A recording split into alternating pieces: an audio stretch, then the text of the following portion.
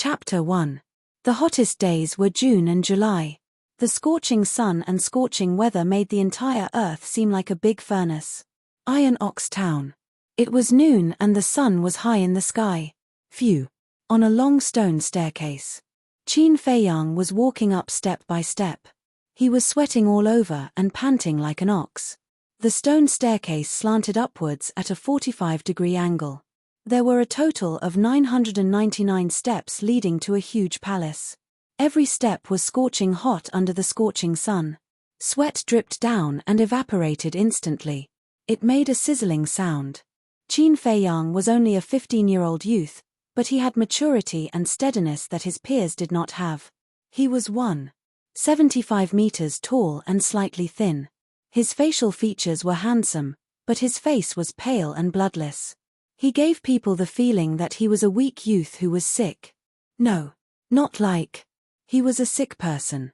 And he was terminally ill. His life would end in 5 days. With 999 steps and this bad weather, even a normal person would not be able to reach the top, let alone a sick person like him. But stepping on this stone staircase was his only chance to survive. In fact, it could even change the fate of his life. 5 years ago, Qin Feiyang was the prince of the great Qin Empire. He had a noble status and extraordinary talent. At the age of 10, he had already become a 9-star martial master. At that time, he was known as a monster that only appeared once in 10,000 years. It could be said that he was the son that everyone looked up to since he was young. Among all the princes, he was the one who had the most hope to inherit the throne. He was also the favorite prince of the emperor. But just as he was in his prime, with many halos around him, a sudden change suddenly came. Because of this change, he was forced by others to swallow the disaster spirit pill and was then ruthlessly expelled from the imperial palace, the great Qin Empire, and wandered to Iron Ox Town. The disaster spirit pill was an extremely vicious pill. Once taken, not only would one lose their cultivation and be unable to cultivate in the future, but they would also be plagued by illness all day long and could only live to 15 years old. In 5 days, he would be 15 years old. 5 years had passed. The great Qin Empire was still standing on this continent with the posture of a king, dominating all directions. What about him? In order to survive, he struggled bitterly here. He refused to accept this. He'd sworn countless times in his heart that he would return to the Grand Qin Empire one day and make all those people who'd wronged him pay the price. The palace at the top of the stone steps was his only hope. Gradually, his legs were weak and sore. Every step up was extremely strenuous for him. He was sweating profusely, and he was already dehydrated. His lips were dry and cracked, and strands of blood appeared. He began to feel dizzy. He stopped at the top of a flight of stairs and gasped for air, trying to recover his lost strength. In the meantime, he looked at the top of the stone stairs, and a determined light appeared in his weak eyes. At the end of the stone staircase, a majestic hall stood there. It was golden and dazzling, and it was incomparably imposing. The doors of the palace were tightly shut. Beside him stood a black stone tablet that was more than 10 meters tall. There were 2 eye-catching words engraved on it. The Pill Hall. It was forceful, and it faintly revealed a strand of awe-inspiring oppressive force. This was a place that countless people dreamt of entering. That was because there were all kinds of medicinal pills here. Some medicinal pills could cure hundreds of poisons and diseases, and ensure a lifetime of peace. Some medicinal pills could cleanse the body, allowing one to be reborn, and step onto the path of cultivation. There were even rumors that some legendary medicinal pills not only had life, but also could allow one to fly and overturn the seas. If one was lucky enough to consume it, he or she would become a god that was worshipped by the world overnight. Therefore, the Pill Hall was a very sacred place. Every disciple of the Pill Hall was an existence that people respected. Even the lowest-level alchemist would have countless people flattering and currying favor with them, just to get a medicinal pill. Qin Feiyang's goal was a medicinal pill called Marrow Cleansing Pill. The Marrow Cleansing Pill was the key to his rebirth. In order to get the Marrow Cleansing Pill, even he didn't know how many times he had come here. However, every time, he couldn't reach the top and reach the Pill Hall because of his illness. But this time, he couldn't retreat, and he couldn't give up. Because 5 days later, he would die. If he wanted to live, he had to reach the top. He took a step forward with difficulty, gritted his teeth, and continued to climb. Bang! At this moment, the closed door of the palace quickly opened. A woman in her 30s, wearing a red dress, walked out of the palace.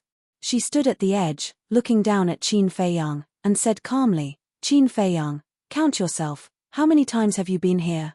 Don't you know how to give up?" Qin Feiyang didn't answer. He lowered his head, gritted his teeth, and continued to climb. He would see this woman every time he came here. Her name was Ma Hongmei, the deacon elder of the Pill Hall. Of course, she was also an alchemist. Because of her identity as an alchemist, this woman was arrogant and didn't put anyone in her eyes. All these years, she had humiliated him a lot. Therefore, he was too lazy to speak, so as not to embarrass himself. However, his attitude made Ma Hongmei even angrier. She pursed her lips, and said, "Don't say that I look down on you. No matter how many times you come, the result will be the same. Just be a jerk, don't be an eyesore here. Elder Ma, you can close your eyes, don't look." Qin Feiyang stopped and raised his head to look at her. There was a trace of anger deep in his eyes.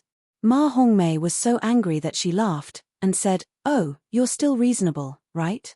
Fine, I'll tell you clearly. Even if you reach the peak, I won't give you the marrow cleansing pill."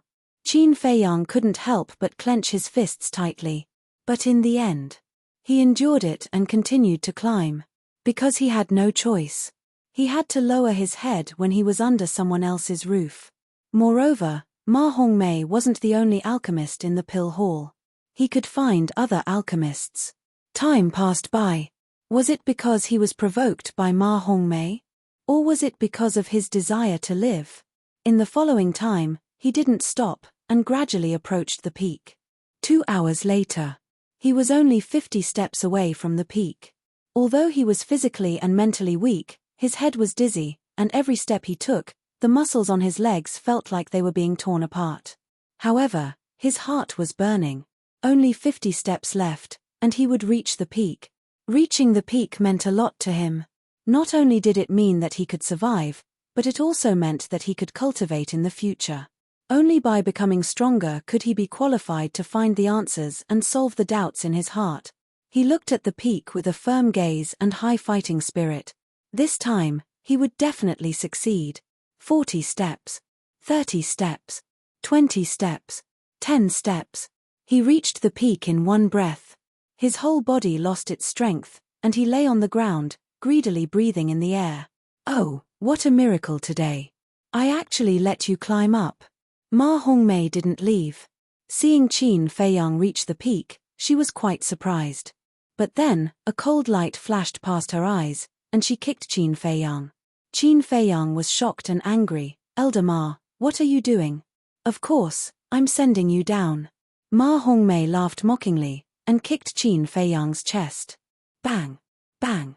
Immediately, Qin Feiyang was like a ball, rolling down the stone stairs with a painful scream. "Ma Hongmei, I curse you to die a horrible death," he roared hysterically, full of resentment. He had finally reached the peak, but he didn't expect this woman to be so vicious.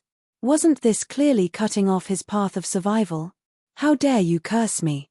You really don't know what's good for you. I'll kill you now." Killing intent flashed in Ma Hongmei's eyes, and she was about to chase after him to eliminate him. What's going on?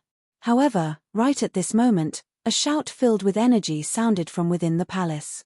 Then, a middle-aged man walked out of the palace. He was 7 feet tall, wearing a purple robe, and walked with a majestic gait.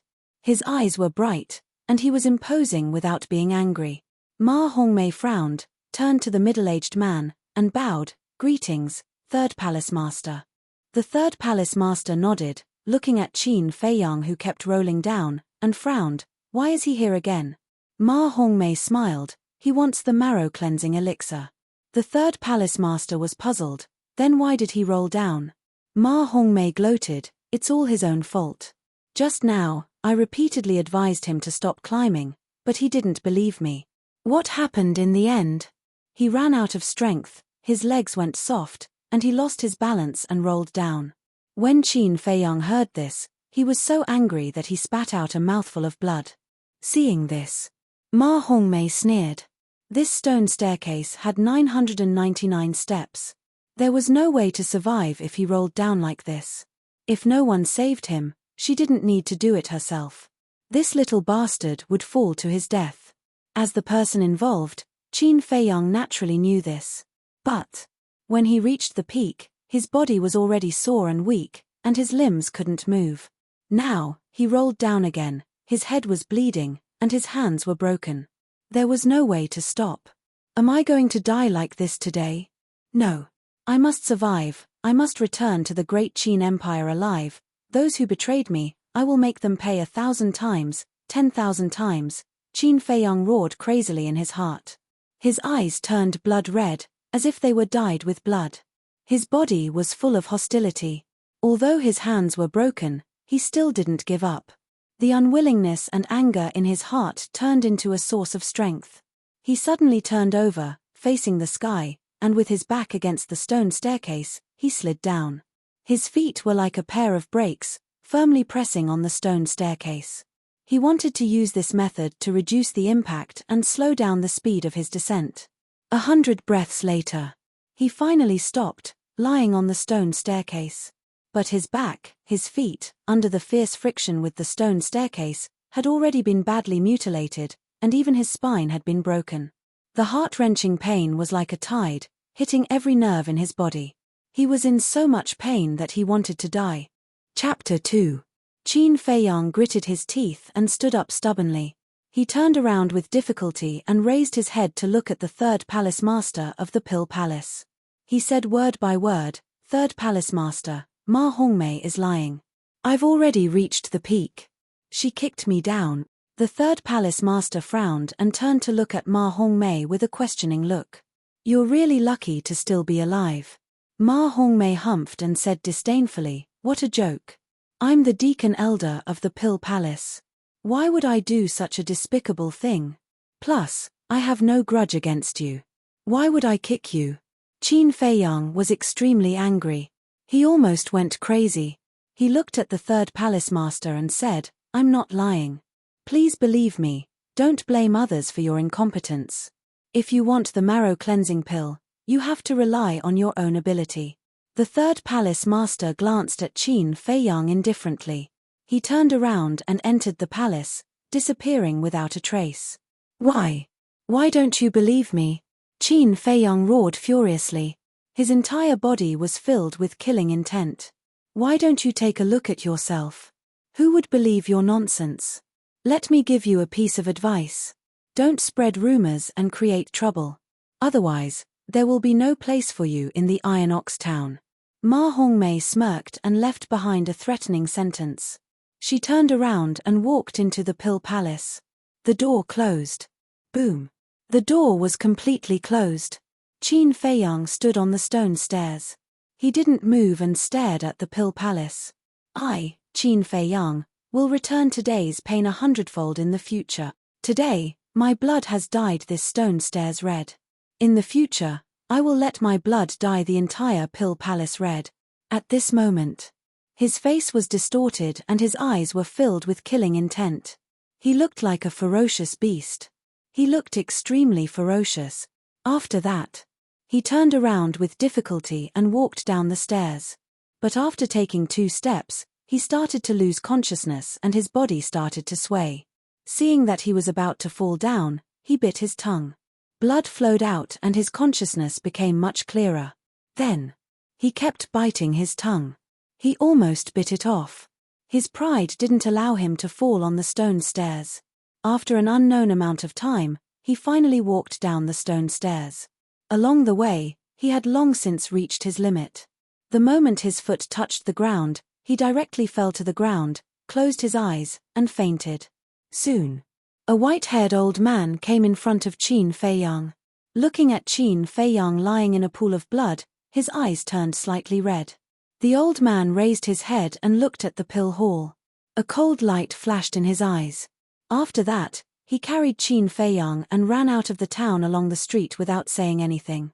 Iron Ox Town was a small town with a population of several tens of thousands. At this moment, it was almost evening. As the sun set, the weather gradually turned cold. The residents of the town walked out of their homes one after another. Some people wandered around the streets to buy some necessities. Some people gathered in groups of 2s and 3s, chatting about anything under the sun. There were also some people who formed groups and left Iron Ox Town to hunt in the deep mountains outside. After all, as long as one was human, they needed to live. The so-called life was nothing more than food and wealth. When these people saw Qin Feiyang and the old man, they all showed sympathy in their eyes. Obviously, the two of them weren't strangers in the town. Surrounding the town was an endless mountain range. There were wild beasts everywhere. It was extremely dangerous. Basically, no one dared to go in to hunt alone. However, the old man carried Qin Feiyang and went straight into the deep mountains in the east. He was familiar with the route and avoided the wild beasts along the way. After running for about 1 li, the old man appeared in front of a lake. The lake was about 100 zhong wide. The lake water was clear and rippled. A cool breeze blew gently, making people feel refreshed. Around the lake, willows swayed in the wind, releasing the vitality of youth. On the left, there was a small wooden building. It only had 2 floors. It didn't have a gorgeous appearance. It was simple and plain. However, it looked very warm, peaceful.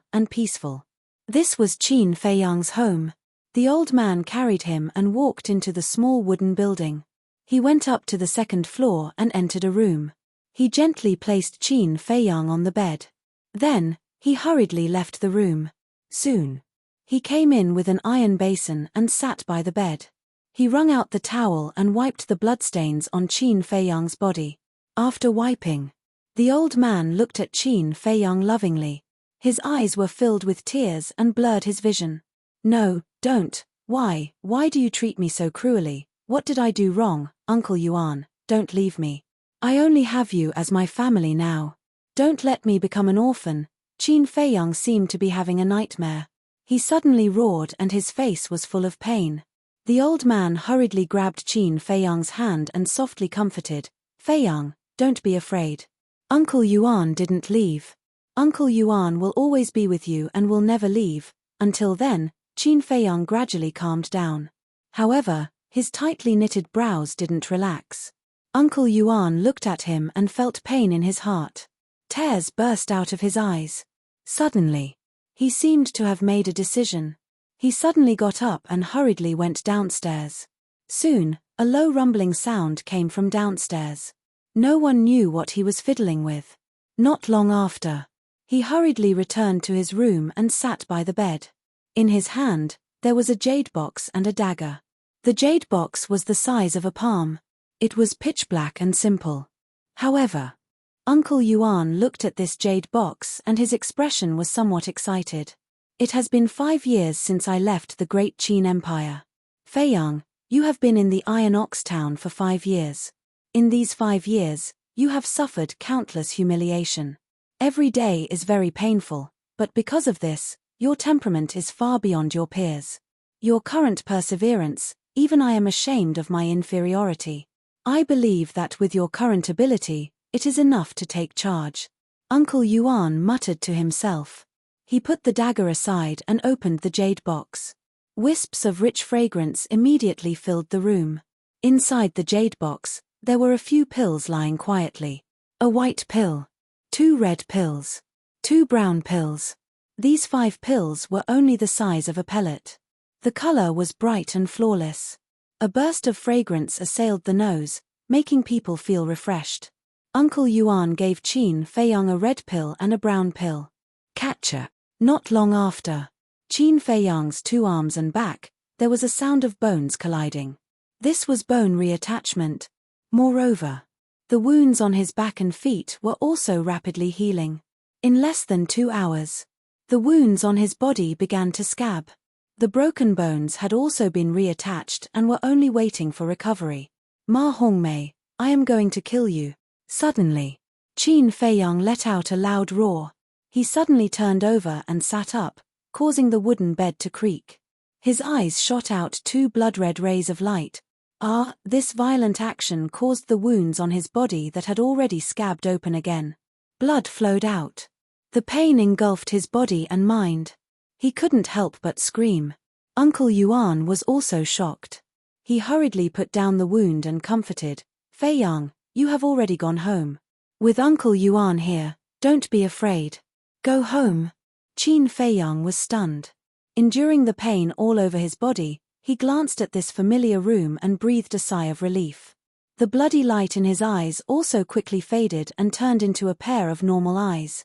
His pitch-black eyes were like ink, incomparably deep, and revealed strands of wise and far-sighted light. Seeing this, Uncle Yuan also let out a long sigh of relief. Qin Fei Yang looked at the starry sky outside the window and asked, "Uncle Yuan, how long have I been unconscious?" Uncle Yuan said, "About 4 to 6 hours. Fortunately, I still have time." Qin Fei Yang whispered, turned to look at Uncle Yuan and smiled, "Uncle Yuan, don't worry, I will definitely find a way to find the marrow cleansing pill and try my best to survive." Uncle Yuan was stunned. This kid actually came to comfort him? Qin Fei Yang suddenly frowned. He looked at his two arms in bewilderment. He clearly remembered that his injuries were very serious. But now, even the broken bones had been reattached. As the saying goes, it takes 100 days to recover from a serious injury. But only 4 to 6 hours had passed. Could it be that after he was unconscious, Uncle Yuan gave him some kind of divine pill? "Uncle Yuan, what's going on?" He raised his head and asked Uncle Yuan, but found that Uncle Yuan lowered his head and frowned. He didn't know what he was thinking, but he looked very engrossed. He couldn't help but have a trace of doubt in his eyes and was about to ask. Uncle Yuan suddenly put his finger to his mouth and made a gesture to him to keep quiet. Then, Uncle Yuan walked to the window as if he was admiring the night scenery. At this time, it was already late at night. The full moon hung high in the sky and the stars flickered. It was quiet all around. Uncle Yuan keenly caught a burst of weak rustling sounds. Suddenly, he found two black shadows in a bush 500 meters away. A cold light flashed in his old eyes. Uncle Yuan turned and walked to Qin Fei Yang and whispered, "Fei Yang, someone wants to harm us." "Someone?" Qin Fei Yang was shocked. Uncle Yuan said, "In these 5 years, we have been enduring silently and have never formed any grudges with anyone. If I'm not wrong, it should be Ma Hongmei who sent them." Qin Fei Yang was shocked. "She wants to silence me?" Uncle Yuan said, "That's right. If the matter of her kicking you down the stone stairs is spread out, even if no one believes it, it will still cause her some unnecessary trouble. So she won't let you live past tonight." Qin Fei Yang clenched his teeth. This woman is really vicious. The human heart is sinister. No matter who you meet in the future, you have to be careful, just in case. Uncle Yuan warned. Qin Fei Yang nodded his head and deeply remembered these words in his heart. Uncle Yuan grabbed the jade box and placed it in his bosom. He then grabbed the dagger and asked, "Fei Yang, do you want to kill them?" "Yes." Qin Fei Yang replied without hesitation. "Do you dare to kill them?" Uncle Yuan asked again. This time, Qin Fei Yang hesitated. Because in his life, he had never killed anyone. Think about how you were chased out of the great Qin Empire. Think about how you survived all these years. Think about how Ma Hongmei treated you today. Every word that Uncle Yuan said was like a sharp blade, ruthlessly stabbing into Qin Fei Yang's heart. He painfully closed his eyes, his face twisted, and suddenly opened his eyes. He nodded, "Uncle Yuan, I dare." Chapter 3. I dare. As these two words left his mouth, the blood in Qin Fei Yang's body seemed to be ignited and boiling. Uncle Yuan handed the dagger in his hand to Qin Fei Yang and said, "Take it. Later, you have to stab it into their hearts." Qin Fei Yang took the dagger and looked puzzled. This dagger was pure white, as if it was carefully carved from ivory. It was suffused with a layer of treasure light, giving him the feeling that it was not a weapon, but a work of art. Uncle Yuan said, "I know that you must have a lot of questions in your heart. After killing those two, I will slowly tell you." Qin Feiyang nodded and did not ask any more questions. He got up with difficulty. At the same time, Uncle Yuan blew out the candle flame and the whole room suddenly fell into darkness. The candle flame is out. It seems that they are already asleep. Let's go. Two black shadows walked out from the bush and quietly came to the front of the wooden house. They looked up at the second floor and directly crossed the fence and walked towards the door. Uncle Yuan asked in a low voice, "Feiyang, did you see it?" The two were standing next to the window and peeping. The whole process was seen by their eyes. Qin Feiyang said, "I saw it." Uncle Yuan said, "They are two-star martial artists. You are still very weak. When they enter the room, you must kill them in one blow. Otherwise, the one who dies in the end will be you." Understood. Qin Feiyang nodded and moved behind the door. Like a beast, he bared his fangs and waited for the opportunity to move. Uncle Yuan retreated to the side and watched. He did not have the slightest intention to help. The first step of the cultivation path was divided into martial artist, martial master, and martial ancestor. Each realm was divided into 9 stars. Martial artist was the door frame of cultivation. 10 years ago, Qin Feiyang was a 9-star martial master and was only 1 step away from martial ancestor. If there was no sudden change, the current him would probably be a martial ancestor. He would still be the most dazzling star of the great Qin Empire. Although he had already lost all of this, he did not give up. He firmly believed that man can conquer nature. As long as he worked hard, he would be able to return strong sooner or later. Creak. A weak sound of the door opening came from downstairs. Qin Feiyang felt a chill in his heart. To be honest, he was still quite nervous. His palms were sweating. The strength of an ordinary person's fist was at most 200 to 300 pounds. However, as long as one embarks on the path of cultivation, one can break through the limits and possess even more strength. For example, a 1-star martial artist had the strength of a bear. A 2-star martial artist had the strength of 2 bears. The strength of a bear was equal to 500 pounds. In other words, the 2 shadows that were climbing the stairs had the strength to split a mountain. What about him? Now, not only was his body weak and sickly, he was also seriously injured. Facing 2 2-star martial artists, even if it was a sneak attack, he did not seem to have any chance of winning. You have to believe in Uncle Yuan. In this world, anyone can harm me, but Uncle Yuan won't. This dagger is definitely not an ordinary item. The faint sound of footsteps came from afar and approached the door of the room. Qin Feiyang muttered to himself. He tightened his grip on the dagger and held his breath. Feiyang, killing enemies in adversity can make you more mature and steady. After killing these 2 people, Uncle Yuan will give you the marrow-cleansing elixir and let you regain your former glory. Uncle Yuan clenched his fists and muttered to himself in his heart. Creak. Finally, the door was pushed open. 2 shadows tiptoed into the room. At this moment, Qin Feiyang was like a furious lion. He raised the dagger in his hand and stabbed towards the back of the person behind him. Under the moonlight, the blade of the dagger shone with a terrifying cold light. Fut. Ah. Catcher. The dagger was astonishingly sharp. It easily cut through the person's skin and hit the heart. Screams could be heard. It's so sharp. At the same time, as he used too much force, Qin Feiyang's bones that had just been reconnected broke again. The sharp pain made him break out in cold sweat. However, he was very excited. The sharpness of the dagger was far beyond his imagination. He endured the sharp pain. The other hand grabbed the dagger. Like a hungry tiger pouncing on its prey, he pounced on the person in front of him.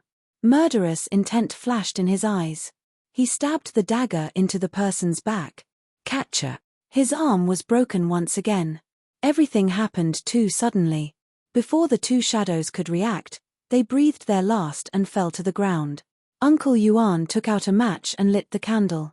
The room was lit up again. 2 corpses were seen lying on the ground. Blood was gushing out.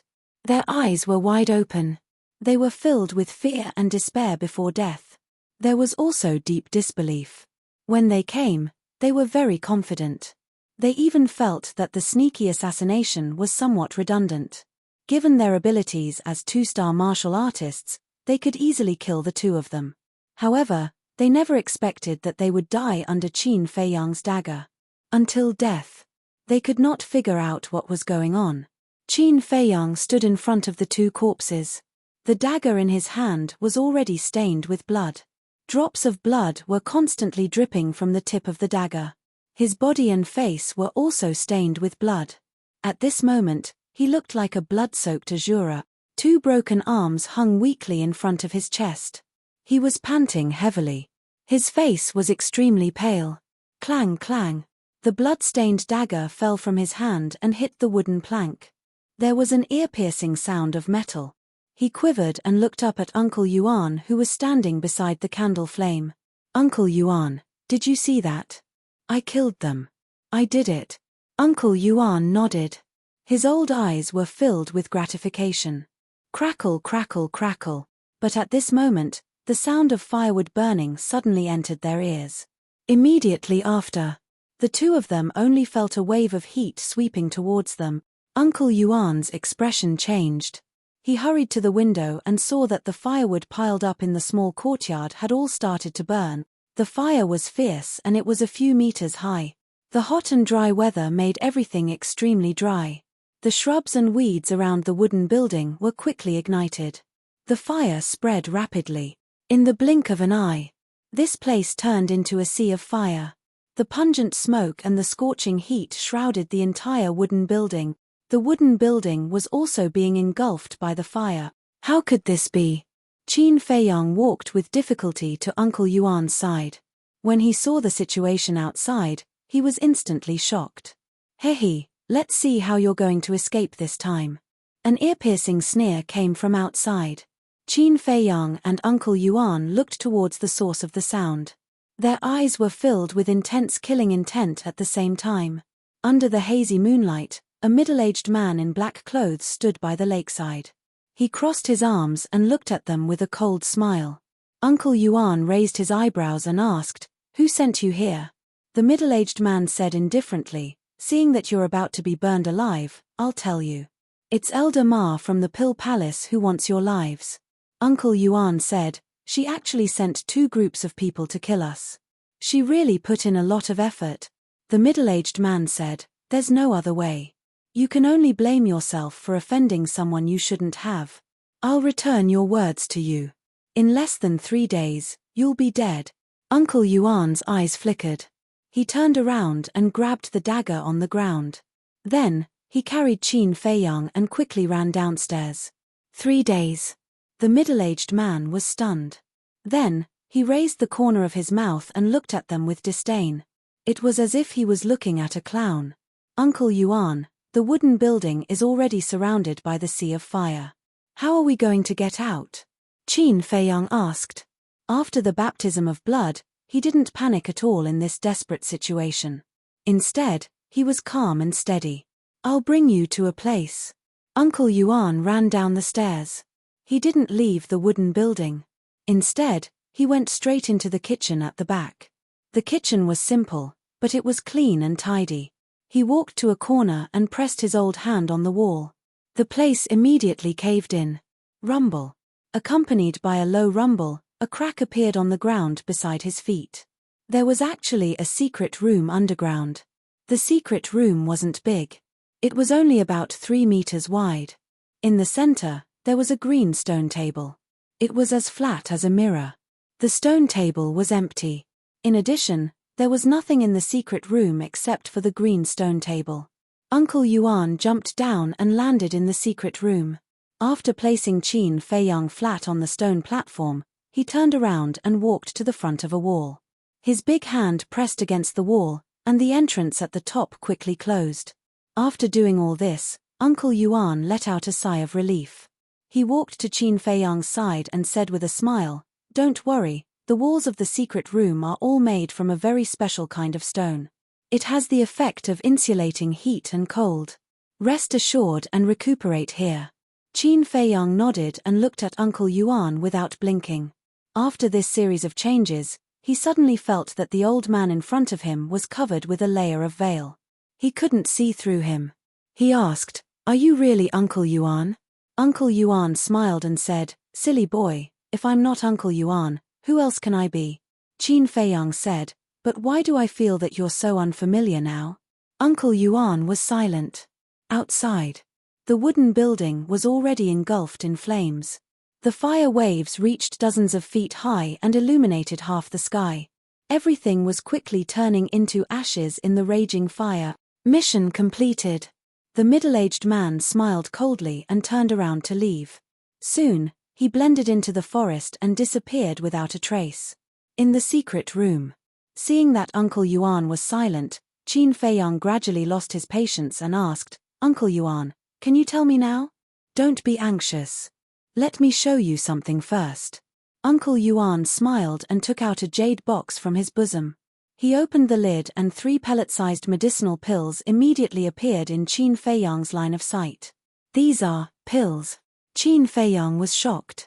He looked at Uncle Yuan in disbelief. "That's right." Uncle Yuan nodded and said with a smile, "Originally, there were 5 pills. 2 bone-replenishing pills, 2 healing pills, and the last one was the marrow-cleansing pill." "What?" Qin Feiyang's body trembled. Uncle Yuan actually had the marrow-cleansing pill. Then why didn't he give it to him all these years? Uncle Yuan did not have the intention to explain. He smiled and said, "Earlier, I gave you the bone-replenishing pill and healing pill. The effect is not over yet, so you don't need to take it anymore." Speaking till here, Uncle Yuan took out the white pill and continued, "Wait till your injuries are healed, then swallow this marrow-cleansing pill. At that time, you will be able to display your talent to your heart's content and make those who once looked down on you dumbfounded." Qin Feiyang's eyes lit up as he looked at the pill. When he thought about how he was about to remove the poison of the disaster pill, his heart was excited. Uncle Yuan smiled and said, "Have a good sleep first." "All right." Qin Feiyang nodded and abandoned all distracting thoughts. He closed his eyes and quickly fell asleep. This time, he slept especially peacefully and soundly. Even between his eyebrows, a trace of a smile could be seen. Uncle Yuan's eyes were filled with love and his face was full of smiles. But suddenly, the love in his eyes disappeared and was replaced by strands of cold light. "Ma Hongmei, if it was in the past, I would have killed you when you kicked Feiyang down the stone stairs. But now, I won't. I will wait for Feiyang to wake up and let him chop off your head with his own hands. I will use your blood to dye the Pill Palace red." At this moment. Chapter 4. The fire burned for 2 hours before gradually extinguishing. The land within a radius of a few hundred meters was burned to ashes. A light breeze blew, and black ashes fluttered in the sky, covering the moonlight and starlight. Rumble. A certain part of the ground cracked open, and Yuan Bo jumped out, scanning the surroundings. The fire had just been extinguished, and the heat waves were rolling, enough to roast a person, but Yuan Bo was in the middle of the heat waves, not affected at all. Suddenly, he waved his sleeves, and a strong wind blew in this place. The rolling heat waves in this void quickly surged into the distance. After this place cooled down, he raised his head to look at the starry sky, and his old eyes revealed a touch of sadness, a touch of gratification, and a touch of reluctance. For the entire night, he did not sleep, guarding Qin Feiyang. Early morning. The sun slowly rose. Qin Feiyang finally woke up from his deep sleep. This night, he did not have any more nightmares, and was unprecedentedly at ease. And after a night of recuperation, the wounds on his body had basically healed, and only the blood scars were left.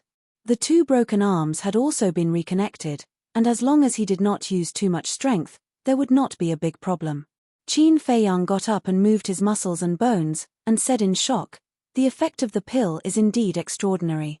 If there was no bone-replenishing pill and healing pill, it would probably take at least a month before he could get out of bed." Swish. Yuan Bo jumped into the secret room, looked up and down at Qin Feiyang, and said with a smile, "You've recovered well." Qin Feiyang scratched his head, and asked impatiently, "Yuan Bo, can you give me the cleansing marrow pill? Look at how anxious you are." Yuan Bo shook his head and laughed. He took out a jade box from his chest, and handed the white pill to Qin Feiyang. "This is the cleansing marrow pill." Qin Feiyang's hands were trembling as he took the pill. 5 years. For the cleansing marrow pill, He struggled in Iron Ox Town for 5 whole years. Failure after failure, despair after despair, humiliation after humiliation after humiliation. If it were anyone else, they would have collapsed long ago. But he never thought of giving up. He always believed that opportunities were left to those who worked hard. The heavens did not disappoint those who persevered. The moment he had been waiting for had finally arrived. Uncle Yuan sighed deeply and said with a smile, "Feiyang, you won't blame Uncle Yuan, right?" Qin Feiyang said, "Although I don't know why you did this, Uncle Yuan, no matter what the reason is, I won't blame you." But Uncle Yuan felt rather guilty in his heart and said with a smile, "Quickly consume it." Qin Feiyang nodded. He sat down, looked at the medicinal pill in his hand, took a deep breath, and popped it into his mouth. Pills. It melted in the mouth. It transformed into a majestic energy that surged towards his limbs and bones, cleansing every inch of his flesh and blood, every cell, including his internal organs and bones. Gradually, wisps of dark red liquid gushed out of his pores. This was the poison left in his body after consuming the spiritual disaster pill. As the toxins were expelled, Qin Feiyang could clearly feel that his body was gradually changing. Time passed by slowly. Half an hour later, his entire body was covered in a dark red liquid that emitted a pungent stench. Puff. Suddenly, his body trembled and he spat out a mouthful of blood. The blood that he spat out was also dark red. It was also at this moment that he opened his eyes. His eyes were shining brightly and were exceptionally spirited. Finally, Qin Feiyang clenched his hands tightly. Feeling the strength that was rapidly recovering in his body, he was so excited that he couldn't speak. "The heavens didn't kill me, I've finally been reborn." He suddenly stood up, his gaze passing through the entrance of the secret room, looking at the sky, and roaring continuously, spreading in all directions. Tears gushed out of his eyes. For 5 years. Every day felt like a year to him. That nightmare was like a curse that haunted him at all times, and he couldn't get rid of it. Ever since he was expelled from the great Qin Empire, he had never had a good night's sleep. Every night, he would be awakened by nightmares. But in the future, he would no longer have nightmares, because his fate had already changed. He already had the qualifications to fight back. Although he was still very weak now, to the extent that in the eyes of those people, he was even less than an insignificant ant, but he believed that one day, he would be able to openly step into the imperial capital of the great Qin Empire and take back everything that belonged to him. Uncle Yuan was full of smiles and didn't disturb him. In these 5 years, he had seen all the grievances that Qin Feiyang had suffered. Now that he had been reborn with great difficulty, he would give him some time to properly vent. At the same time, in a place hundreds of meters away, there was a forest. A young girl of 14 or 15 years old was running while panting. Although she was still young, her skin was whiter than snow, and her facial features were exquisite. Her jet black and beautiful long hair was tied up with a white ribbon. She was wearing a set of black tight clothes that vividly showed off the young girl's figure. At the same time, she appeared valiant and very capable. But at this moment, her smooth forehead was tightly wrinkled, and her clear and bright eyes were filled with worry. "Big brother Feiyang, I stole a lot of medicinal pills from home, you must wait for me," she kept muttering. In her hand, she was holding an exquisite cloth bag. This was a Qiankuan bag. Just like its name, there was a universe inside, and it was specially used to store things. Suddenly, she stopped and looked at the sky. A long howl could be faintly heard. It's Big Brother Feiyang's voice. Strange, the people in town are saying that he was seriously injured and unconscious, and was carried back by Uncle Yuan. Why did he wake up so quickly? What is he shouting about? The young girl in tight clothes continued to run towards the direction of the lake with a stomach full of doubts. After running out of the forest, she raised her head and looked at the shore of the lake. Her face suddenly turned pale. How could this be? Big Brother Feiyang, Uncle Yuan, where are you? I am Yi, come out quickly, she shouted anxiously as she ran. In the secret room. When Uncle Yuan heard the shout, a smile crawled up his old face. Carrying Qin Feiyang, he jumped out and landed on the ground, saying, "Feiyang, quickly go wash up, don't let Yi see you in such a sorry state." Take the dagger and wash it while you're at it. Qin Feiyang took the dagger, looked up at the young girl who ran over, and smiled. This girl came really fast. After that, he glanced at the black ash on the ground, and a cold light flashed in his eyes. He ran towards the lake and plunged into the cool lake water. He suddenly felt hale and hearty. One word to describe it: cool. At the same time, Uncle Yuan stomped his foot hard, and the ground collapsed. In an instant, the secret room was buried by mud. Then, with a smile, he greeted the girl. The girl's name was Lin Yi. She was the pearl of the family master of Iron Bull Town's Lin family. She was also the first friend that Qin Feiyang made after coming to Iron Bull Town. Their relationship was very good. Lin Yi ran to Uncle Yuan. Before she could catch her breath, she asked, "Uncle Yuan, what's going on?" Uncle Yuan smiled bitterly and said, "Last night, Uncle Yuan accidentally knocked over the candlelight and burned everything here." Lin Yi was furious and hurriedly said, "Are you and big brother Feiyang injured? I brought a lot of medicinal pills. You can see if there's anything useful." As she said, she handed the cosmos bag in her hand to Uncle Yuan. "No need, no need. Feiyang and I are fine." Uncle Yuan waved his hand with a smile. After that, he frowned again and asked, Tell Uncle Yuan honestly. Did you get your father's permission to take these medicinal pills?"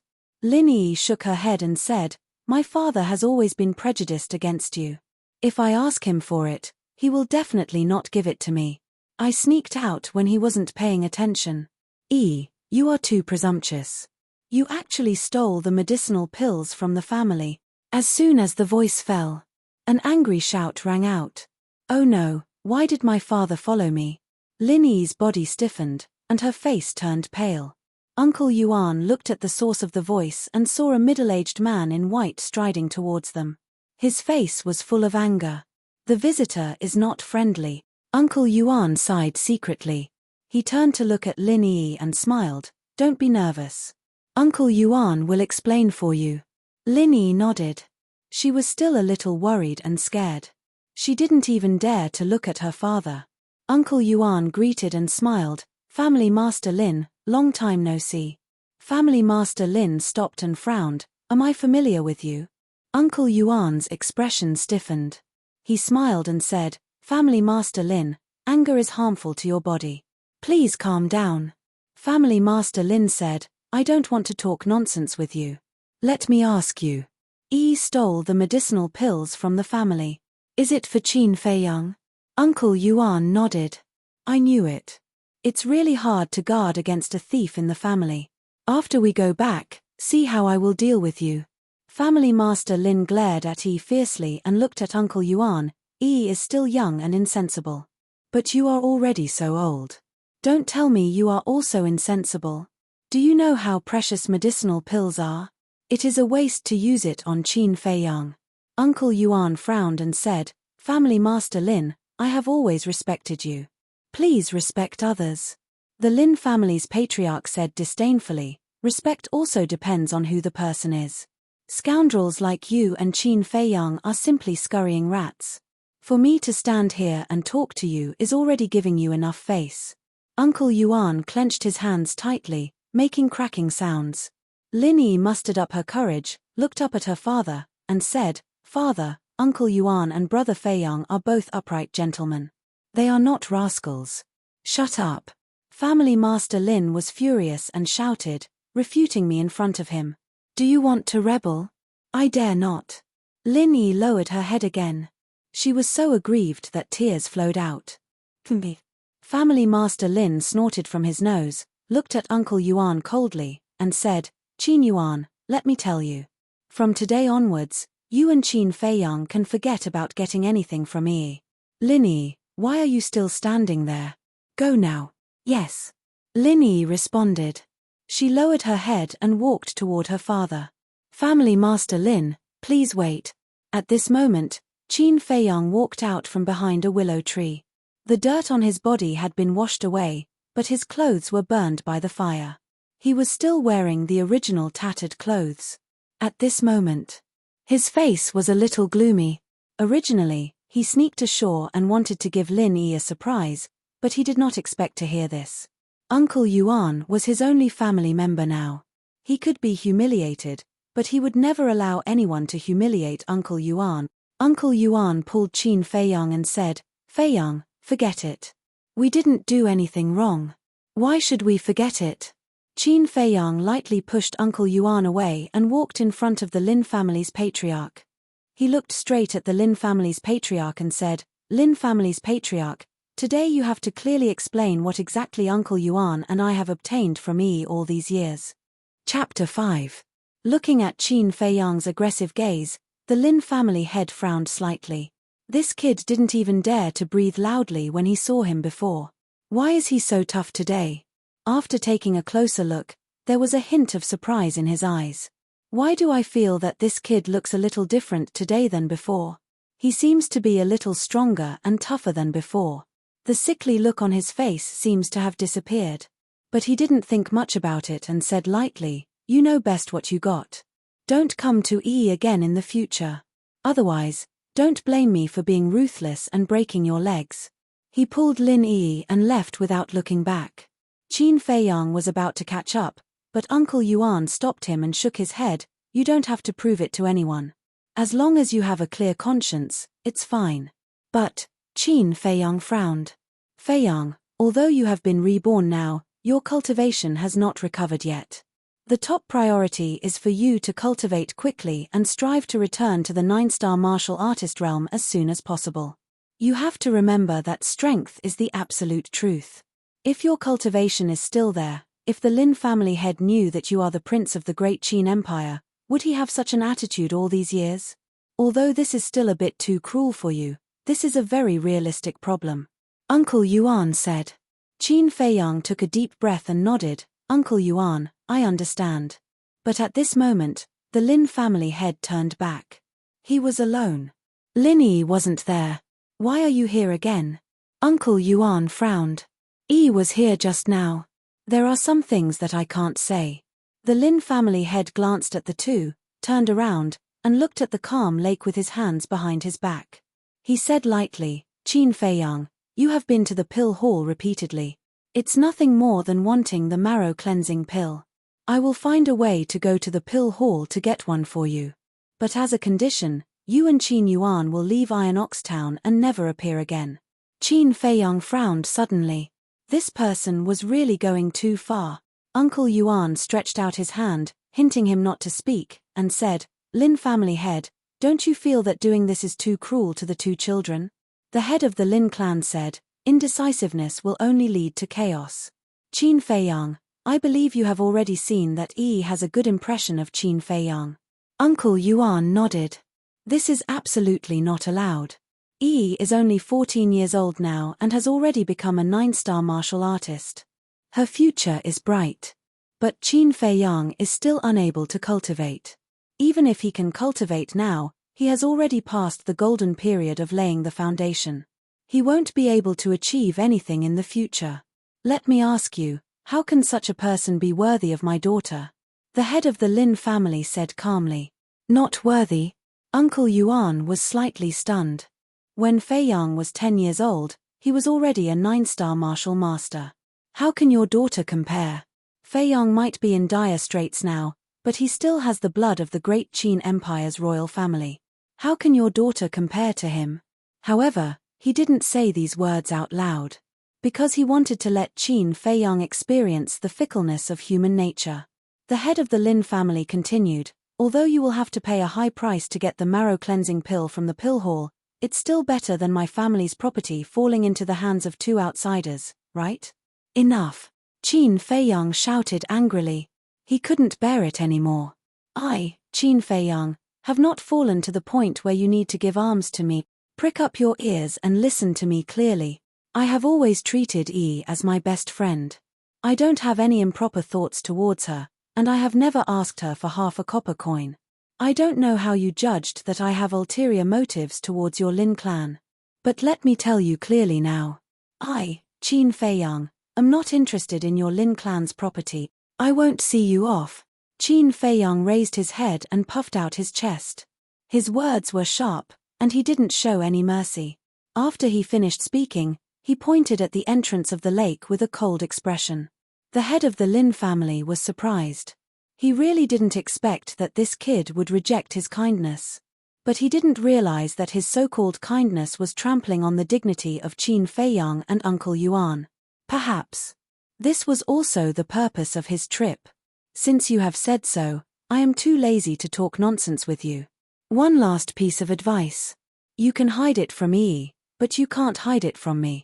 If you dare to pester Yi again, I will tell Ma Hongmei that you are not dead.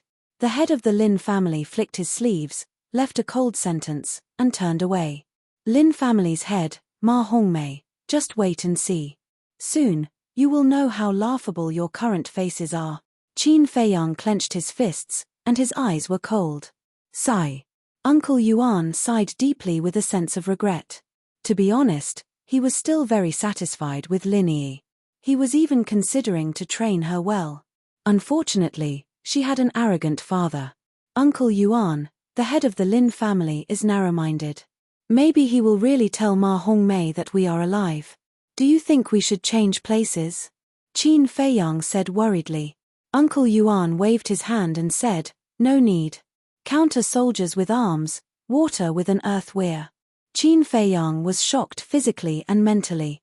He didn't expect Uncle Yuan to be so domineering.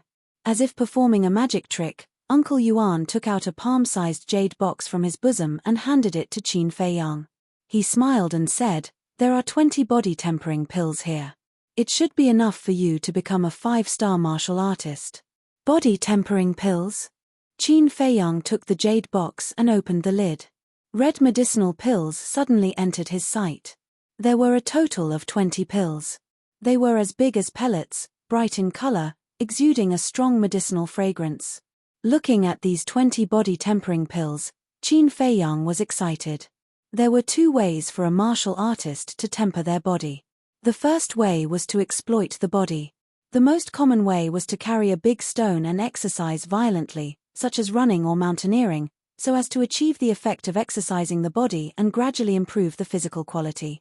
The efficiency of this method was very slow, and it would be very painful for the user. The second way was to use medicinal pills. Medicinal pills contained a huge amount of energy that could speed up the tempering of the body. The whole process would not be painful. But compared to the former, the cost of medicinal pills was too high. Ordinary people could not afford it at all. Some people even did not hesitate to put down their self-esteem and become the slaves of certain families in order to get a body-tempering pill. Once, as the prince of the great Qin Empire, he naturally did not lack body-tempering pills. But it was different now. He had lost everything as early as 5 years ago. He no longer had a strong family background and financial resources. If he didn't have Uncle Yuan's care in the past 5 years, he might not be able to live until today, let alone body-tempering pills. Uncle Yuan gave him 20 body-tempering pills at once. How could he not be excited? Qin Feiyang looked at Uncle Yuan gratefully and said, Uncle Yuan, thank you. Uncle Yuan shook his head and smiled. Uncle Yuan can only help you get started. You still need to walk the road in the future. The meaning of his words was obvious. He only had 20 body-tempering pills. If Qin Feiyang still wanted more, he could only rely on his own ability. I will work hard. Qin Feiyang nodded and turned to the lake. He sat on a smooth round stone and looked at the reflection in the lake. His eyes were filled with determination. If it was in the past, he would not have this confidence. But now, the him from 5 years ago had returned. He had the confidence to rely on his own strength to face all the unknown dangers in the future. Not only that, from now on, it was no longer Uncle Yuan who took care of him.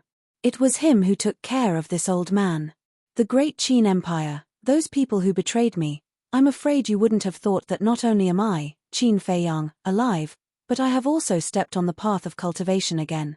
Just you wait, when I return, it will be your end. Qin Feiyang's eyes flashed coldly. He took out a body-tempering pill and put it in his mouth. The pill melted in his mouth. A majestic energy, like a torrent, emerged in his limbs and bones, tempering every inch of his flesh and blood, every cell.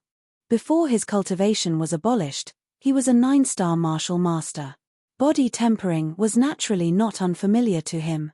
In less than 2 hours, he broke the first hurdle on the path of cultivation and became a 1-star martial artist. However, this kind of speed also surprised him. And the most important thing was that the energy of the body tempering pill had not been exhausted. He clearly remembered that when he was 5 years old, when he became a 1-star martial artist, it took a total of 4 hours and consumed 2 body tempering pills, twice as much as now. Although your cultivation has been abolished, your foundation is still there. Your speed is faster than before and your consumption is less than before. This is a normal phenomenon. Don't worry. Uncle Yuan's voice entered his ears. I see. Qin Feiyang came to a sudden realization. He put aside his doubts and continued to temper his body. One day and one night, his cultivation soared like a rocket. Until noon the next day, Qin Feiyang finally refined the last body tempering pill. Swish. He opened his eyes and 2 beams of light shot out. At this moment, he was very excited. He thought that 20 body tempering pills would only allow him to break through to a 5-star martial artist. But he never expected that it would actually allow him to break through to a 6-star martial artist. As long as I have enough body tempering pills, I am confident that I can break through to a 9-star martial artist within 3 days. I might even be able to step into a 1-star martial master. Qin Feiyang was in high spirits. There was an incomparable confidence between his eyebrows. It had been 5 years. The talent that he had lost was finally back. This was the real him: confidence, wisdom, calmness. As the prince of the great Qin Empire, these qualities were indispensable. Feiyang, how are the results? Uncle Yuan asked. For 1 day and 1 night, he did not leave Qin Feiyang's side. Qin Feiyang glanced at the lakeside. His gaze finally locked onto a dustpan-sized rock that was 30 feet away. He did not answer Uncle Yuan. Instead, he walked straight to the rock. Uncle Yuan was slightly taken aback. He turned around and crossed his arms. He looked at Qin Feiyang curiously. Uncle Yuan, take a good look. Qin Feiyang came to the front of the rock. After calming himself down for a moment, he grinned at Uncle Yuan. Then, he punched the rock. Boom! With a loud bang, the rock suddenly broke into pieces and fell into the lake, splashing waves of water. The strength of 6 bears. At the moment when the rock cracked, Uncle Yuan's old eyes shone brightly. It actually exceeded his expectations. The strength of 6 bears was equivalent to a 6-star martial artist. In this Iron Ox town, Qin Feiyang finally had the ability to protect himself. This is the feeling of having power. It's so cool. Qin Feiyang looked at his fist. His heart was also surging. Huff. He took a deep breath and ran to Uncle Yuan. He smiled and said, Uncle Yuan, how is it? I didn't disappoint you, did I? Aren't you asking the obvious? Uncle Yuan rolled his eyes. He reached out and patted Qin Feiyang's head. He smiled and said, wait here. Uncle Yuan will go and hunt a beast for you. Qin Feiyang hurriedly said, no, no, no. Uncle Yuan, I will go for such a small matter. You haven't closed your eyes for 1 day and 1 night. Just take a good rest here. He completely didn't give Uncle Yuan the chance to speak. Finished speaking, he turned around and dashed towards the exit. Lord, I didn't let you down. After 5 years of training, Feiyang is no longer that ignorant young man. He has grown up. His calm personality is far beyond his peers. He now has the ability to take charge. You must persevere until the moment we return to the imperial capital.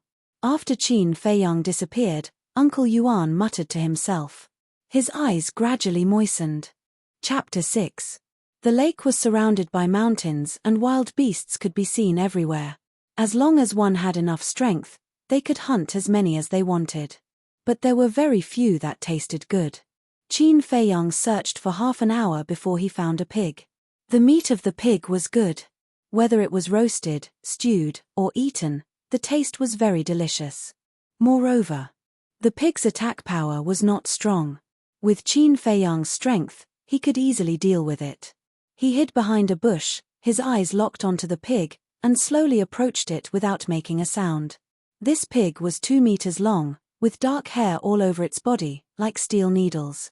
When he was about to approach, Qin Feiyang kicked his leg and jumped out from behind the bush like lightning. He suddenly punched the pig's head. Accompanied by a wail, the pig fell to the ground and died.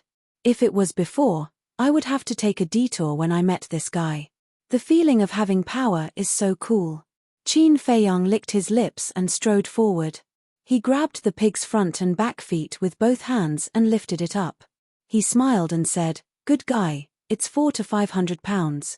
It's enough for me and Uncle Yuan to eat for a while." He carried the pig and ran towards the lake. His steps were as fast as flying. Ayo!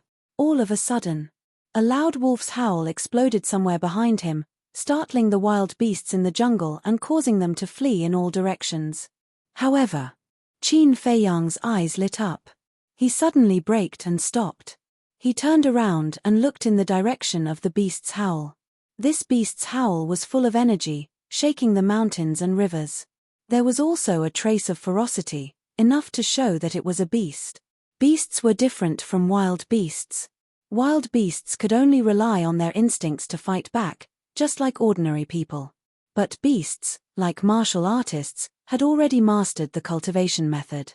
In the past, Qin Feiyang had seen many beasts in the Great Qin Empire. Not only did they have intelligence no less than humans, but they also had the ability to overturn rivers and seas and destroy mountains and rivers. The most important thing was that beasts were more valuable than wild beast. For Qin Feiyang's current situation, nothing was more important than money. Only when he earned enough money could he buy more body-quenching pills. Let's go take a look and see what level of beast it is. Qin Feiyang carried the pig and rushed towards the place where the sound came from. Ferocious beasts were also divided into different grades. Beginner dire beast, intermediate dire beast, advanced dire beast. Of course, ferocious beasts of the same level also had differences in strength. The strength of a beginner beast was equivalent to a 1-star to 3-star martial artist. The strength of a mid-level beast was equivalent to a 4-star to 6-star martial artist. The strength of a high-level ferocious beast was equivalent to a 7-star to 9-star martial artist.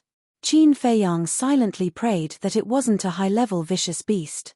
Otherwise, even if it was standing in front of him, he could only stare helplessly. After running for several hundred meters, he stood on top of a small hill and looked ahead. He wouldn't have known if he hadn't seen it, but he was shocked when he saw it. 50 meters away, a white wolf was lying on top of a withered leaf. But it was covered in bruises. He was lying there alone, licking his wounds. The wolf was a very cunning and ferocious beast. It could not be ruled out that it deliberately pretended to be injured in order to lure its prey into the trap. Furthermore, the wolf was a pack of ferocious beast. Therefore, when he saw that it was a wolf, Qin Feiyang quickly retreated down the small hill and gently placed the pig on the ground. Then, he climbed up the small hill and hid in the bushes, quietly observing. Slowly, he felt that the wolf was not faking it. Because every wound on its body was lacerated. In some places, he could even see the white bones. After confirming it again and again, Qin Feiyang was ready to take action. This wolf was a mid-level vicious beast. It could be sold for at least 10 gold coins. The market price of a body tempering pill was 50 silver coins. 1 gold coin was equivalent to 100 silver coins. In other words, this wolf could be exchanged for at least 20 body tempering pills. It was really an unexpected gain. It's there. But at this moment, a shout of surprise came from not far away. Why does this voice sound so familiar? Qin Feiyang hurriedly lay in the grass and frowned slightly. At the same time, after hearing the shout, the white wolf stood up again and walked toward Qin Feiyang. But after a few steps, it fell to the ground again and struggled hard, probably because of its serious injury. However, it could no longer stand up, and a trace of despair quickly crept up in its eyes. 2 teenagers, 14 or 15 years old, ran toward the white wolf from afar. It turned out to be them. Qin Feiyang whispered with a cold gaze. The 2 teenagers, one was called Lin Shu, and the other was called Lin Feng. The former was a burly man. He was far taller than his peers. He was about 1. 85 meters tall. His muscles bulged, full of explosive power. The latter was relatively thin, about 7 meters tall. He wore a grey robe. His long and narrow eyes were like a pair of snake's eyes. There was a trace of cold light, which made people feel disgusted at first glance. Both of them were children of the Lin family. Because he was close to Linyi, the children of the Lin family did not like him, especially these two. In the past 5 years, they had humiliated him. Damn beast, why don't you continue to run? As soon as the two approached, they blocked the white wolf from the front and back, sneering again and again. It seems that they seriously injured the white wolf. Qin Feiyang murmured. Both of them were 6-star martial artists. It was not difficult to deal with a mid-level beast together. But it could also be seen that the white wolf's strength was not ordinary. Because Lin Shi and Lin Feng were also scarred, and they looked quite embarrassed. Facing the siege of the two, the despair in the white wolf's eyes was even stronger. Lin Feng looked down at it and sneered, "You actually dared to hurt us. After we kill you, we will go to the Wolf Valley and slaughter all of your descendants. 50 low-level vicious beasts can be sold for a lot of gold coins." What? It's actually the Wolf King of the Wolf Valley. Qin Feiyang was surprised. He had long heard of the name of the Wolf Valley. It was the most dangerous place in this area. A group of vicious wolves had been entrenched there for a long time. Ordinary hunters would die if they entered. In the past 5 years, he had never set foot there. Even when he was outside the Wolf Valley, he would take a detour. But he did not expect that he would encounter the Wolf King of the Wolf Valley today. The Wolf King was worth 10 gold coins. The white wolf, a low-level beast, was worth 3 gold coins. Lin Feng said that there were more than 50 of them in the Wolf Valley. In other words, if he could hunt all of them, he could sell them for more than 100 gold coins, which could be exchanged for 200 to 300 body-tempering pills. This was a huge fortune. Just thinking about it, Qin Feiyang felt his blood boiling. At this moment, Lin Feng and Lin Shi finally made their move. To deal with a seriously injured mid-level beast, even if it was the Wolf King, it was easy for them. However, there was a sudden change. The dying Wolf King suddenly leaped up with all its might. It opened its bloody mouth and bared its fangs as it bit towards Lin Shi's head. Damn it! Lin Shi was furious. At the critical moment, he tilted his head slightly and avoided the Wolf King's attack. The Wolf King bit his right shoulder. Crack! The bone was crushed on the spot. Moreover, the entire arm was torn off by the Wolf King. Fresh blood spurted out like a fountain. "Ah!" Lin Shi screamed, covering the bleeding wound, and shouted bitterly, "Lin Feng, kill it." The Wolf King's sudden attack also startled Lin Feng. He even instinctively took a step back. But after hearing Lin Shi's roar, he flew into a rage and punched the Wolf King's back. "Ayo!" The Wolf King howled, and its whole body was like a meteorite, smashing down a large patch of shrubs. With a bang, it smashed into a patch of soil. Witnessing all this, Qin Feiyang couldn't help but break out in a cold sweat. The cunning and ferociousness of a wolf were indeed worthy of their reputation. It was obviously dying, but it still tore off one of Lin Shi's arms. If it weren't for Lin Shi and Lin Feng, he was afraid that he would have been attacked by the Wolf King. Thinking about it, he was scared. But now, the Wolf King was really unable to move. Half of its body was submerged in the soil, and it stared at Lin Shi and Lin Feng. There was a trace of pleasure in its desperate eyes. This was the nature of a wolf. Even if it died, it would make the enemy pay the price. It's time for me to make a move, and kill Lin Shi and Lin Feng as well. Qin Feiyang's eyes flashed with a cold light, stood up from the grass without concealing it, and strode towards the 2 people and 1 beast. Lin Shi was bandaging his wound when he suddenly saw Qin Feiyang appear. His eyes immediately surged with killing intent, and he shouted, "Why are you here?" "Who?" Lin Feng, who was walking towards the Wolf King, turned his head in confusion and sneered, "I was wondering who it was, so it's you, a useless trash." It seemed that he was disdainful. After saying that, he turned back and strode towards the Wolf King, his eyes flashing with a fierce light. Qin Feiyang didn't say a word, and the speed of his feet was getting faster and faster. Lin Shi felt something was wrong and shouted, Qin Feiyang, what do you want to do? Kill you. Qin Feiyang smiled sinisterly. He turned from walking to running and dashed towards Lin Shi. Kill me. Lin Shi was slightly stunned and said contemptuously, although I have lost an arm, it's not your turn to behave atrociously. Lin Feng, continue to deal with the Wolf King. As for this trash, I will smash him with a punch. Understood. Lin Feng nodded. He had no intention to help. Although Lin Shi was seriously injured, he was still a 6-star martial artist. Wouldn't it be easy to kill a trash who couldn't cultivate? Then let's try. Qin Feiyang licked his lips, and a bloodthirsty light emerged in his eyes. He clenched his 5 fingers into a fist, and the power in his body surged. When he approached, he didn't hold back and punched Lin Shi with all his strength. Lin Shi's eyes were full of disdain, but he didn't show any mercy and punched out. He also had the same idea as Qin Feiyang. Since he met him here, he would completely obliterate him. Bang! Ah! The moment the 2 fists collided, a painful shriek was heard. What? Lin Feng's body shook. This was actually Lin Shi's scream. He turned around abruptly and saw a scene that he would never forget. The trash in his eyes, Qin Feiyang, was actually standing steadily on the ground. Lin Shi, who he thought would definitely win, was lying on the ground at this moment, with blood foaming from his mouth, and the other arm was actually fractured. Sharp bone spurs pierced through the skin and exposed outside, and blood was gushing out. Chapter 7. Wasn't Qin Feiyang unable to cultivate? Wasn't he a good-for-nothing? But how could he explain what was happening now? Could it be that Qin Feiyang had been pretending to be weak all along? This sudden change had completely overturned Lin Feng's previous understanding. Similarly, Lin Shi was the same.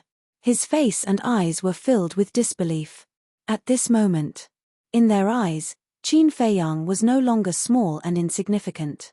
He was like a god of war who had returned. His body was not considered strong, but it was incomparably majestic. Qin Feiyang's gaze was like lightning as he turned to look at Lin Feng. Lin Shi was shocked and shouted, Lin Feng, why aren't you running away? You must tell the family head about Qin Feiyang's situation. He suddenly got up and pounced on Qin Feiyang's back. His legs tightly clamped Qin Feiyang's feet and at the same time, he bit Qin Feiyang's shoulder and refused to let go. He did not want Qin Feiyang to chase after Lin Feng. Lin Feng did not run away. Seeing that Qin Feiyang was restrained by Lin Shi, he smiled coldly. With a clang, he pulled out a dagger from his waist.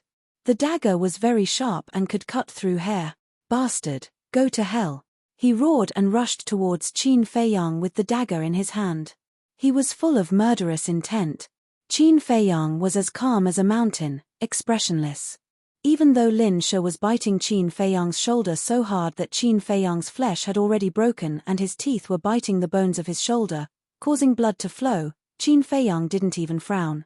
But the strange thing was, facing the fierce Lin Feng, he did not counterattack. He just stared at Lin Feng without blinking. The extremely weak Lung Wang was puzzled. Was this human waiting for death? But suddenly, its pupils suddenly shrank. When Lin Feng arrived in front of Qin Feiyang, without saying anything, he raised his dagger and ruthlessly stabbed it towards Qin Feiyang's chest. The blade of the dagger flickered with cold light, but in the blink of an eye, Qin Feiyang suddenly turned around, and the dagger sank into Lin Shi's back. Ah! Lin Shi screamed on the spot. He slid down from Qin Feiyang's back and fell to the ground. Lin Feng was also dumbfounded. However, Qin Feiyang seized the opportunity and fiercely punched towards Lin Feng's chest. Crack! His sternum was broken. His internal organs were shattered. His entire chest caved in. Ah! With a miserable cry, Lin Feng crashed into a tree trunk as thick as a basin like a meteor. His spine broke on the spot. With a thud, he rolled to the ground. After that, he couldn't get up anymore. He laid weakly on the ground, howling miserably. Furthermore, whether it was Lin Shi or Lin Feng, their life energy fluctuations were rapidly dissipating. Qin Feiyang glanced at the two of them, the corner of his mouth raised slightly, and said, "For the past 5 years, you have been arrogant in front of me all day long. I thought you were strong, but it turns out that you are only SOSO. Lin Shi looked at Qin Feiyang with resentment, spitting out blood from his mouth, and said intermittently, Qin Feiyang, the patriarch will not let you go, Ma Hongmei, will not let you go, your death is not far away. Ma Hongmei, I will personally chop off her head. As for the patriarch of the Lin family, when I'm in a good mood, I might let him live for ease sake. Qin Feiyang bent down, grabbed the dagger on Lin Shi's back, and pulled it out forcefully. Blood immediately spurted out from the wound like a column of blood. Qin Feiyang, you will die a horrible death. The heart-wrenching pain caused Lin Shi's face to twist. He opened his mouth to curse, but before he could finish, he fell to the ground and breathed his last. Before he died, he hated Lin Feng to the core. How could there be such a stupid person in this world? He had already fought for a chance to escape, but he insisted on coming to die. If Lin Feng had listened to him and immediately turned around to escape, they would not have been completely wiped out now. As long as Lin Feng escaped back to Iron Ox Town, Qin Feiyang would not be far from doomsday. He was not afraid of a godlike opponent, but a pig-like teammate. Lin Shi died with his eyes wide open. Qin Feiyang looked at Lin Shi indifferently, then turned around and walked toward Lin Feng. Qin Feiyang, please, don't kill me, I'll be your slave. Ah, Lin Feng begged repeatedly. However, Qin Feiyang was not moved at all. He grabbed the dagger and directly stabbed it into Lin Feng's heart, causing blood to splatter on the spot. Be a cow or horse. You are not qualified. Qin Feiyang whispered, pulled out the dagger, and began to search the two of them. He found 10 body-tempering pills and 5 gold coins. Making a fortune from the dead is not a bad choice. Qin Feiyang was very satisfied with this harvest. 10 body-tempering pills were enough for him to break through to a 7-star martial artist. 5 gold coins could also buy 10 body-tempering pills. In addition to the Wolf King and the 50 over white wolves in the Wolf Valley, he suddenly felt that it was not difficult to return to a 9-star martial artist.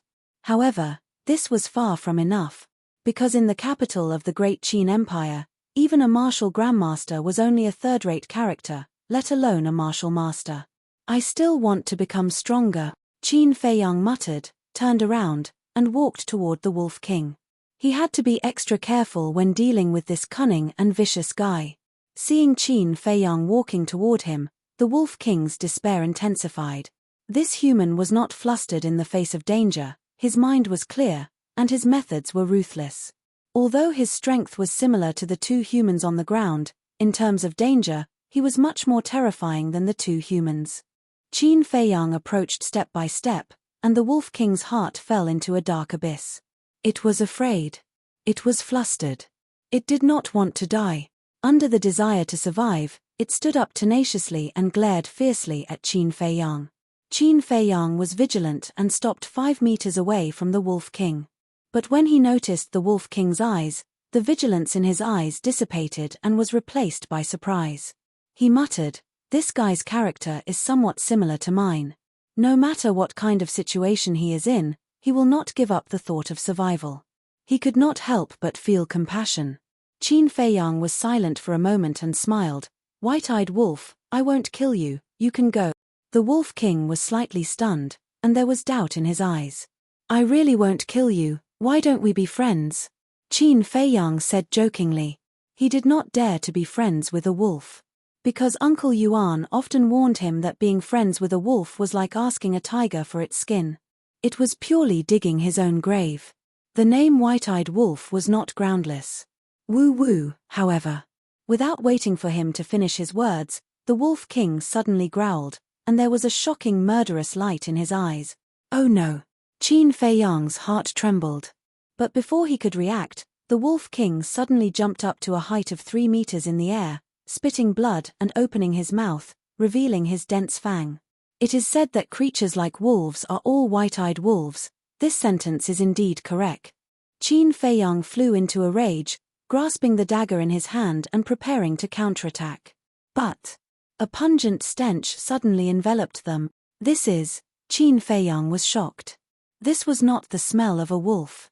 This was the smell of a snake. He suddenly raised his head. Immediately, he saw a venomous snake swooping down at him. This snake was as thick as an arm and as long as a shoulder pole. Its entire body was dark green and mixed with the leaves. If one did not look carefully, one would not notice it at all.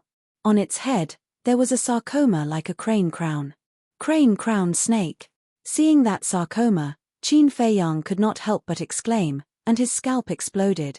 The crane-crowned snake was the same as the Wolf King. It was also a ferocious beast. But compared to the Wolf King, it was even more terrifying, because it had a fatal poison in its body. Once this poison was injected into the human body, even if it was a martial artist of the same realm, they would die within 30 breaths at most. Qin Feiyang did not expect this at all.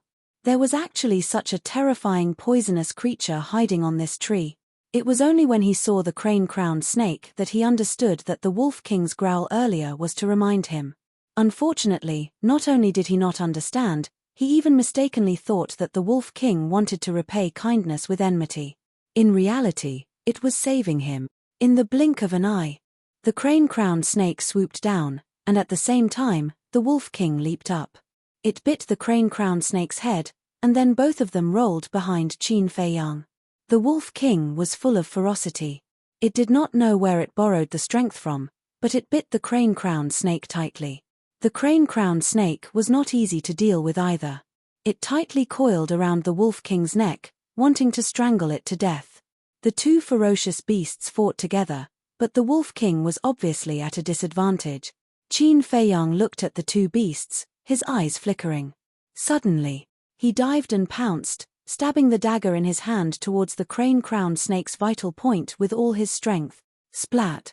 The tip of the dagger sank into the crane-crowned snake's vital point, and blood spurted out. The crane-crowned snake was in so much pain that it kept hissing. Immediately after, Qin Feiyang grabbed the Wolf King's tail, forcibly dragging the Wolf King and retreating. To hit a snake, hit its vital point. No matter if it was a normal snake or a ferocious beast, its vital point was its vital point. As long as its vital point was broken, it would die without a doubt.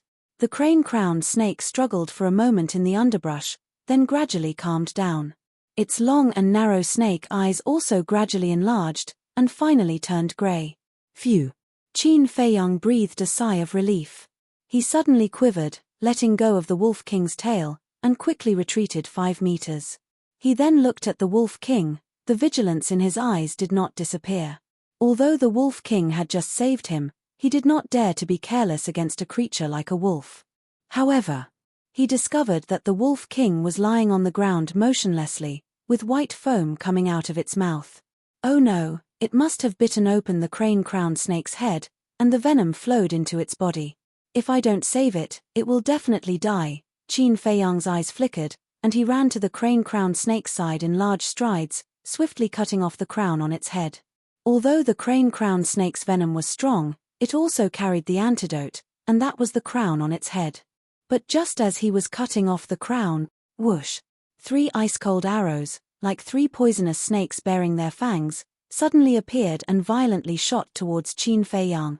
At the same time, on the other side, 3 arrows were also shot towards the Wolf King. Damn it! Why are there still people? Hearing the sharp sound of the arrows piercing through the air, Qin Feiyang did not need to look to know what was going on, and his face immediately darkened. He had no choice. He turned around and rushed to the Wolf King's side, throwing the crown in front of the Wolf King's mouth. The Wolf King coldly looked at Qin Feiyang, stretched out its tongue, and sucked the crown into its mouth. Immediate effect. The Wolf King stopped foaming, and its pale and powerless eyes finally regained a trace of color. But at this time. Chapter 8. At this moment. Even if Qin Feiyang wanted to dodge, it was too late. There was a trace of madness in his eyes. Holding a dagger, he faced the 3 arrows in front of him. Clang! Sparks flew everywhere. 2 arrows were deflected and flew past his ears, leaving 2 glaring bloody scars on his face. However, one of the arrows pierced into his right shoulder with a poof. At the same time, he lifted his left leg. The 3 arrows that were aimed at Wolf King pierced through his calf and were stuck between his leg bones. Blood was gushing out. Qin Feiyang's face was distorted by the excruciating pain. He gritted his teeth and pulled out the arrow from his right shoulder. He propped himself up on the ground and scanned the area in front of him. White-eyed wolf, I know that you are very weak now.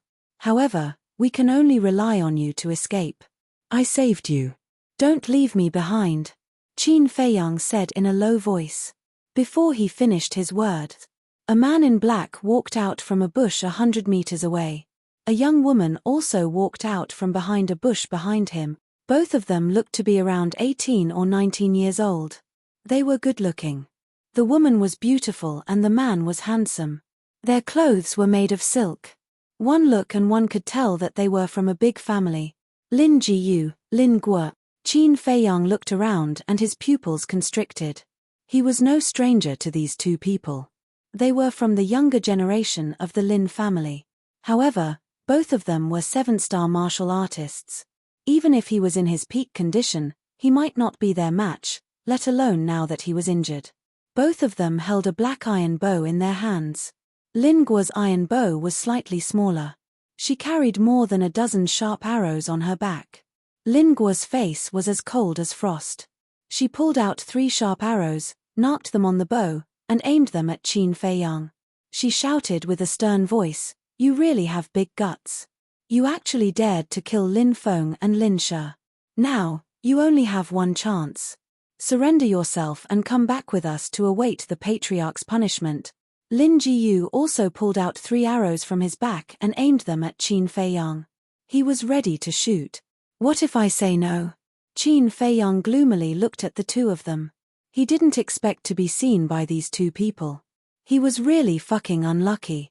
Lin Jiyu sneered, "If you dare to say a single word of no, I guarantee that a bloody hole will appear in your body in the next moment." Qin Feiyang growled in a low voice, "White-eyed wolf, how long do you want to rest?" Wolf King was lying on the ground. His breathing was weak and he looked like he was on his last breath.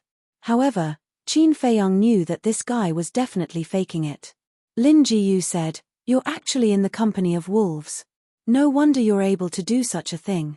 Hearing this, Wolf King's eyes flashed with an ominous glint. Qin Feiyang sneered, "So what if I'm in the company of wolves?" Although wolves are cunning, in the eyes of Qin Feiyang, they are 10,000 times better than hypocrites like you. Then I can only kill you to rid Ironball Town of evil. Lin Jiyu pulled the bow forcefully. His eyes flashed with murderous intent. "If it weren't for Lin Yi, you would have killed me long ago. If you want me to die, just say it. Don't find these high-sounding reasons, okay?" Qin Feiyang sneered. In the Lin family, except for Lin Yi, he didn't have a good impression of anyone. "You're really stubborn.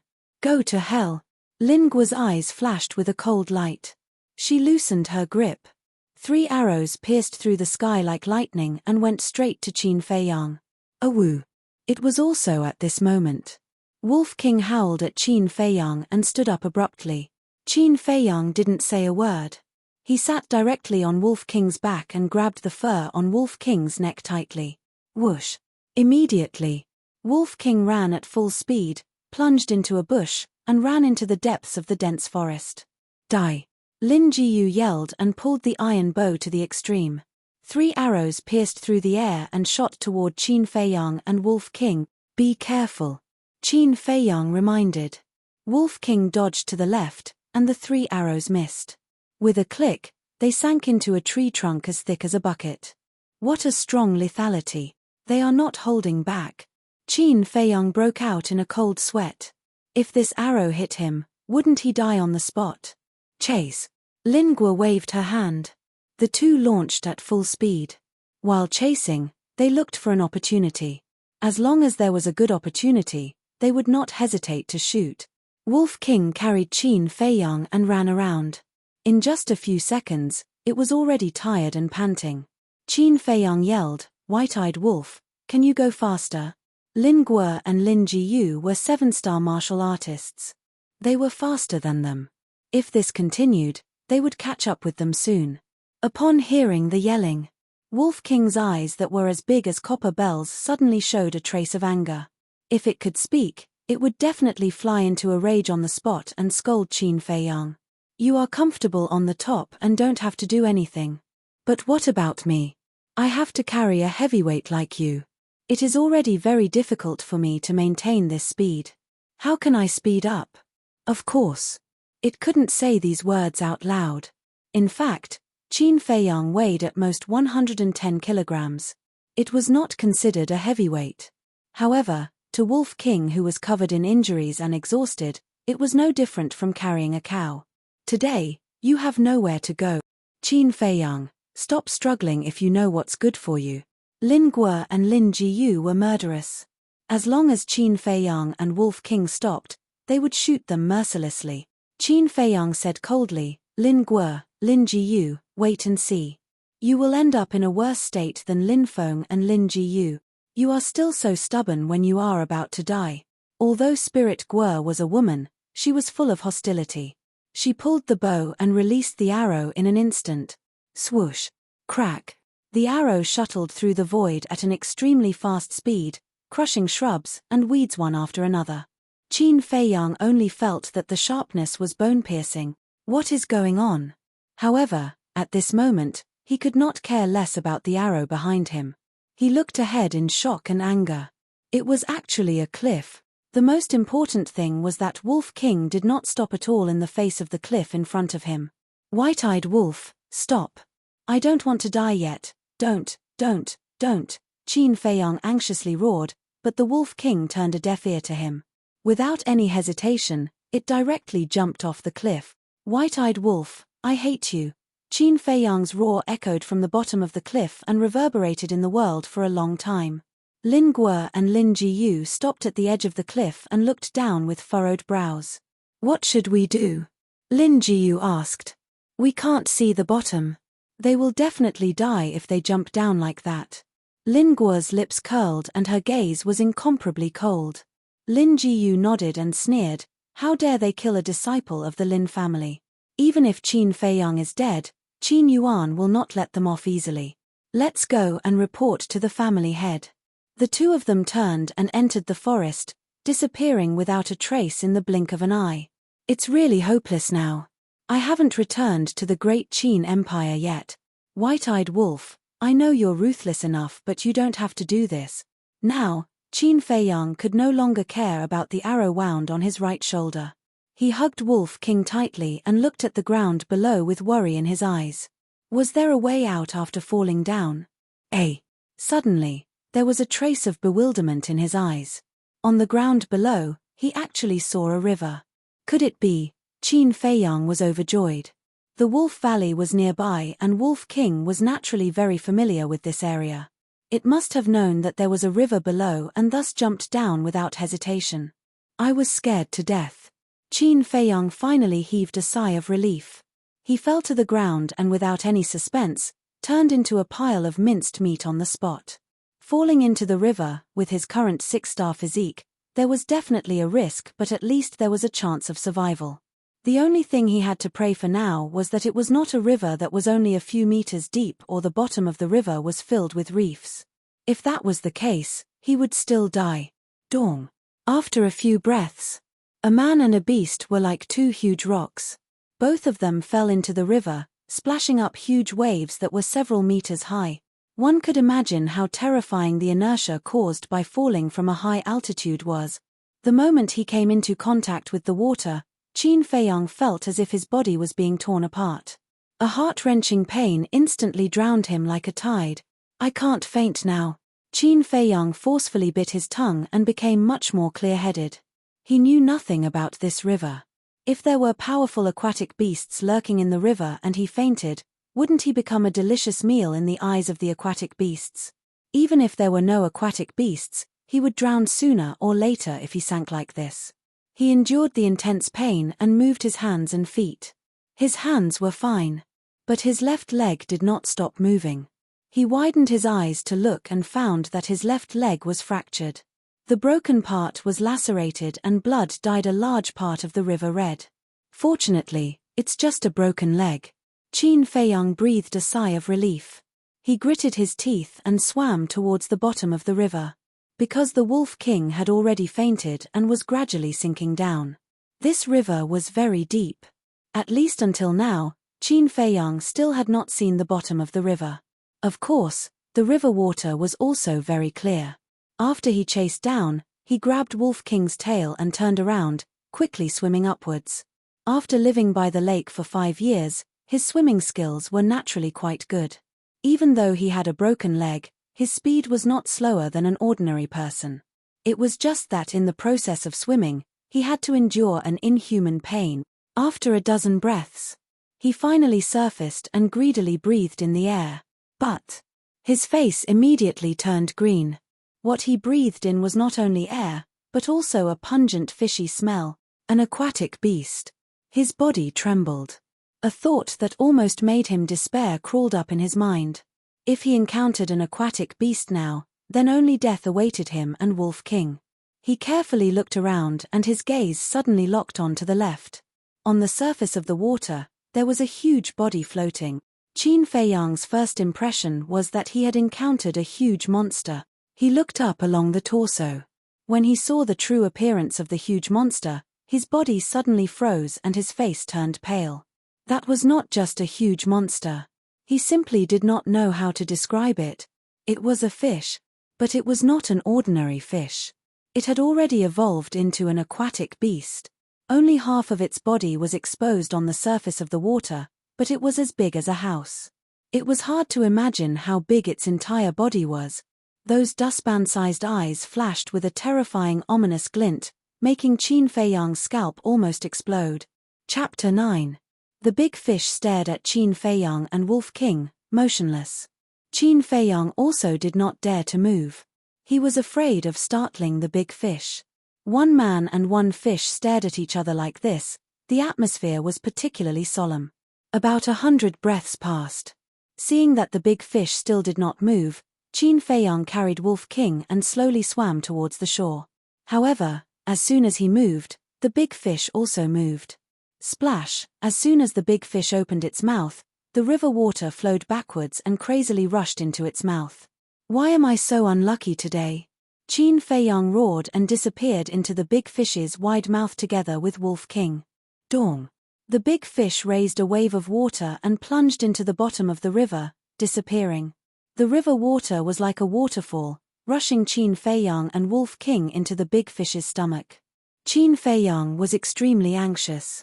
If they really entered the big fish's stomach, not even their bones would be left. Moreover, the inside of this fish was very smelly, very fishy, and simply disgusting. He held his breath, turned his big hand into an eagle's claw, and pressed down hard. Puff! 5 fingers, like steel needles, pierced into the flesh. Qin Feiyang firmly clasped that piece of flesh and fixed his body. The other hand tightly grasped Wolf King's tail, preventing Wolf King from being washed away by the current. At the same time, at the bottom of the river, the big fish that was looking for prey also scurried around in pain. Qin Feiyang, who was in its stomach, was naturally spinning and his body swayed violently. If only that dagger was still here. Qin Feiyang was furious. When he fell into the river, the dagger fell out of his hand and sank to the bottom of the river. At that time, he did not care about it. Who would have thought that just as he surfaced, he would encounter another big fish? Today was really a double whammy. After not going back for so long, he did not know if Uncle Yuan had gone to find him. Awoo! A wolf howl interrupted his thoughts. White-eyed wolf, you're finally awake. We're in a fish's stomach. Quick, think of a way to get out. Qin Feiyang was overjoyed, as if he had seen his family. In the past, he had never thought that there would be a day where he would share life and death with a wolf. As the saying goes, the world is unpredictable.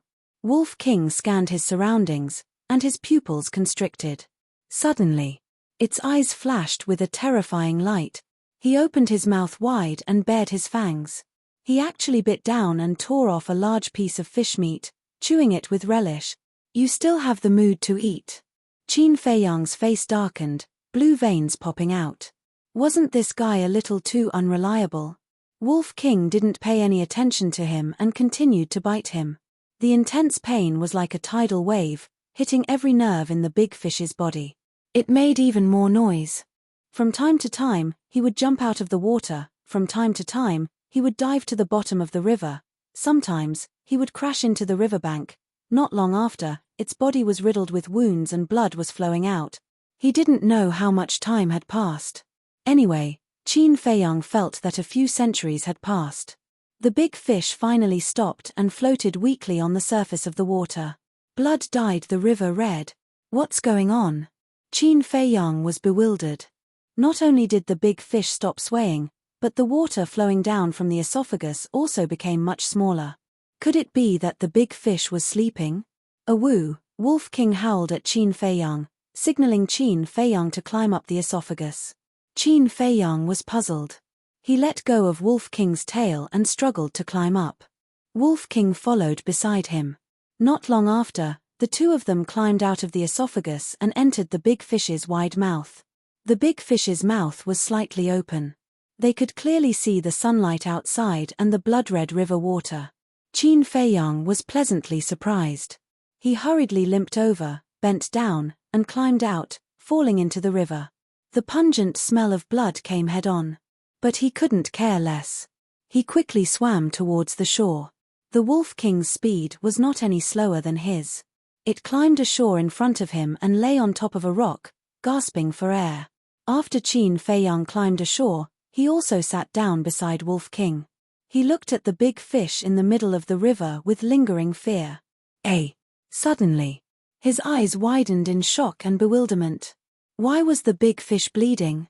Its enormous body was similarly riddled with scars, without a single piece of skin intact. Wolf King howled with a trace of pride in his eyes. Qin Feiyang thought carefully and suddenly came to a realization. It turned out that Wolf King had been biting the fish not just to eat.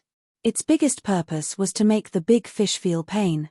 Once the pain reached the point where it couldn't bear it, the big fish would go crazy and charge around in the river. As a result, it was left with injuries all over its body. Qin Feiyang gave a thumbs up and said with a smile, "White-eyed wolf, I didn't expect you to be so smart. How about it, let's be friends?" Wolf King's eyes revealed a trace of disdain. He got up from the rock, turned around and left without looking back. Qin Feiyang laughed involuntarily and waved his hand. "White-eyed wolf, see you later." Hiss. As soon as he finished, he grimaced and sucked in a breath of cold air. Before, he had been in a tense state, so he didn't feel any pain. But now that he relaxed, a strong pain came from his right shoulder and left leg. It was so painful that he broke out in a cold sweat. Right shoulder. There was a finger-sized bloody hole, penetrating from front to back and bleeding. Left leg. 3 arrows were still stuck between his leg bones. And when he fell into the river, his thigh was unfortunately fractured and his flesh was lacerated. Lin Guo, Lin Jiyu, new and old grudges, we will slowly settle them in the future. Qin Feiyang's eyes flashed with a cold light. He gritted his teeth and pulled out the 3 arrows with force. Severe pain. It made his face twist and he almost fainted. Poochie. He tore off the tattered clothes on his body. The 10 body-tempering pills and 10 gold coins in his arms fell to the ground one after another. He simply bandaged his wound, picked up the body-tempering pills and gold coins, and whispered, "Fortunately, I didn't fall into the river, or else this time's work would have been in vain." Every kind of pill had been specially processed. As long as it wasn't soaked in water for a long time, it wouldn't melt. There are countless wild beasts in the forest. In my current state, if I meet an adult wild beast, I will be at a disadvantage. I have to find a hidden place and heal my injuries first. Qin Feiyang glanced around and tore a piece of cloth from his pants. After wrapping the body-tempering pills and gold coins, he grabbed the 3 arrows beside him and used them as crutches. He got up and limped towards the dense forest. Iron Ox Town, Lin family. Discussion hall. He actually dared to kill a member of the Lin family. This Qin Feiyang really ate the guts of a leopard. The head of the Lin family was furious and his killing intent was awe-inspiring. Lin Jiyu and Lin Guo stood aside respectfully. There were still 2 dead bodies lying on the ground. They were Lin Feng and Lin She. "Father, there must be some misunderstanding." Lin Yi ran into the hall anxiously. "Bastard. Even now, you're still speaking for Qin Feiyang. Housekeeper, drag her away and guard her strictly. Without my permission, no one is allowed to let her leave." The head of the Lin family was furious. The butler standing at the door immediately stepped forward to persuade Lin Yi. There were also 2 family servants blocking in front of Lin Yi. "Father," Lin Yi hurriedly called. The head of the Lin family yelled, "Hurry up and take her away." "Yes." The butler responded and looked at Lin Yi. "Miss, I dare not disobey the order of the head of the family. Please forgive me." He waved his hand. The 2 family servants immediately went up and carried Lin Yi. Under the guidance of the butler, they quickly left the hall. Untamed, white-eyed wolf, the head of the Lin family scolded angrily, looked at Lin Guo, and said in a deep voice, "Where is Qin Feiyang?" Lin Guo said, "He has fallen off the cliff. This little bastard is really lucky, but Qin Yuan can't be let go." The head of the Lin family showed a cold gaze. Lin Guo said, "To tell the truth, Lin Jiyu and I also have this idea." Lin Jiyu followed, "Family master, as long as you say the word, I will kill that old thing now." The head of the Lin family waved his hand and said, "No, we don't need to do this kind of trivial matter. Someone will do it for us." "Who?" The 2 were surprised. "Ma Hongmei." The head of the Lin family sneered and said, "You go to Ma Hongmei now and tell her that Qin Feiyang and Qin Yuan are not dead yet." The 2 looked at each other and smiled. They cupped their hands and said, "The head of the family is wise." The head of the Lin family said, "In addition, pass down the order. Don't tell Yi about the death of Qin Feiyang." "Understood." The 2 nodded, picked up the corpses of Lin Shi and Lin Feng, and turned to leave. "Qin Feiyang, you're finally dead. As long as you're dead, Lin Shi and Lin Feng's deaths are worth it." The head of the Lin family returned to his seat with a bright smile on his face. Near the riverbank, Qin Feiyang found a cave and hid inside. He bandaged his wounds and prepared to sleep. He was very tired now. Aoo, but at this moment, a wolf's howl sounded outside the cave. "White-eyed wolf." Qin Feiyang was stunned. Holding the 3 arrows, he got up and walked to the entrance of the cave. His expression changed drastically. The person who came was indeed Wolf King. But behind Wolf King, there were more than a dozen white wolves. They stood 10 meters away, staring fiercely at Qin Feiyang. Qin Feiyang said angrily, "White-eyed wolf, what do you mean by this?" He regretted it. How could a creature like a wolf be trusted? He should have dealt with it early in the morning. Wolf King looked at him coldly and suddenly spat out an iron box from his mouth. Qin Feiyang was slightly stunned.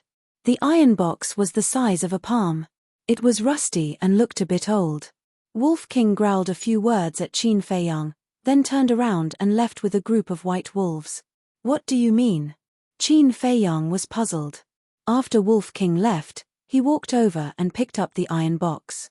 The moment he opened the iron box, a strong medicinal fragrance assailed his nose. There were actually 5 medicinal pills in the iron box. 2 bone-replenishing pills. 3 healing pills. Qin Feiyang was stunned for a moment. He raised his head and looked in the direction where the Wolf King disappeared. His face was full of guilt as he whispered, "I'm sorry, I've wrongly accused you. But you, this guy, if you want to give me medicinal pills, just give me medicinal pills. Why did you have to make such a big scene? No matter who it is, they will misunderstand." He smiled helplessly and turned to walk into the cave. He was grateful in his heart. Who said that wolves were heartless? Who said that wolves were ferocious? In fact, no matter what kind of beast it was, as long as it was sincere, it could gain the other party's trust. "White-eyed wolf, thank you." After taking the healing pill and bone-replenishing pill, Qin Feiyang half lay on the stone wall, muttered to himself, and quickly fell asleep. However, he didn't know. Chapter 10. As night fell, the waning moon rose into the sky. The jungle at night seemed to be covered with a mysterious veil, making people feel awe. So cool. In the cave, Qin Feiyang finally opened his eyes, got up and stretched. After sleeping until now, his whole body was comfortable and full of energy. He checked the wound. Whether it was the arrow wound or the broken thigh, they had almost recovered. Things like elixirs are really magical. Qin Feiyang murmured with a face full of yearning. That's right. He wanted to become an alchemist. After leaving the cave, he looked up at the waning moon, A cold light flashed in his eyes, and muttered, "That nightmare has left me. From now on, I, Qin Fei Yang, will be your nightmare." Whoosh! He took a step and rushed into the jungle. Are my eyes playing tricks on me? Suddenly, he stopped next to a big tree and looked around in surprise. Just now, he vaguely saw a white wolf, but in the blink of an eye, it disappeared. It should be because I missed that white-eyed wolf, so I had an illusion. White-eyed wolf, thank you for your elixir, we will meet again if fate allows. Qin Fei Yang muttered to himself and sped up, like a ghost in the night, silently galloping. In his hand, he was still holding the 3 arrows. He was reluctant to throw away these 3 arrows. It was not that the 3 arrows were treasures. He wanted to give him a taste of his own medicine. After Qin Fei Yang left, more than a dozen white wolves gathered together under the big tree. Woo woo, Wolf King growled a few times. One of the white wolves ran toward the direction where Qin Fei Yang disappeared. Wolf King took the other white wolves back to the Wolf Valley. It's dark, why hasn't Fei Yang come back yet? Beside the lake, Yuan Bo stood on a big stone, looking at the entrance and exit. His old eyes were full of worry. Suddenly, a black shadow rushed into the entrance. It's not Fei Yang, it's him. Yuan Bo's eyes narrowed, and a touch of coldness crept up on his face. Swish! The next moment, with a leap, he turned into a streak of light and quickly disappeared into the night. Flight. If Qin Fei Yang saw this scene, he would definitely be shocked. Because only combat emperors could fly. Which was also to say that Uncle Yuan wasn't as simple as he seemed on the surface. A dozen breaths later, the black figure stopped by the lake and scanned the burnt ruins. Strange, last night, I saw them die in the sea of fire with my own eyes, but why did Elder Ma say that they're still alive? I haven't seen them yet, the black shadow whispered. That was right. He was the middle-aged man who set the fire last night. Since Elder Ma has said so, I'll take a closer look. The middle-aged man entered the ruins and began to search. Soon, another black shadow ran into the entrance of the lake, panting. He was Qin Fei Yang. He carried a black bull on his shoulder. This was something he had encountered along the way. He had killed it along the way and planned to bring it back to make a sumptuous dinner. Uncle Yuan, I've made you wait for a long time. Qin Fei Yang shouted. Under the hazy moonlight, everything looked very blurry. He thought that the middle-aged man in the ruins was Uncle Yuan. Qin Fei Yang. Hearing the shout, the middle-aged man suddenly turned around, his eyes surging with killing intent. Little bastard, you can't even burn to death, you're really lucky. He laughed sinisterly and rushed towards Qin Fei Yang with a murderous aura. As the distance got closer, Qin Fei Yang could gradually distinguish that black figure. Uncle Yuan wasn't that tall and sturdy. Not Uncle Yuan.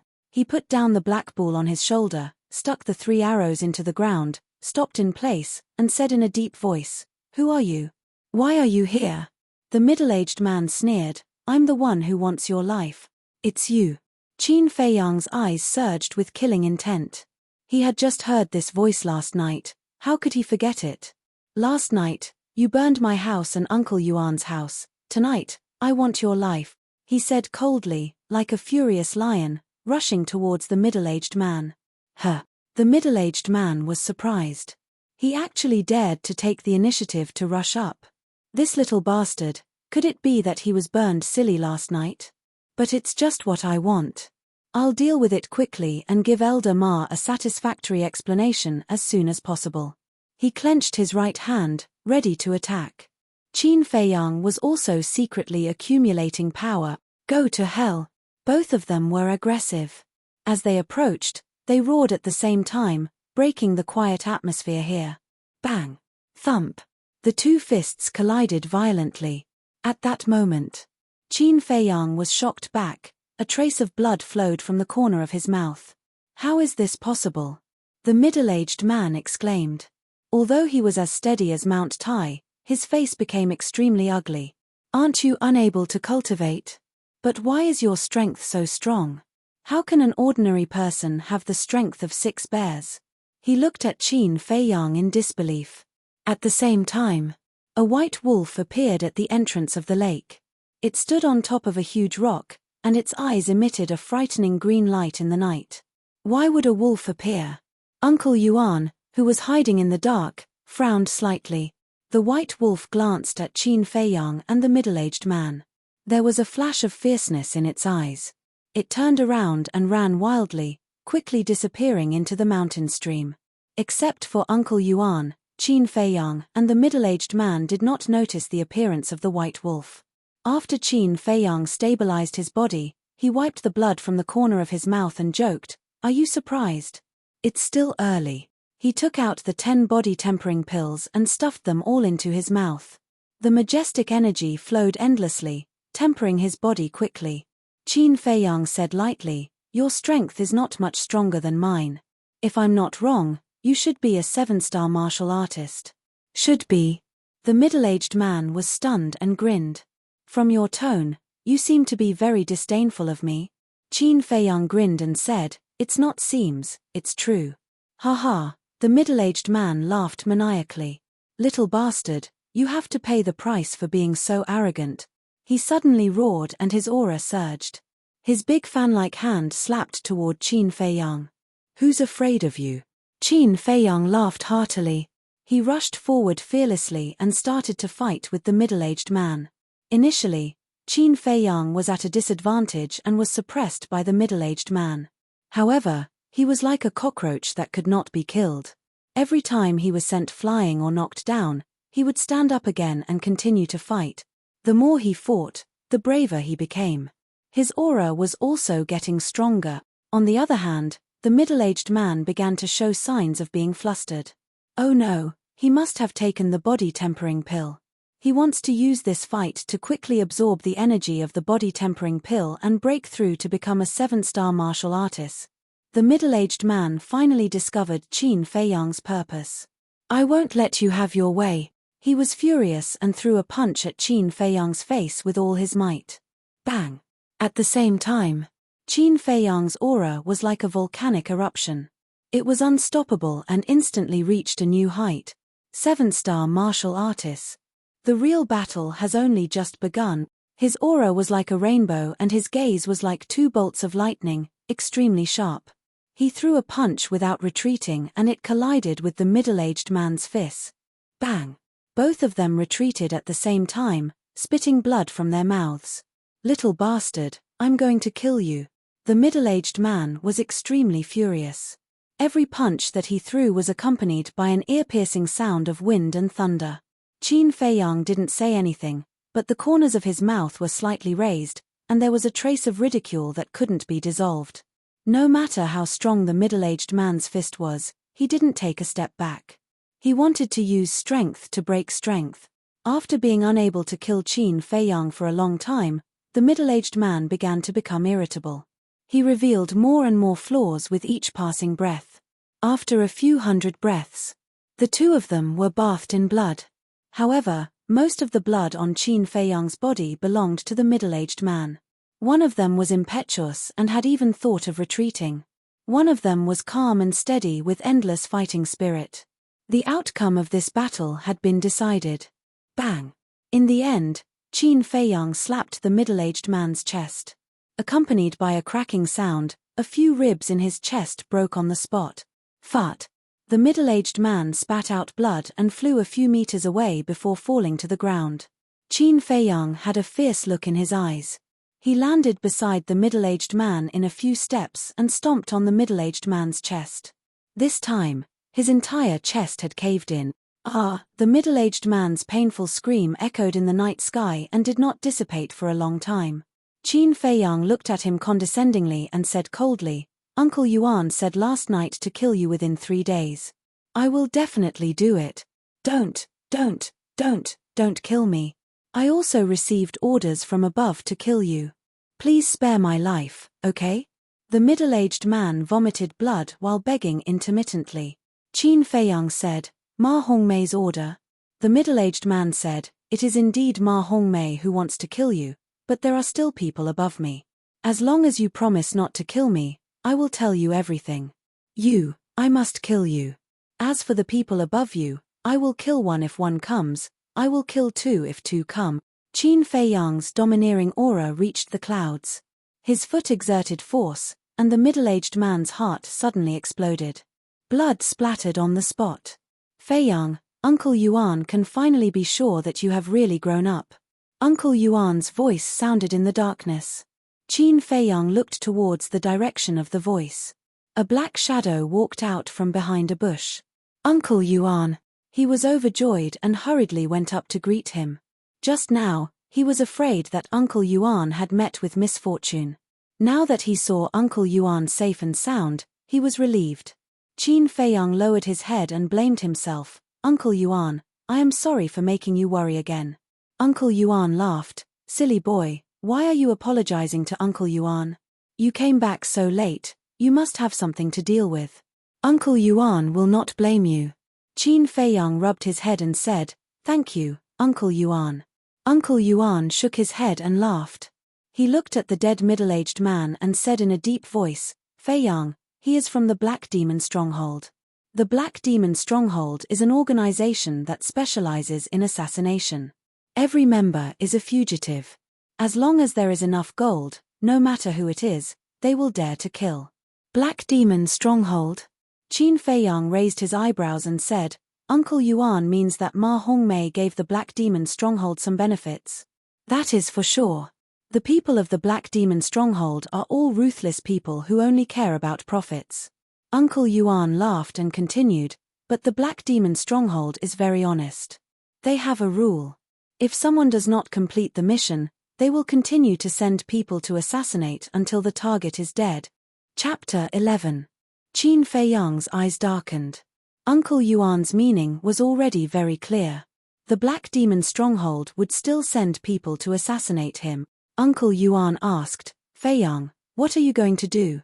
I'll borrow your words. Counter soldiers with arms, water with an earth weir. Qin Fei Yang raised his head to look at the waning moon, his eyes bursting with a strong cold light. Uncle Yuan nodded, very pleased. This is for you. Uncle Yuan took out a white dagger from his chest. But outside the dagger, there was a wooden sheath similar to a sword sheath. This wooden sheath was just cut by Uncle Yuan. Qin Fei Yang took it in his hand, gently pulled out the dagger, carefully looking at every place. The dagger was as white as jade, every part was carefully polished and carved. If he did not personally experience it, Qin Fei Yang would definitely think that it was just a beautiful ornament. This dagger is called Chang Shui, it can cut iron like mud. It will be of great help to you in the future, you must take good care of it. Uncle Yuan warned. Qin Fei Yang nodded, puzzled. Uncle Yuan, where did you put this dagger before? Uncle Yuan smiled. The dagger and the marrow cleansing pill, I used to put them in that secret room. No wonder I've never seen it before. Qin Fei Yang suddenly realized, looked up at Uncle Yuan, said, Uncle Yuan, now can you tell me, why do you have the marrow cleansing pill? And why do you have this dagger? Do you know why those people in the capital want to harm me? Uncle Yuan's eyes flashed, smiled. Fei Yang, wait until you're 16 years old, then I'll tell you everything. Qin Fei Yang frowned. 3 days later, he would be 15 years old. There was still a whole year before he was 16 years old. What was Uncle Yuan hiding? Why didn't he tell him? Uncle Yuan took out the jade box, smiled. The rest of the bone replenishing pill and healing pill, I'll give it to you. Qin Fei Yang received the jade box, looking at Uncle Yuan without blinking. In the end, he secretly sighed, giving up the idea of asking. Because he had already seen that Uncle Yuan did not intend to tell him at all. Uncle Yuan, wait a moment. I'll cook for you. Qin Fei Yang started a bonfire and ran to the black bull. He pulled out the Chang Shui and cut off one of the bull's legs. Uncle Yuan's face twitched. This brat really didn't know the value of Chang Shui. Meanwhile, a man and a woman, each holding an iron bow, galloped towards the lake under the moonlight. It was Lin Jiyu and Lin Guo. However, they didn't enter the entrance. They concealed themselves on a mountaintop, looking towards Qin Fei Yang and Uncle Yuan. Qin Fei Yang didn't die. Their expressions changed instantly. That's impossible. We saw him fall from the cliff with our own eyes. Lin Jiyu muttered, his face full of disbelief. Not only is Qin Fei Yang not dead, but Qin Yuan is also not dead. What is going on with Ma Hongmei? Lin Guo frowned. Lin Guo, look, isn't there a corpse lying beside them? Lin Jiyu was surprised. The bonfire burned brightly, illuminating the land. It's indeed a corpse. It's just that it's too far away, so I can't see it clearly. But I'm sure that person was sent by Ma Hongmei.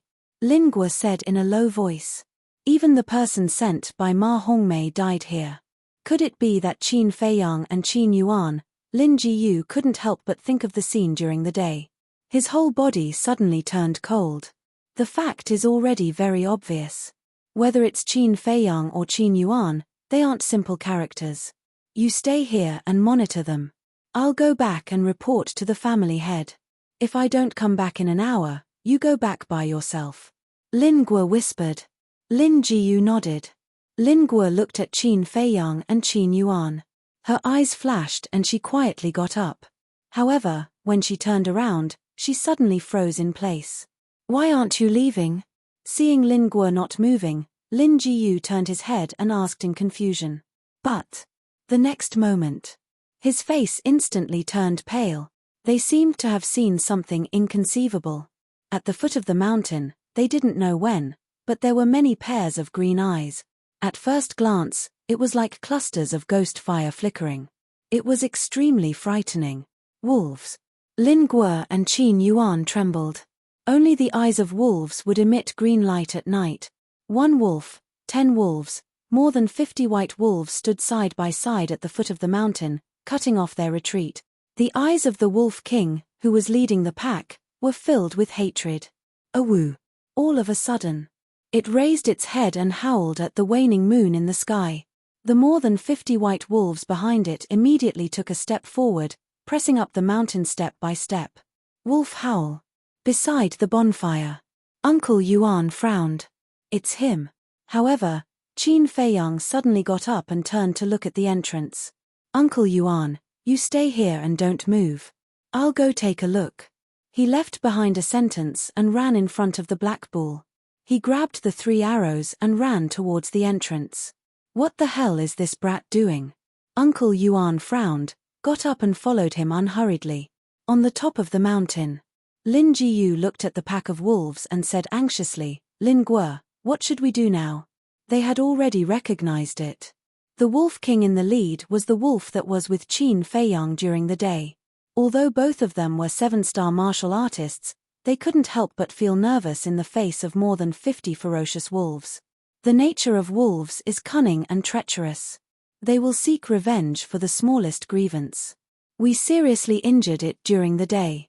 Now, it will definitely not give up easily. To catch bandits, one must first catch the leader. Let's shoot that Wolf King first. Lin Guo's eyes were filled with murderous intent. She took out 3 arrows from the quiver behind her back. She pulled the bow and loaded the arrows. Whoosh!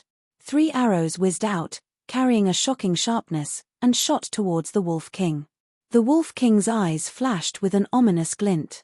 It exerted force with its 4 limbs and leaped several meters into the air. The 3 arrows brushed past its body and hit a large rock. Sparks flew in all directions and an ear-piercing metallic sound reverberated. Die! But Lin Jiyu seized the opportunity and quickly shot an arrow when the Wolf King landed on the ground. The Wolf King was in mid-air and there was no way to dodge this arrow. In the nick of time, a white wolf rushed into the air and blocked the arrow for the Wolf King. It died on the spot. Bang! It fell to the ground and rolled down the slope towards the foot of the mountain, crushing a large patch of weeds and shrubs. Roar! The Wolf King's eyes turned red. After landing on the ground, it roared towards the sky and rushed towards Lin Guo and Lin Jiyu crazily. The rest of the white wolves also went crazy. Their ferocious aura was monstrous. Lin Guo and Lin Gu's eyes were gloomy as they continuously shot arrows at the Wolf King. But either the Wolf King dodged the arrows, or the other white wolves blocked the arrows for the Wolf King. A pungent smell of blood quickly spread through the area. Lin Guo, I've run out of arrows. Looking at the pack of wolves running towards them crazily, Lin Jiyu couldn't help but panic. The total number of arrows in their quiver was only 30. 30 arrows had killed 20 white wolves, leaving only 30 or so.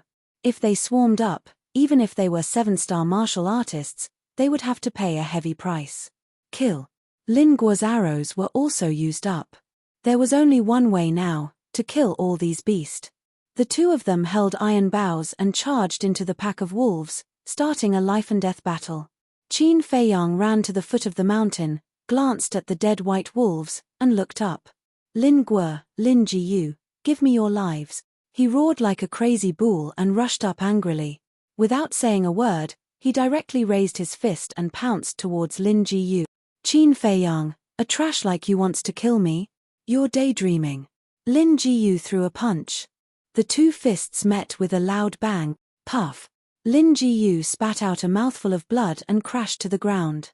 How is this possible? His eyes were filled with disbelief. At the same time, Qin Feiyang was also forced back. However, he grabbed a bush and stabilized his body. Like the incarnation of a hungry wolf, he pounced on Lin Jiyu while Lin Jiyu was distracted. The 3 arrows in his hand pierced into Lin Gu's right shoulder fiercely. Poochie. Blood splattered in the sky. The heart-wrenching pain made Lin Jiyu scream endlessly. Qin Feiyang pulled out the 3 arrows and turned to pounce on Lin Guo. The few white wolves beside him swarmed forward and mercilessly tore Lin Jiyu apart. The scene was extremely bloody. It was too horrible to look at. He's actually a 7-star martial artist. Lin Guo's eyes also revealed a look of horror. Looking at Qin Feiyang, who was pouncing crazily with a face full of murderous intent, she suddenly felt very unfamiliar. Suddenly, a white wolf pounced forward, bit her arm, and pulled her to the ground. Lin Guo, your time of death has come. Qin Feiyang roared.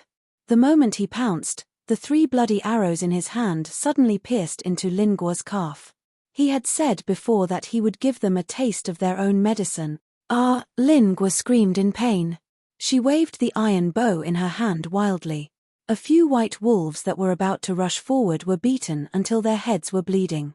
Qin Feiyang's shoulder also suffered a blow. His skin and flesh were lacerated. Qin Feiyang, I'm going to kill you. Lin Guo's face was ferocious. She raised the iron bow high and smashed it toward Qin Feiyang's head.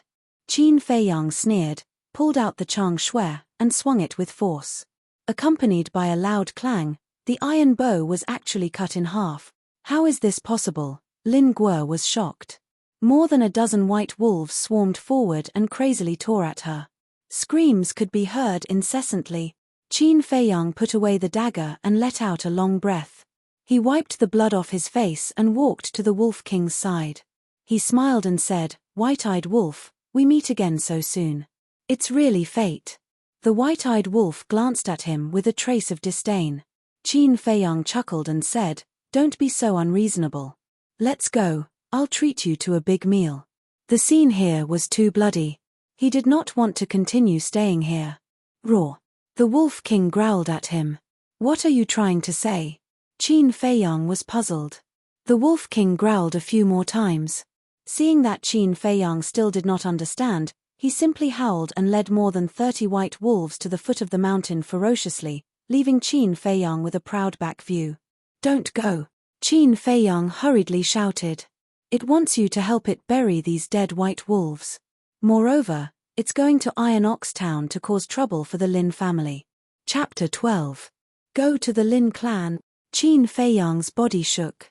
Uncle Yuan walked to Qin Feiyang's side and shook his head. Wolves are very vengeful creatures. If they are provoked, they will do whatever it takes. They will not let go of anyone who is related to them. No, the Lin clan is full of experts. Once they enter the Iron Ox Town, they will die. I have to stop them. Uncle Yuan, help me bury them. Qin Feiyang left behind these words and chased after the pack of wolves with swift steps. Uncle Yuan reached out his hand and wanted to stop Qin Feiyang. However, he swallowed the words that were about to come out of his mouth. Wolves are not only cold-blooded, but also proud. Feiyang, this child, dares to be friends with wolves. This courage is incredible. Why don't we let him go? Maybe he can create a miracle. Uncle Yuan whispered. Seeing Qin Feiyang grow stronger day by day, he was happy from the bottom of his heart. White-eyed wolf, wait for me. Qin Feiyang's shout suddenly sounded in the forest, startling a flock of birds. The Wolf King turned around and looked at him. Then, with a low growl, it brought the wolves to a stop. Qin Feiyang quickly caught up and stopped in front of Wolf King. He shook his head and said, "White-eyed wolf, you can't go to the Iron Ox Town." Wolf King grimaced and looked at him fiercely. "Even if you stare at me, I will stop you. The Lin clan has hundreds of martial artists and 10 one-star martial masters. The head of the Lin clan is even a 2-star martial master. With your strength, you are not enough to fill the gaps between their teeth. Besides, other than the Lin clan, the Iron Ox Town also has the Zhao clan. The Zhao clan's foundation is not inferior to the Lin clan's. There is also the Dan Hall and the Martial Arts Hall. These two forces are even stronger than the Zhao clan and the Lin clan. If you barge into the Iron Ox Town like this, they will not sit still. Not only you, but the whole wolf pack will be annihilated," Qin Feiyang said in a deep voice. The Wolf King lowered his head, a thoughtful look in his eyes. Qin Feiyang rolled his eyes and said with a sly smile, "If you really want to vent your anger, let's go to another place." Wolf King raised his head and looked at him with a puzzled expression. "Let's go to the Black Demon stronghold," Qin Feiyang said word by word. Wolf King's pupils contracted, as if he was afraid of this place. Qin Feiyang said, "If you dare to go to Iron Ox Town, don't tell me you don't dare to go to Heimojai." The Wolf King seemed to have been provoked. A hint of viciousness crawled up from its bell-sized eyes. It turned around and growled at the 30 or so white wolves. The white wolves also growled a few times at Wolf King, then turned around and ran towards the direction of the Wolf Valley. Wolf King turned around and looked at Qin Feiyang with a hint of provocation in his eyes. Qin Feiyang gave him a thumbs up and said with a smile, "Wolf King is indeed Wolf King. But do you know where Heimojai is?" Wolf King nodded. Qin Feiyang was overjoyed and hurriedly said, "Lead the way." Whoosh! A man and a wolf galloped towards the south. When he learned from Uncle Yuan that Heimojai would continue to send people to assassinate him, Qin Feiyang had already conceived the idea of eliminating Heimojai. But he knew. With his current strength, he could not deal with those outlaws who killed without batting an eye. So this time, he only wanted to teach Heimojai a lesson. He wanted to let the people of Heimojai know that he, Qin Feiyang, was not to be trifled with. Compete in ruthlessness? He could be more ruthless than anyone. Compete in craziness? He could be crazier than anyone. If there was a chance to wipe out Heimojai, he would definitely not be polite. 2 hours later, Qin Feiyang and Wolf King stopped on the shore of a river and looked across the river. On the opposite shore, there was a stone tablet, 3 meters high and 1.5 meters wide, engraved with 2 lines of large words. Unannounced. Not allowed to enter. Under the stone tablet, there was a pile of bones. Under the hazy moonlight, it looked a little creepy. Behind the stone tablet, it was a dense forest, giving off a gloomy atmosphere. "Do you think I'll be afraid of a pile of bones?" Qin Feiyang sneered and was about to cross the river. But Wolf King bit his pants and did not let him enter the water. "What are you doing?" Qin Feiyang lowered his head and looked at it in puzzlement. Wolf King rolled its eyes as if it wanted to say something, but it did not know how to express it. "Awoo." Finally. It simply howled. Then it quickly turned around and hid in the grass. Qin Feiyang's face changed. He hurriedly ran to Wolf King's side and lay in the grass. He found that Wolf King's eyes were fixed on the other side of the river. He also looked at the opposite side. In less than 5 breaths, 2 black shadows ran out from the forest behind the stone tablet. At the same time, Wolf King closed its eyes. Because its eyes would emit a green light in the dark, it was easy to be noticed. Qin Feiyang also finally understood that Wolf King was reminding him that there were sentries in the forest and to be careful. The 2 black shadows stopped in front of the stone tablet and suspiciously glanced at Qin Feiyang's side. "I clearly heard a wolf howl just now. Why didn't I find a wolf?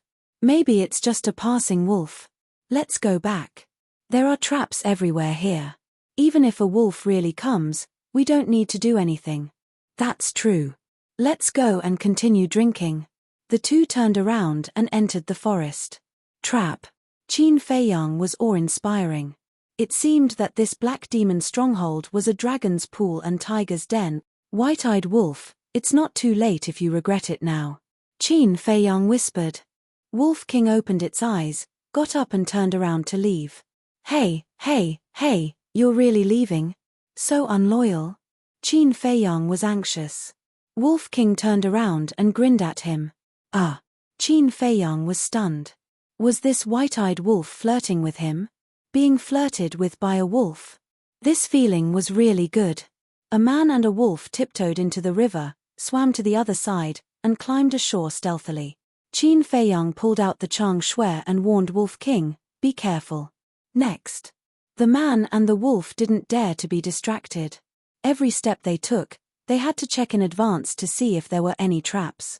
It could be said that they were treading on thin ice. Their hard work paid off, and they safely arrived at a wooden house. The wooden house was built with wooden sticks and was very simple. Even the candlelight inside could be seen. There was a burst of noise coming from inside. Qin Feiyang looked inside through a gap. It was the two people who were drinking inside. The strength of the people guarding here shouldn't be very good. Qin Feiyang secretly analyzed. Generally, they were small fries who didn't have the ability to carry out the task and were sent here to guard. So these two people were definitely weaker than the middle-aged man. At this point, Qin Feiyang gave the Wolf King, who was beside him, a meaningful glance. Then, he quietly walked towards the door. After arriving at the door, a man and a wolf looked at each other, and a cold light emerged in their eyes. Whoosh! The two rushed into the wooden house at the same time. Qin Feiyang's target was the man on the left. His big hand reached out like lightning. Like an iron clamp, he grabbed the man's neck tightly, preventing him from opening his mouth to report. Wolf King was extremely fierce. He directly pounced, opened his bloody mouth, and bit the throat of the man on the right. He died on the spot. He didn't even have time to scream. Qin Feiyang was also shocked and broke out in cold sweat. This white-eyed wolf was too fierce. If there was a time when he wasn't paying attention, she would bite his neck. He couldn't help but feel scared. As for the man whose throat was grabbed by Qin Feiyang, he was even more scared. Phew. Qin Feiyang secretly exhaled and asked, "Do you want to live?" The man nodded vigorously. "If you dare to make a sound, I'll crush your throat." Qin Feiyang's eyes flashed with killing intent. He loosened his grip slightly, and the man gasped for breath. Qin Feiyang said, "How many people are there in the Black Demon stronghold? How strong are they? What do you want to do?" The man looked at him in surprise. Qin Feiyang said, "It's none of your business. Tell me." Okay, I'll tell you. Help." The man nodded repeatedly, but suddenly shouted for help. But Qin Feiyang was already prepared. Just as the man opened his mouth, his big hand exerted force and directly crushed the man's throat. These people are indeed fugitives. Qin Feiyang was quite annoyed. He squatted on the ground and groped the two men. Hey! Suddenly, his eyes lit up. From the arms of the man on the left, he took out a map. Putting it in front of the candle and looking at it carefully for a while, Qin Feiyang was overjoyed. This was actually a map of traps. All the traps in this forest were clearly marked on it. At the same time, he was surprised again. There were too many traps in the forest. Without this map, he and Wolf King would not have been able to reach the Black Demon stronghold. It was probably because there were too many traps that this person had a map on him. White-eyed wolf, follow me closely, Qin Feiyang instructed, took the map, and soon arrived outside a stronghold. The two of them hid in a half-meter deep ditch, stuck their heads out, and scanned the stronghold. At this time, it was already midnight. The people of the Black Demon stronghold had already fallen asleep. It was quiet here. Only two middle-aged men stood upright on both sides of the gate, closely monitoring the surroundings. Above the gate, there was a torch that shone in all directions. The two of them were topless, and there were a few hideous scars on their bodies, emitting a fierce aura. There are so many traps, and they still let people guard here. The people of the Black Demon stronghold are really cautious. Qin Feiyang frowned and asked in a low voice, "White-eyed wolf, Are you confident that you can get rid of them in one fell swoop? Wolf King shook his head. The strength of the two seems to be very strong, Qin Feiyang muttered, looking at the dagger Chang Shui in his hand. This dagger could cut iron like mud. If it was a surprise attack, it should be able to get rid of the two people. White-eyed wolf, go and distract one of them, Qin Feiyang whispered. Wolf King slowly crawled to the other side, rubbing against a tree as thick as an arm. Soon, the two middle-aged men noticed the movement there. The man on the right wondered, why is that tree shaking? Go and take a look. The man on the left nodded and walked towards the tree. Seeing this, Wolf King hurriedly retreated, got into a lush bush, and then closed his eyes. At the same time, Qin Feiyang picked up a fist-sized stone at his feet, and then gently threw it. It landed in the grass 1 meter away, making a slight sound. Chapter 13. Qin Feiyang held his breath and stared at the big man through the gaps between the weeds. But the result was beyond his expectations. The big man did not come to check. What should I do? Qin Feiyang was burning with anxiety. Suddenly, his eyes lit up. He took out the iron box given to him by Wolf King, took out a bone replenishing pill, and placed it on the grass above. I don't believe that you won't be fooled this time. Qin Feiyang sneered. In this world, what was the most tempting thing? It was none other than the pill. The fragrance of the medicine quickly drifted in this place. Why is there the smell of the pill? After smelling the medicine, the big man was suddenly surprised. He sniffed hard and walked towards Qin Feiyang step by step. It's really a pill. It seems to be a bone replenishing pill. This time I'm rich. When he saw the bone replenishing pill on the grass, the big man was wild with joy and reached out to grab it. He had never thought about why the pill would be here. At this time, Qin Feiyang jumped up like a poisonous snake hidden in the dark. The dagger Chang Shui showed its sharpness and instantly cut the big man's throat. Blood spurted out. At the same time, he stretched out his left hand, covered the big man's mouth and dragged him into the deep ditch. In less than 3 breaths, the big man breathed his last and fell to the ground dead. Before he died, he stared at Qin Feiyang, his eyes full of disbelief. Qin Feiyang's eyes lit up. This dagger Chang Shui was more terrifying than he imagined. He restrained his mind, quickly took off the big man's clothes, wiped the blood on the grass, and tidied up the grass a little. Although there were still some obvious traces, it was late at night. As long as one did not look carefully, they would not notice. As for the smell of blood, the medicinal fragrance of the bone replenishing pill was enough to cover it up. Qin Feiyang placed the bone replenishing pill in a slightly conspicuous place and continued to hide in the deep trench, waiting for another big man to take the bait. The middle-aged man walked under the tree and scanned the surroundings. He didn't find anything out of the ordinary, so he went back the way he came with a trace of doubt. When he returned to the gate of the stronghold and saw that his companions had disappeared, he did not suspect anything and thought that they had gone to the latrine. A medicinal fragrance. Very soon, he also smelled the medicinal fragrance. A trace of suspicion crept into his eyes as he walked towards the direction of the medicinal fragrance. As expected, he was killed by Qin Feiyang's sneak attack. Using weeds and dead leaves to cover up the 2 corpses, Qin Feiyang put away the bone replenishing pills and ran towards the tree. White-eyed wolf, you can come out now, Qin Feiyang shouted in a low voice. Wolf King opened his eyes and walked out of the bushes with a questioning look in his eyes. Don't worry, it's all settled. Next, we'll give the people of the Black Demon stronghold a profound lesson. Qin Feiyang's eyes flashed with a cold light. Wolf King looked at him suspiciously. Qin Feiyang said, do you see that torch? This stronghold is all made of wood. As long as there's a little fire, the whole stronghold will soon be set ablaze. I'll also let them have a taste of being burned by fire. Wolf King's pupils constricted. This human was even more ferocious than it. Let's go, Qin Feiyang shouted, turned around and ran to the gate of the stronghold. He found a wooden stick as thick as an arm and quickly made a torch with weeds and dead branches. This torch is for you. He handed the torch to Wolf King. Wolf King bit it. Qin Feiyang leaped up and pulled out the torch stuck on top of the stronghold's gate. He lit the torch held by the Wolf King and said in a low voice, "We'll split up, we'll meet behind the stronghold later." A man and a wolf rushed into the stronghold at the same time, looking for flammable objects. In less than 10 breaths, in the stronghold, the flames were monstrous.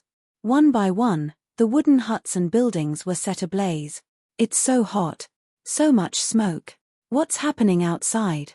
The people of the Black Demon stronghold woke up from their sleep one after another.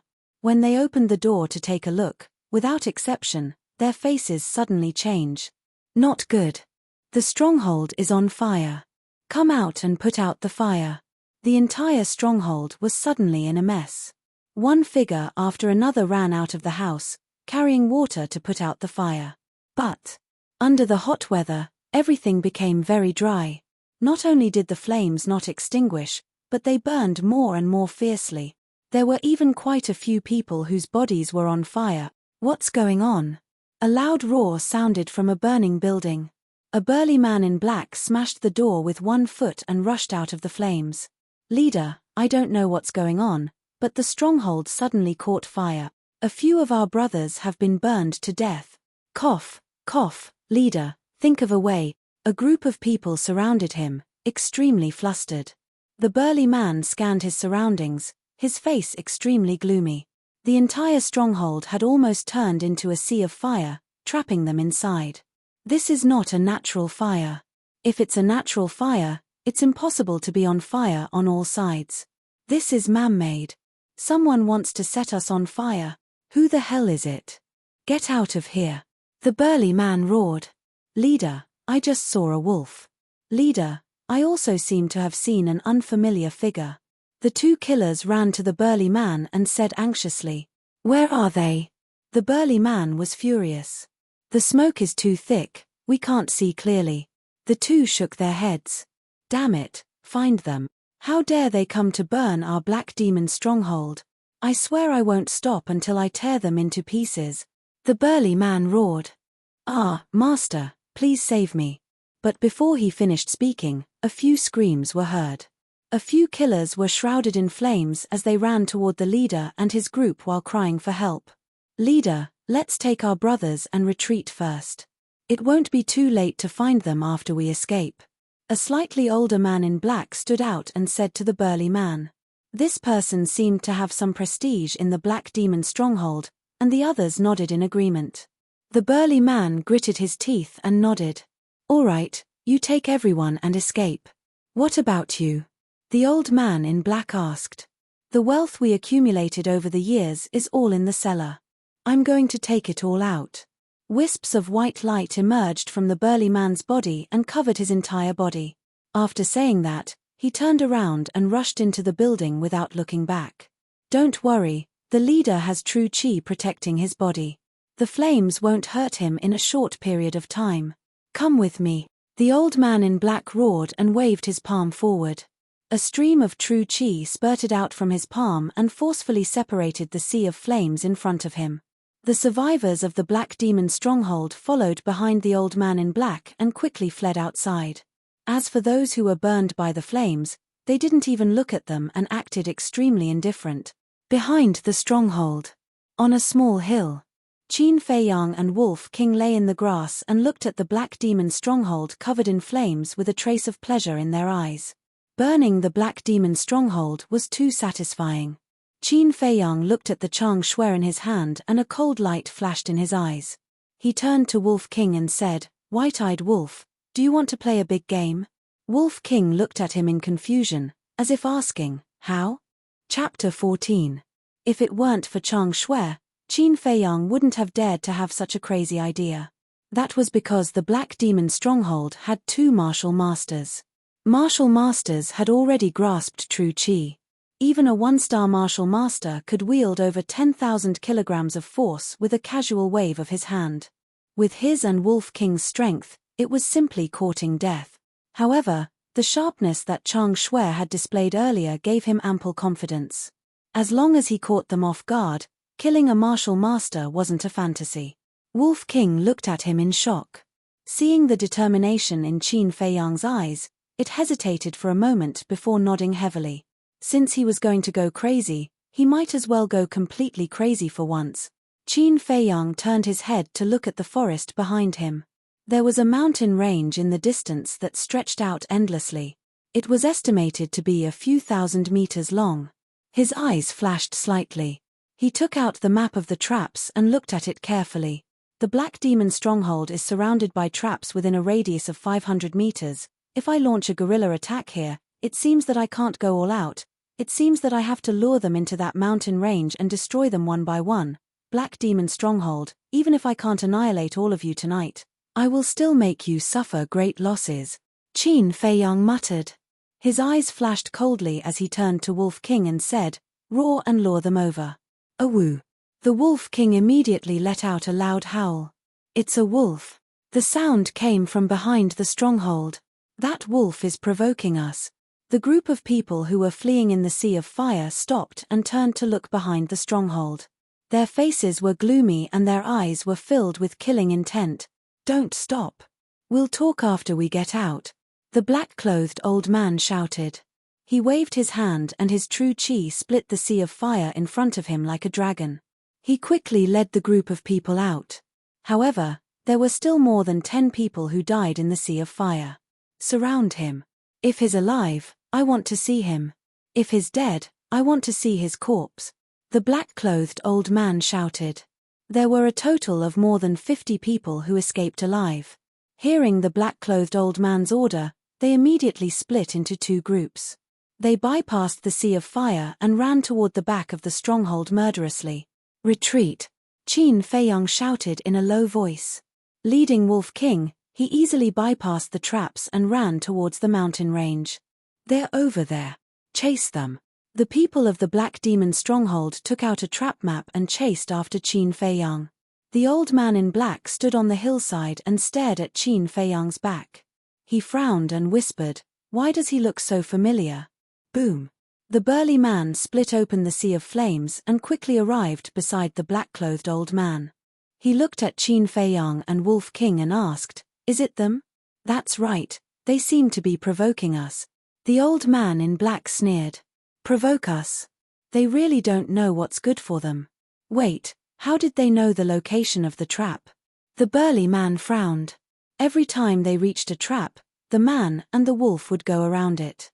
It was as if they knew the traps like the back of their hands. If I'm not wrong, the 2 sentries have been killed by them.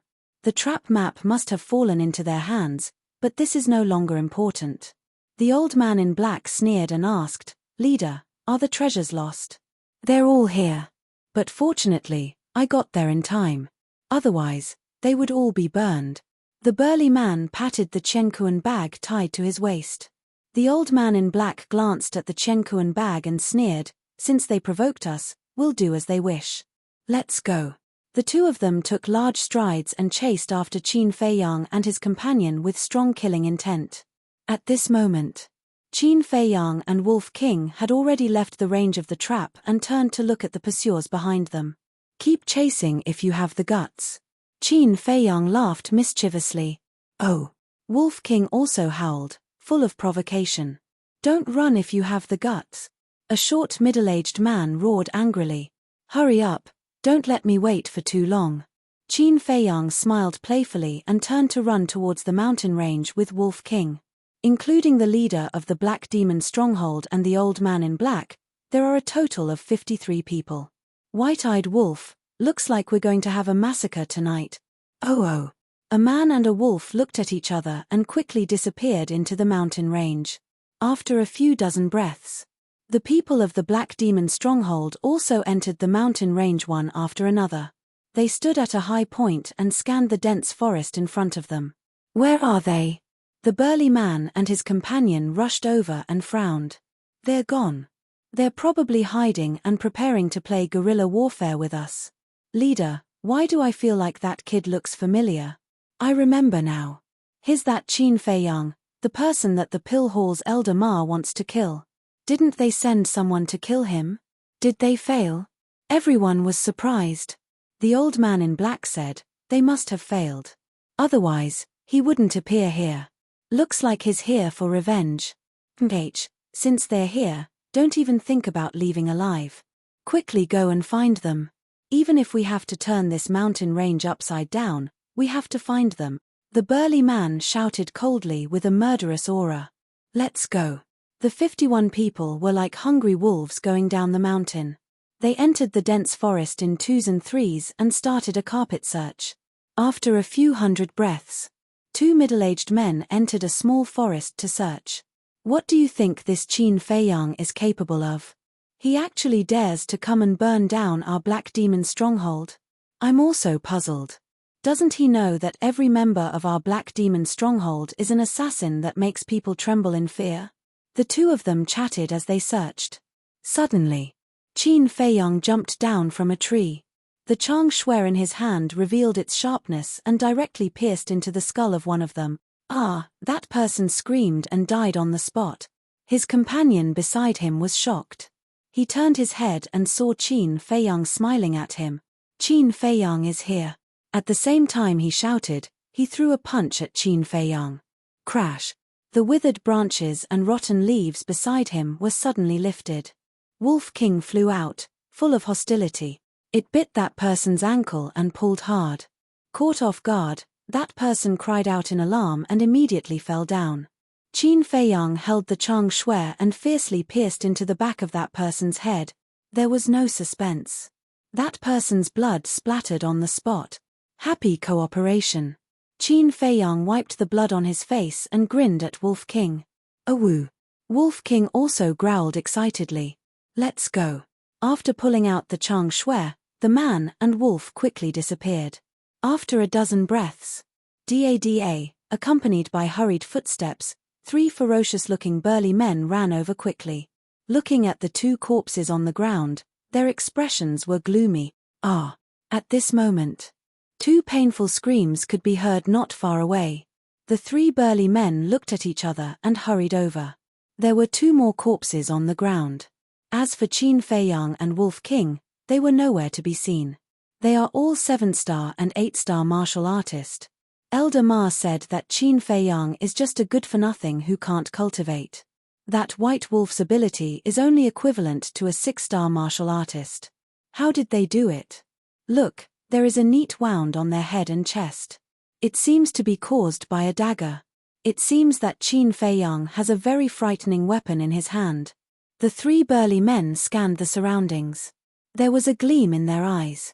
That was greed. However, they did not notice that the withered leaves under the 2 corpses were moving.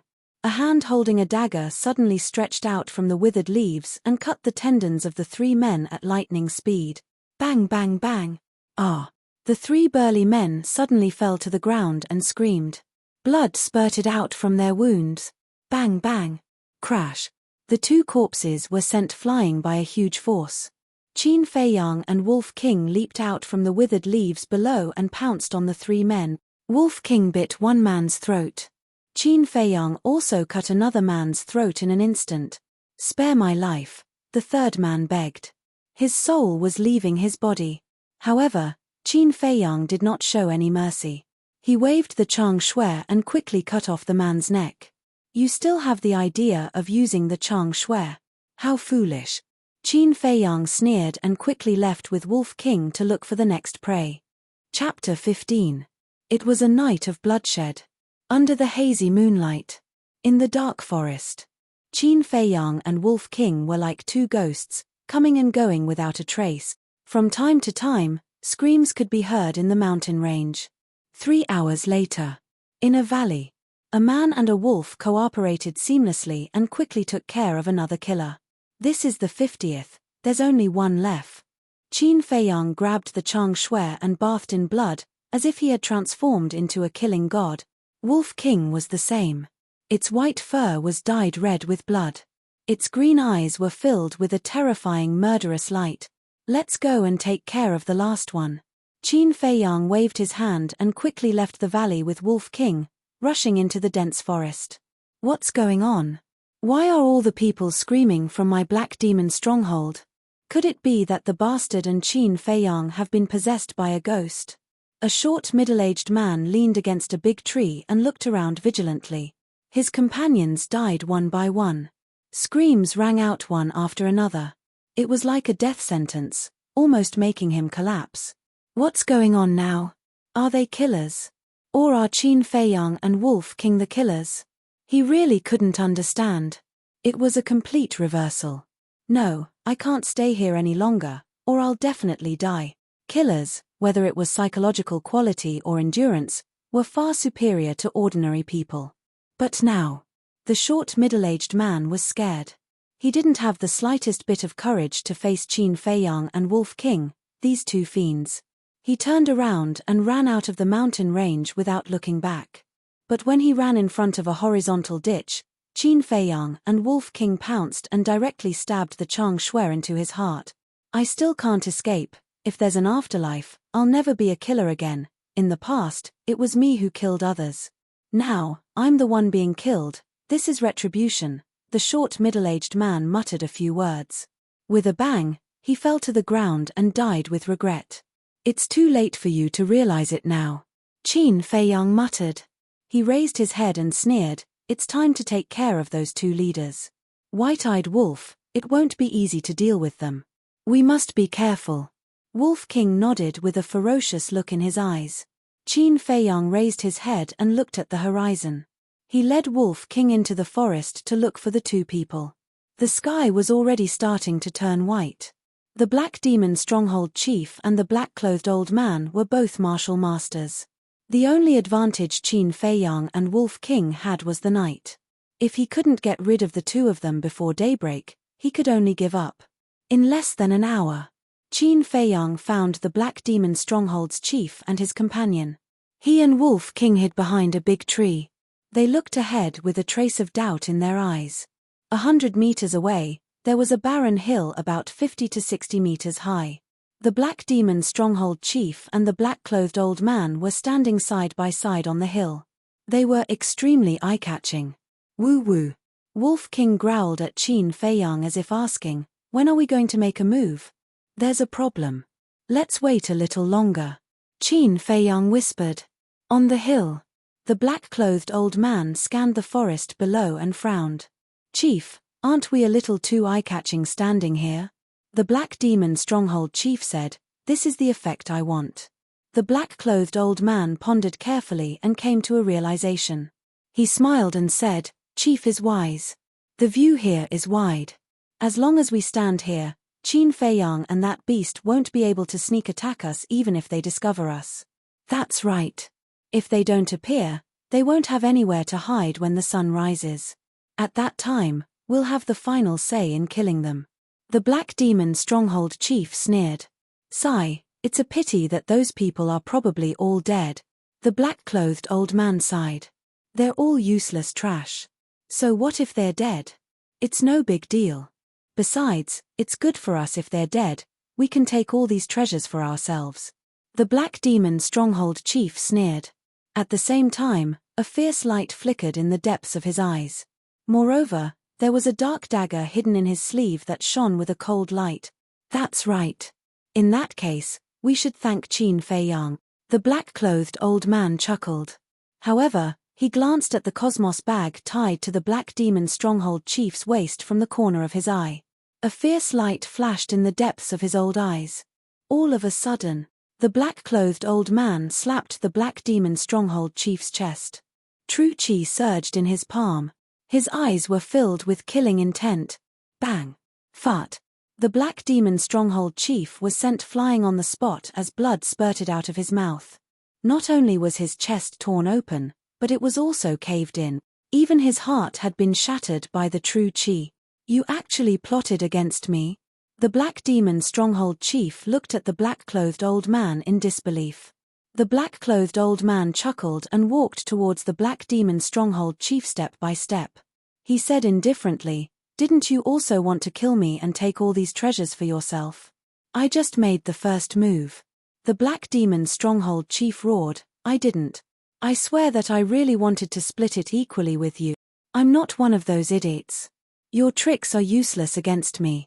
Besides, we've been together for so many years. Who knows you better than me? I can guess what you're thinking. You used Qin Feiyang and that beast to get rid of everyone. You said that you wanted to split the treasures equally with me, but in reality, you already wanted to kill me.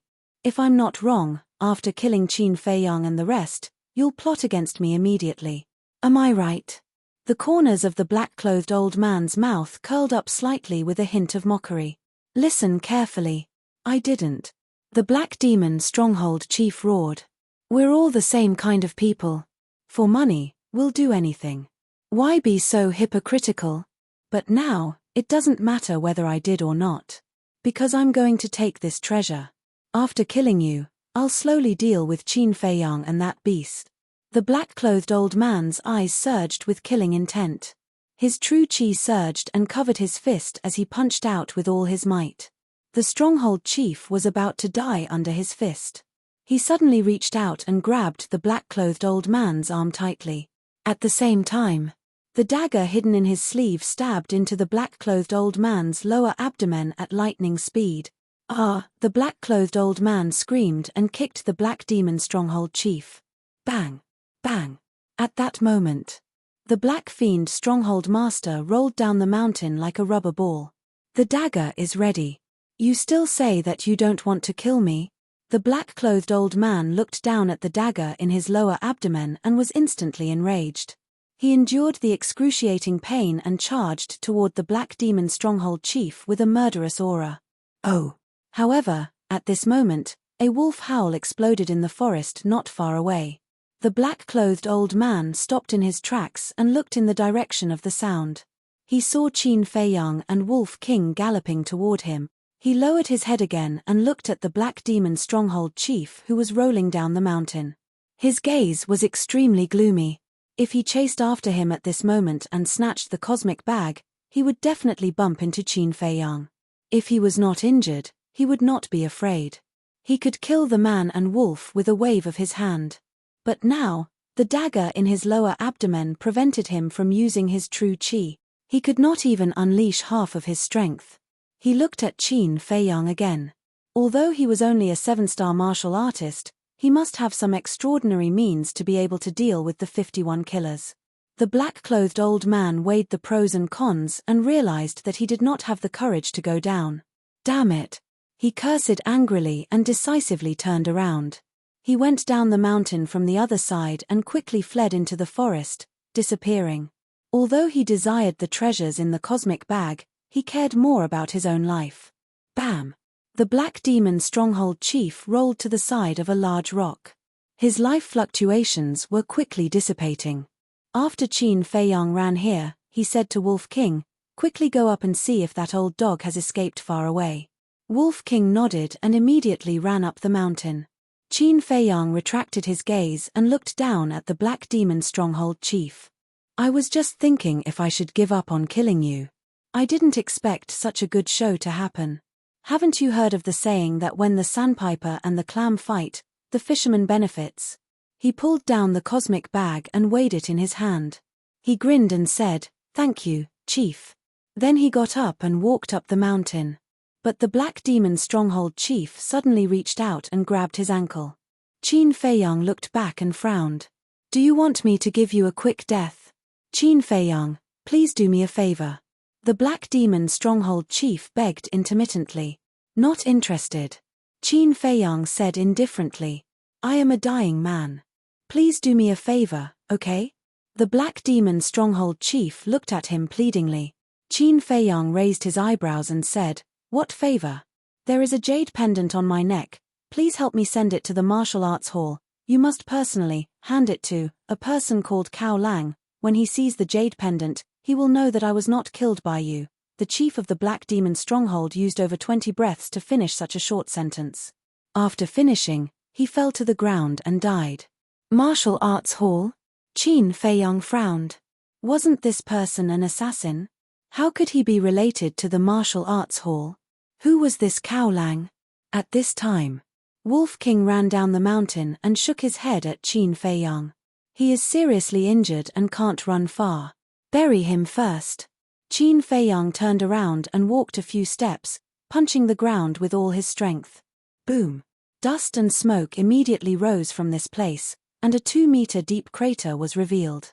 Then, Qin Feiyang came to the Black Demon stronghold chief side and pulled open his clothes. There was really a jade pendant hanging on his neck. The jade pendant was dark green and looked simple and unadorned. It didn't look like a treasure. He grabbed the jade pendant and pulled it off. He looked at it in front of his eyes for a while, but he still couldn't figure it out. He put it in his trouser pocket, picked up the Black Demon stronghold chief's body, and put it in the deep pit. Alas, don't be an assassin in the next life. Qin Feiyang sighed. This incident gave him a great feeling. People's hearts were really sinister. From this, he also came to a conclusion. Never trust an assassin, let alone be friends with an assassin. Because it was self-destruction. Chapter 16. After burying the leader of the Black Demon stronghold, Qin Feiyang continued to pursue the black-clothed old man. The wolf's eyesight and sense of smell naturally surpassed that of humans. Especially when it came to blood, wolves were the most sensitive. The black-clothed old man was bleeding all the way. Wolf King smelled the smell of blood and followed the trail with Qin Feiyang. The Black Demon stronghold had been burned to ashes.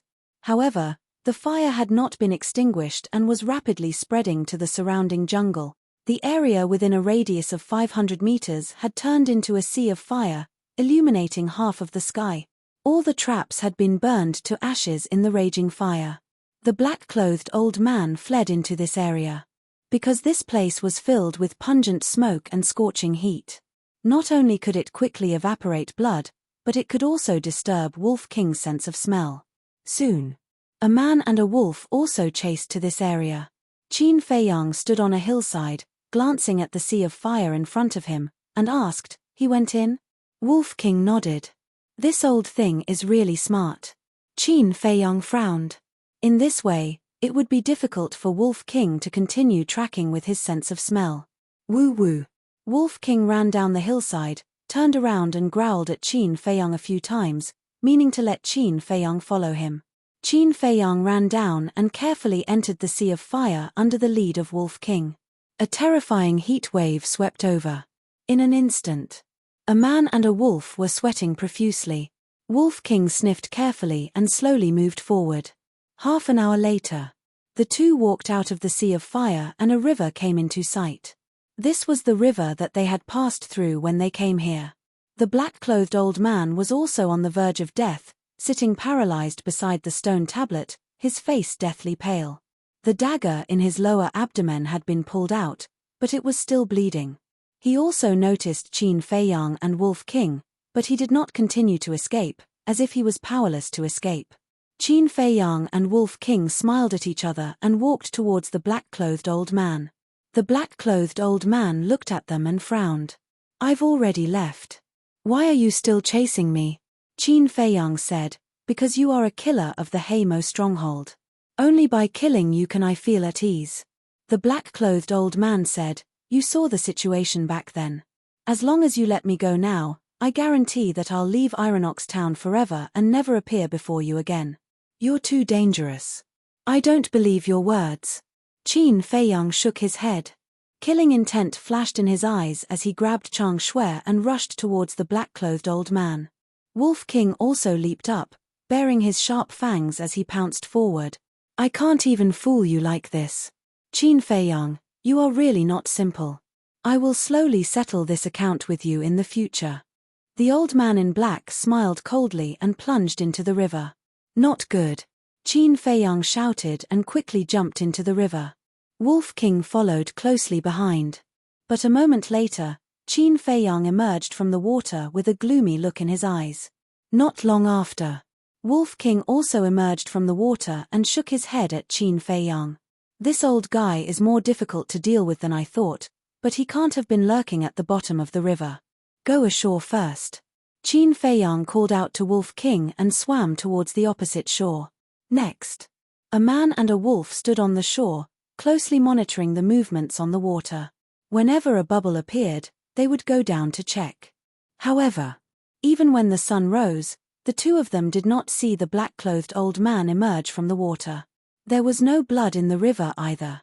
Plus, the water was flowing, so Wolf King had no way to track him. "Awoo." Wolf King looked at Qin Feiyang and growled, as if asking what to do. Qin Feiyang's eyes flickered. If this person had drowned, he would have definitely surfaced. But until now, this person had not appeared, so there was only one explanation: he had already escaped. But he was very puzzled. How did this person escape? Phew. He let out a long breath, looked down at Wolf King, and said with a smile, "If I meet him in the future, I will take care of him slowly." When he came, he only intended to teach the Black Demon stronghold a lesson. But now, except for the black-clothed old man, all of them were annihilated. He was still very satisfied with this result. Wolf King grinned, as if to say that this experience was really exciting. Qin Feiyang shook his head and laughed, cleaned the chang shui, put it in the wooden sheath, and then took out the chenkuan bag. The treasures in this chenkuan bag were the biggest harvest this time. However, when he checked the chenkuan bag, he suddenly froze in place. Wolf King looked at him suspiciously. Qin Feiyang did not explain, squatted on the ground, and poured out all the gold coins in the chenkuan bag. After carefully counting, there were only 100 gold coins. What's going on? How can an assassin organization that has been famous for many years only have so few gold coins? Qin Feiyang frowned. Wolf King was also very puzzled. Logically speaking, the treasures accumulated by the Black Demon stronghold should not only have a large number of gold coins, but also pills, weapons, martial arts, and so on. But there was nothing in this chenkuan bag. So shabby. Was it still an assassin organization? No. The black-clothed old man and the Black Demon stronghold's leader would not kill each other because of these 100 gold coins. There must be other treasures, but they were not put into this chenkuan bag. Qin Feiyang said, "White-eyed wolf, let's go to the Black Demon stronghold to look again." Wolf King nodded. Qin Feiyang quickly put the 100 gold coins into the chenkuan bag, tied it to his waist, and then crossed the river, dodged the sea of fire, and entered the ruins of the Black Demon stronghold to search carefully. But after searching for half an hour, he found nothing. There must be more treasures, but they are hidden in places we don't know. Qin Feiyang whispered. Suddenly, he took out the jade pendant given to him by the Black Demon stronghold's leader. After looking at it for a moment, he frowned. Could it be that this is a key? Cao Lang, he pondered for a moment, and the corner of his mouth slightly raised. Whether or not there were treasures, whether or not the jade pendant was a key, he had to be careful. A man and a wolf went back the way they came. When they were about to reach home, Qin Feiyang invited Wolf King again, but Wolf King refused. It also did not ask for gold coins. Thus, the two went their separate ways. Uncle Yuan had already buried White Wolf and Lin Guo's corpses. Qin Feiyang went back to report that he was safe, and then went to Iron Ox Town without stopping. He naturally went to buy body-tempering pills. Although he only got 100 gold coins, there was no doubt that this was a huge treasure for Qin Feiyang, enough for him to step into the martial master realm. And pills were not only available in the pill hall. There was another place that also had a lot of pills, and that was the Precious Treasure Pavilion. The Precious Treasure Pavilion was an independent force. Even the pill hall did not dare to offend them. Because the pill hall needed the Precious Treasure Pavilion to sell their pills at a high price. Moreover, the things in the Precious Treasure Pavilion were definitely not fake. It was just that the price was higher than the market price. In the past 5 years, Qin Feiyang also went to the Precious Treasure Pavilion, but the high price of the marrow cleansing pill made him stop. Of course. He was also humiliated by the staff of the Precious Treasure Pavilion. At this moment, the sun was high up in the sky. Most of the people in the town were at home. Thus, there were very few people on the street. However, when everyone saw Qin Feiyang, they were all astonished. The news of Qin Feiyang rolling down the stone stairs of the pill hall had already spread throughout the Iron Ox Town. Everyone thought that he would need to rest for at least 1 or 2 months. But they did not expect that he would come back to the town in just 2 or 3 days. Moreover, the sickly look on his face was gone. His face was rosy, and his steps were steady and powerful. He looked stronger and more energetic than before. Could it be that after that serious injury, his illness has gotten better? Everyone felt strange. But Qin Feiyang's expression was calm, and he did not feel uncomfortable at all. He first went to a clothing store and bought a few sets of clothes. They were made of the most common cloth, linen. Although he had money now, there were too many things that he would need money for in the future. So, he had to use it sparingly. Moreover, after 5 years of training, he did not care too much about his appearance.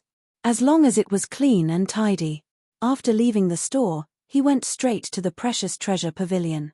The Precious Treasure Pavilion was located in the south of the town. Because of the hot weather, there were very few people here. There were even some staff members who were lying on the counter, dozing off. When Qin Feiyang walked into the Precious Treasure Pavilion, a few staff members immediately stood up to welcome him. But when they saw that it was Qin Feiyang, they retreated angrily. The disdain in their eyes was not concealed at all. Qin Feiyang had long been accustomed to this kind of attitude. He didn't care. He glanced around, and his eyes suddenly locked on a certain place. In front of the counter over there, a man and a woman stood. They seemed to be selecting something. The staff was smiling and entertaining them warmly. The two had their backs facing Qin Feiyang. But Qin Feiyang recognized the girl at a glance. Who was she? The weather is so hot. What are you doing out here? Qin Feiyang walked over with a smile. That's right. The girl was Lin Yi. Its brother Feiyang. There was a hint of joy in Lin Yi's eyes. She turned to look at Qin Feiyang and was about to run over. But the boy next to her suddenly grabbed her, leaned close to Lin Yi's ear, and whispered, "Don't forget Uncle Lin's words." Lin Yi's delicate body trembled. She lowered her head immediately, and her cheeks were a little pale. Qin Feiyang frowned, walked to Lin Yi, and smiled. What's wrong with you? Are you feeling uncomfortable? Is fine. You don't have to worry about her. The boy stood in front of and looked at Qin Feiyang disdainfully. Who are you? Qin Feiyang frowned. The boy said, "You are not qualified to know who I am. This is not a place where you should be. Get out of here." Qin Feiyang raised his eyebrows. He was about to say something. But at this time, Lin Yi said, "Qin Feiyang, you go. From now on, let's not meet again." But when she said this, her eyes were filled with a layer of mist. Qin Feiyang's body stiffened. He found it hard to believe that this girl, who did not hesitate to be scolded by her father to steal medicinal pills for him, would say such words to him at this moment. He looked at the boy and said in a deep voice, "Get out of my way." The boy pursed his lips with a hint of sarcasm and said, "If I don't let you go, what can you do?" Not only did the staff of Treasure Pavilion not come up to persuade, but they all folded their hands, ready to watch a good show. Chapter 17. Qin Feiyang's face was gloomy. He stared at the young man with cold eyes. "Okay, I will step aside." The young man stepped aside, crossed his arms in front of his chest, and smirked. It was obvious. He didn't step aside because he was afraid of Qin Feiyang. Qin Feiyang wasn't in the mood to care so much now. He looked at Lin Yi and said, "Look up at my eyes and tell me why." Lin Yi didn't look up. But tears burst out of her eyes. Qin Feiyang said, "Did your father force you?" Lin Yi still didn't say a word. Qin Feiyang yelled, "I asked you to look at me. Didn't you hear me?" The young man chuckled and said, You have told him clearly. Let him give up completely so that he won't continue to pester you in the future." "You shut up." Qin Feiyang turned his head to look at the young man. His eyes were gloomy and terrifying. He had basically seen all the people in Iron Bull Town, but he had no impression of this young man in his mind. Is this person not from Iron Bull Town? But facing Qin Feiyang's terrifying eyes, the young man shrugged his shoulders with an indifferent attitude. It seemed that he didn't put Qin Feiyang in his eyes at all. "Qin Feiyang." Lin Yi suddenly spoke, wiped away her tears, and looked up at Qin Feiyang. Qin Feiyang looked at her. At the moment when their eyes met, Qin Feiyang's heart inexplicably hurt.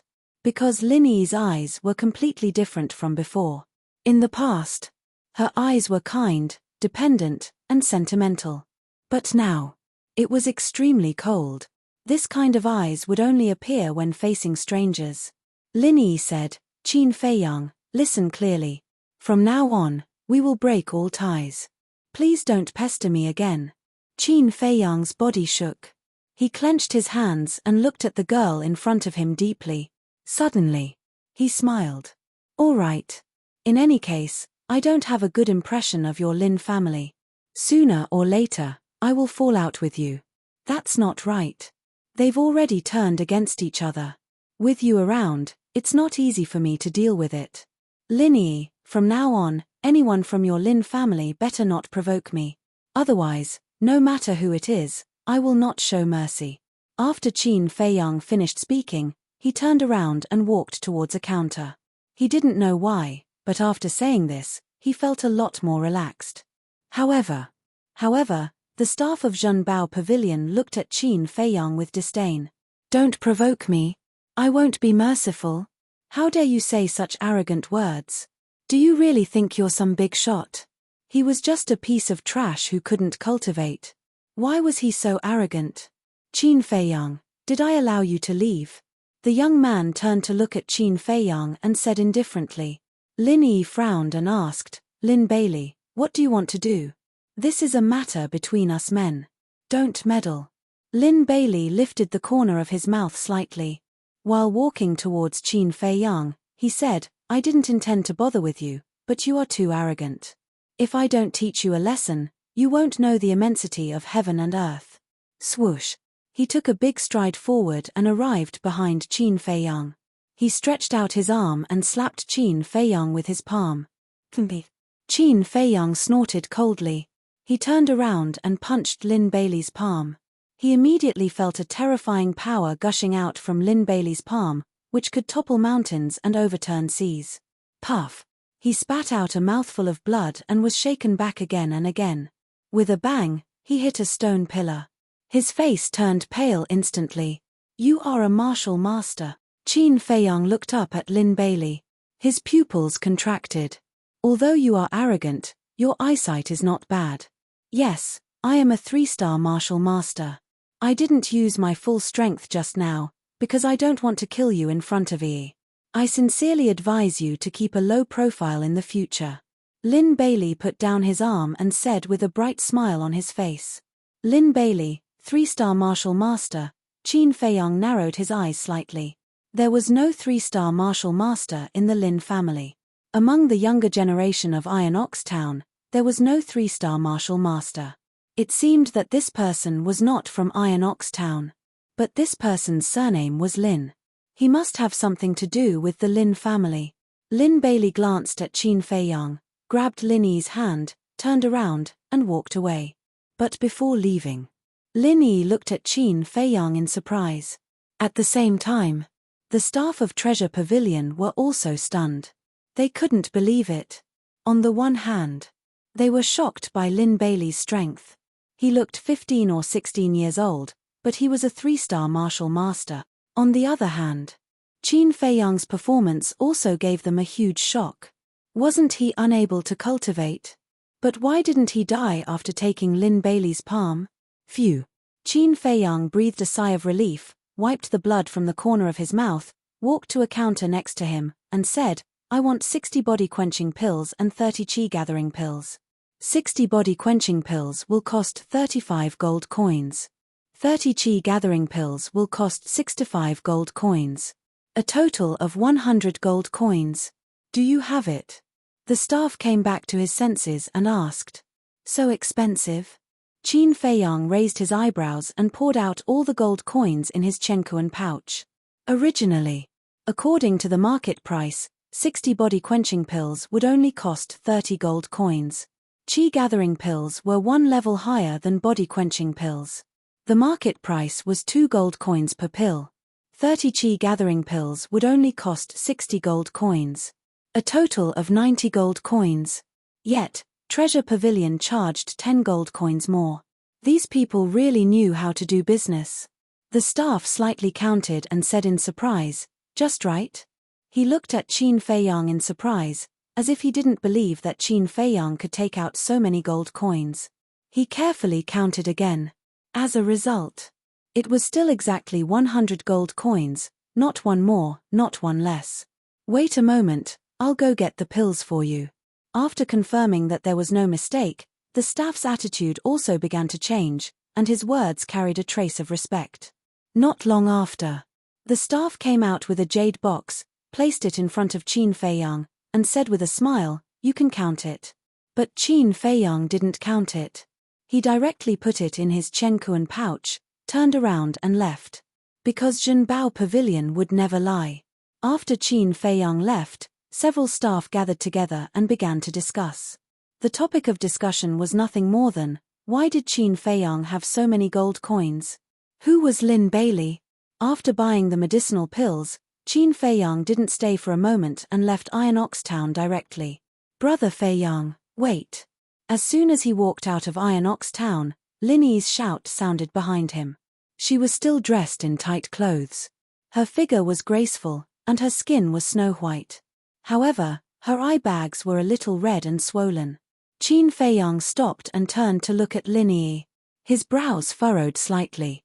Lin Yi ran to him. Without saying a word, she took out a Chenkuan pouch from her arms and stuffed it into Qin Feiyang's hand. She said, "Brother Feiyang, you must live well." Without waiting for Qin Feiyang to react, she turned around and ran into Iron Ox Town without looking back, disappearing at the end of the street. But as she turned around, 2 drops of tears fell on a blade of grass. What happened? Qin Feiyang was stunned. "Qin Feiyang, you are really bold." Suddenly, another shout was heard.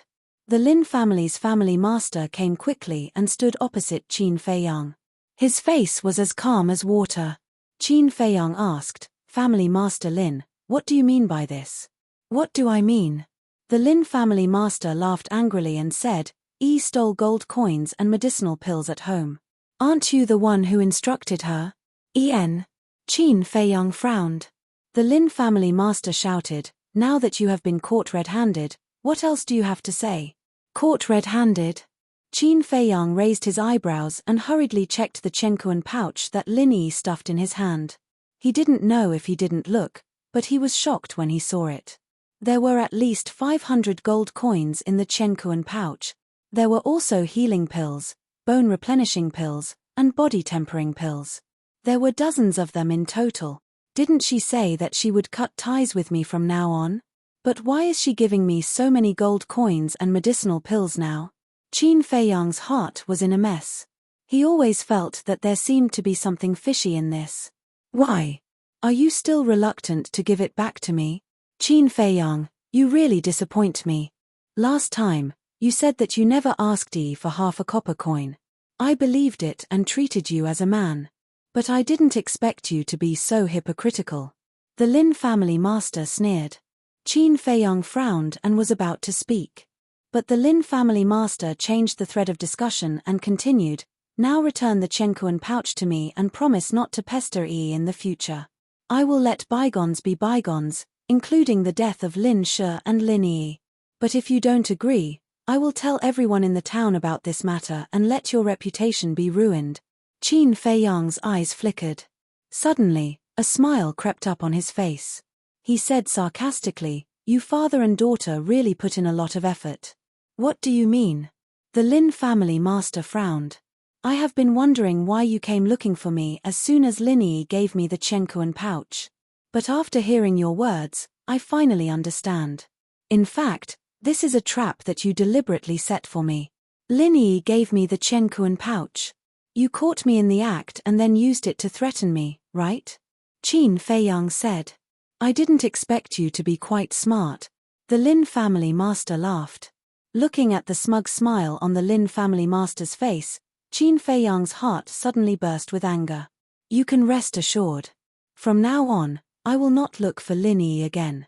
I don't care about the things in this Chenkuan pouch. But I advise you to leave some leeway for everything. Don't cut off your own escape route."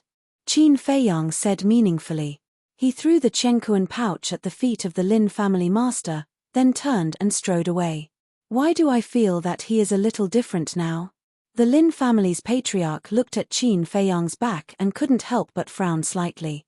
He is now a 7-star martial artist. Of course, he is different from before. A chuckle sounded. Lin Bailey walked out from behind a big tree and walked to the Lin family master with a faint smile. 7-star martial artists. The Lin family master was shocked, then smiled disdainfully and said, He is only a 7-star martial artist at the age of 15. His future achievements will be limited. Young Master Lin, thank you for helping me with the plan. I believe that after this incident, Qin Feiyang will definitely not dare to pester Yi again. Lin Bailey said, you are also a member of my Lin family. I naturally have to help you. But if Yi knows what we have done, she will be very sad and even hate us. The Lin family master smiled and said, aren't we doing this for her own good? That's true. Lin Bailey smiled and turned to walk toward the town. Qin Feiyang, even if you can cultivate now, you are not qualified to touch my daughter. Chapter 18. Back home. Qin Feiyang scanned the surroundings and saw Uncle Yuan sitting in a shady spot by the lakeside fishing. He sorted out his emotions, walked over with a smile, and asked, Uncle Yuan, did you get anything? Uncle Yuan smiled and said, I don't know why. The fish always don't take the bait. Qin Feiyang said, then don't fish anymore. I will go and smoke the black bull that I brought back last night. It will be enough for us to eat for a while. No need. You go and do your own thing. Uncle Yuan smiled and turned to look at Qin Feiyang. He asked, Feiyang, do you have something on your mind? No. Qin Feiyang shook his head. Uncle Yuan said, silly boy, Uncle Yuan watched you grow up. Can you hide anything from Uncle Yuan? Qin Feiyang scratched his head and briefly explained Lin Yi's matter. Uncle Yuan was silent for a moment and smiled. Uncle Yuan will not intervene in this matter. You can do as you see fit. Uncle Yuan will only say that you can't just look at the surface. Qin Feiyang said, Uncle Yuan means that Lin Yi has difficulties? This, Uncle Yuan doesn't know. You have to judge and discover it yourself. Yuan Bo said with a smile without even turning his head. Some things couldn't be explained directly. Qin Feiyang needed to figure it out slowly. Otherwise, he would develop a sense of dependence. Qin Feiyang pondered for a while and took a deep breath. No matter what he did, he needed to be strong. So instead of guessing here, it was better to make himself stronger as soon as possible. Qin Feiyang was about to go into seclusion, but when he turned around, he remembered that the small wooden building had been burned to ashes. He glanced at the ruins and wondered, Uncle Yuan, why don't you rebuild the wooden building? Uncle Yuan smiled and said, it's not necessary because you will leave Iron Bull Town soon. Leave? Qin Feiyang was taken aback. Uncle Yuan did not explain. He smiled and said, if you want to cultivate, you can find a place. Feiyang, your 15th birthday is in 2 days. What gift do you want? Qin Feiyang said, whatever Uncle Yuan gives me, I'll take. Hee hee.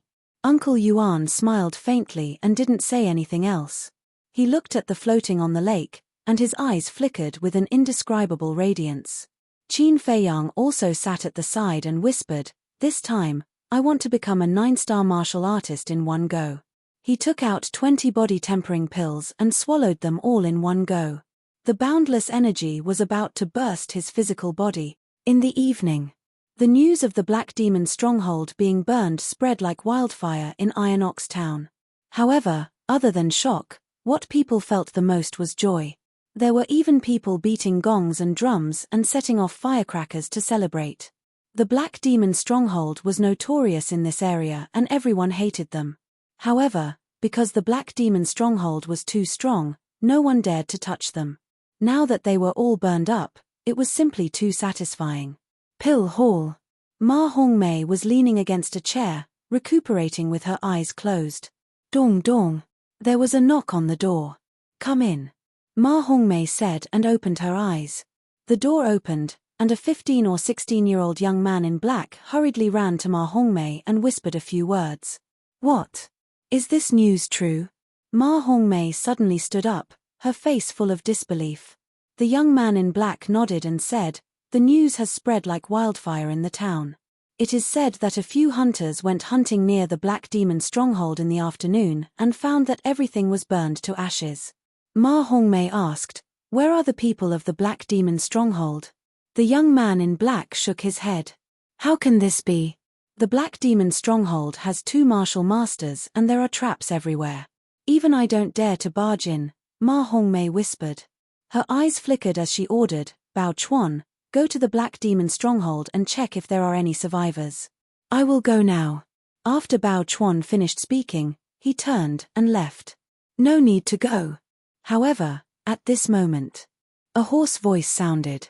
Following closely, an old man dressed in black staggered into the main hall. His old face was pale and there was a knife wound on his lower abdomen that was oozing blood. Xiong Wu. Ma Hongmei's body trembled and she hurriedly said, Bao Chuan, quickly support him. Bao Chuan ran up and supported the old man in black to sit on a chair. Ma Hongmei strode to the old man in black and took out a healing pill for Bao Chuan to consume. After the old man in black consumed the healing pill, Ma Hongmei asked anxiously, Xiong Wu, what is going on? It's Qin Feiyang. He and a white wolf sneaked into the Black Demon stronghold in the middle of the night and killed everyone. The stronghold master also died in their hands, the old man in black said intermittently. What? How is that possible? Ma Hongmei and her master's expressions changed. It's absolutely true, the old man in black said word by word, his old eyes filled with hatred. Ma Hongmei was dumbfounded and in disbelief. Bao Chuan asked, Shizuan, do you think this Qin Feiyang is usually putting on an act? Ma Hongmei shook her head and said, impossible. In these 5 years, he came to the pill hall countless times to ask for the marrow cleansing pill. So, I know him very well. He's definitely not pretending. There's only one explanation. His illness has been cured. He even dared to burn down the Black Demon stronghold. Master, this person must not be left alive. Bao Chuan's eyes flashed with killing intent. Ma Hongmei naturally knew this better than anyone else. As long as Qin Feiyang rose, he would make a move on her sooner or later. Take some men with you and bring me his head. Ma Hongmei ordered. Yes. Bao Chuan bowed and replied. Wait. The old man in black reached out his hand to stop her and smiled coldly. I have a way to get rid of Qin Feiyang without Elder Ma personally. What way? Ma Hongmei asked hurriedly. It was best if she didn't have to do it personally.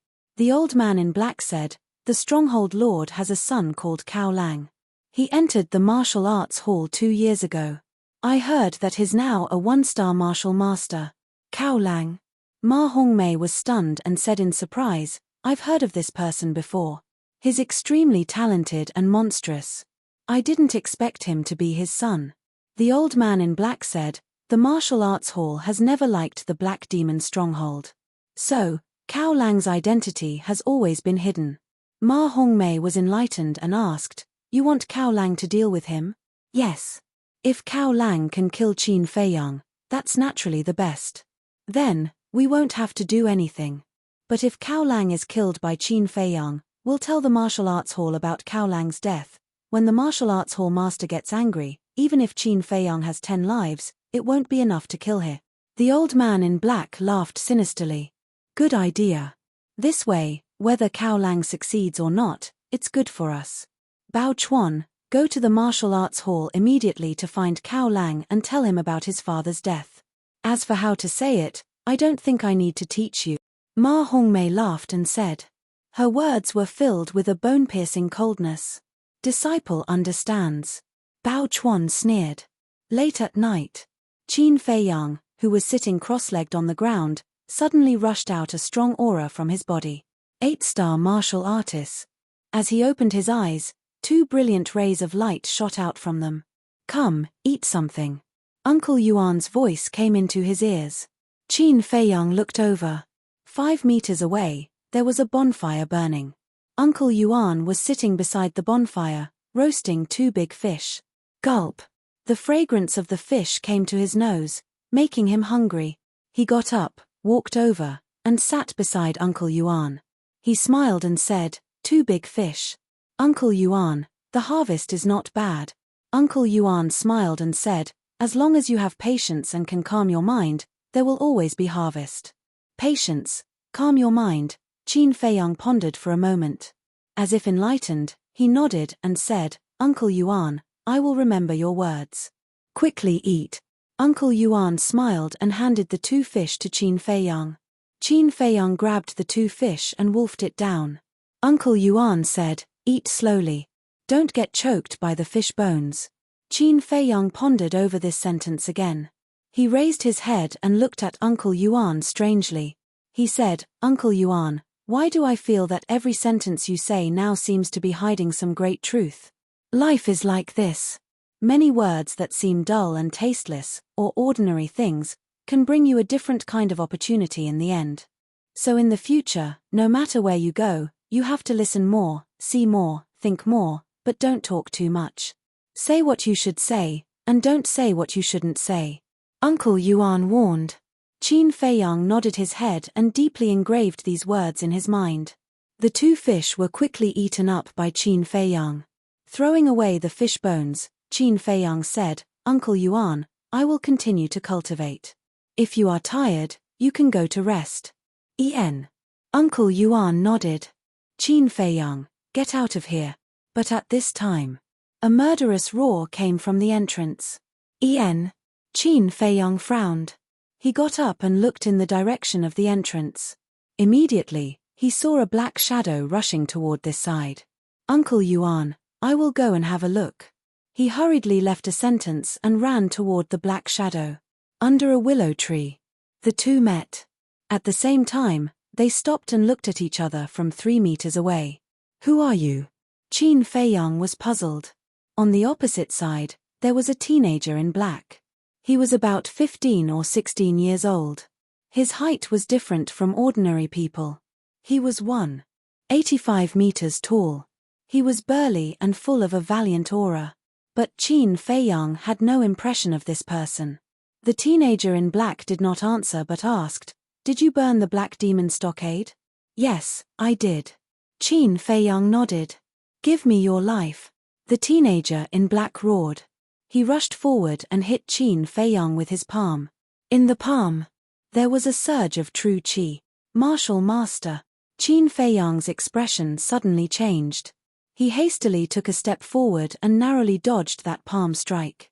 He shouted, "Can't you say it clearly before making a move? The hatred of killing my father is irreconcilable.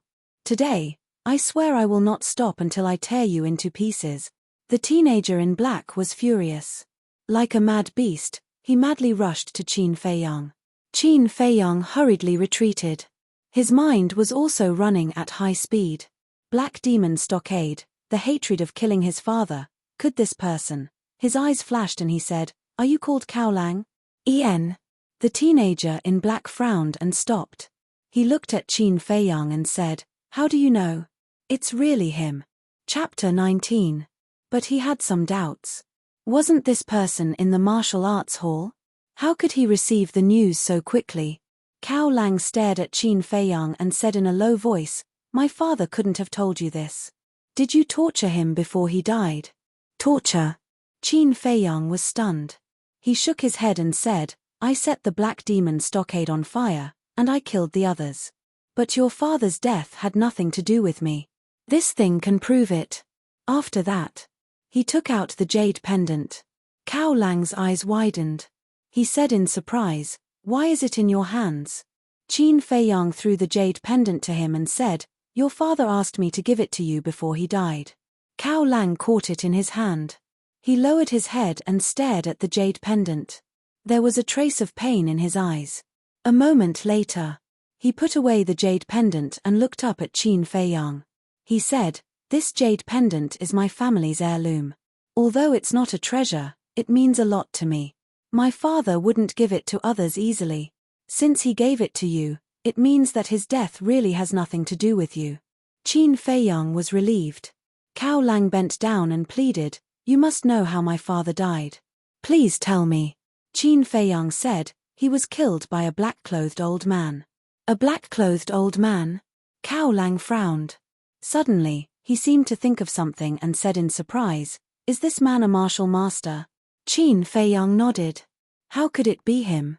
Cao Lang's body shook and his face turned pale. Qin Feiyang asked, "Do you know him?" "Of course I do.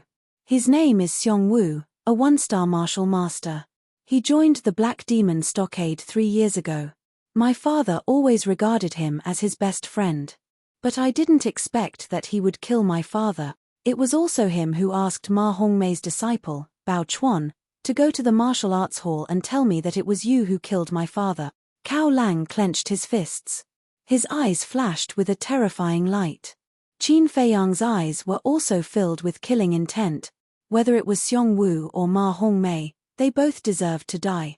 Cao Lang suddenly said, Qin Feiyang, how about we join forces to kill Xiong Wu? That's what I was thinking. Qin Feiyang smiled. It could be said that the two of them were in agreement. Qin Feiyang ran back and informed Uncle Yuan before sprinting towards Iron Ox Town with Cao Lang. Along the way, the two of them had a discussion. Half an hour later, the two of them walked out of the forest and stood on top of a large rock. They gazed at Iron Ox Town in the dark night, and their eyes emitted an intense cold light. Let's follow the plan. Oh right, do you have any weapons? Cao Lang asked. I used to have a dagger, but I accidentally lost it. Qin Feiyang smiled. Cao Lang thought for a moment and took out a pitch-black dagger from his Chenkuan bag. He handed it to Qin Feiyang and said, this dagger is made of high-quality black iron. It can break through the defense of a 2-star martial master. Later, you can use it to sneak attack Xiong Wu. Qin Feiyang nodded and grasped it in his hand. Cao Lang then turned around and ran towards the town without looking back. Is that jade pendant really just a family heirloom? Qin Feiyang looked at the figure gradually disappearing into the night.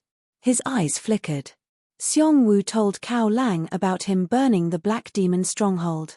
He should also tell Cao Lang about him getting the treasure of the Black Demon stronghold. But from the beginning to the end, Cao Lang didn't even mention this treasure. Obviously, this didn't make sense. It seems that I have to hold back. Qin Feiyang glanced around, turned around and ran into the forest behind him. After a while, he found a pig and finished it off cleanly and neatly. But not for food. He needed the pig's blood. Clang. He grabbed the dagger and peeled off a piece of fur from the pig's body. Then, he quickly made a blood bag with this piece of fur and put it on his chest. Everything was ready. Qin Feiyang returned to the big stone again and hid the Chenkuan bag under a small tree. Then, he hid in a patch of weeds and waited for Cao Lang to lure Xiong Wu over. Time passed breath by breath.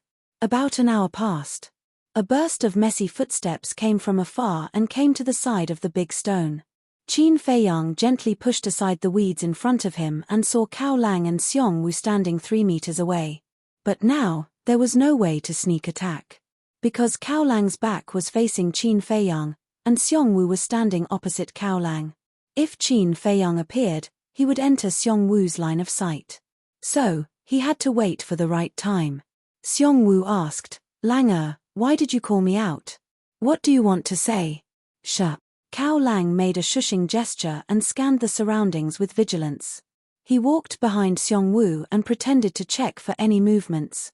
In fact, he was changing his position to create a good opportunity for Qin Feiyang to sneak attack. Sure enough. Xiong Wu also turned around and looked at Cao Lang suspiciously. In this way. Now Xiong Wu's back was facing Qin Feiyang. Seeing that his goal had been achieved, Cao Lang did not continue to pretend.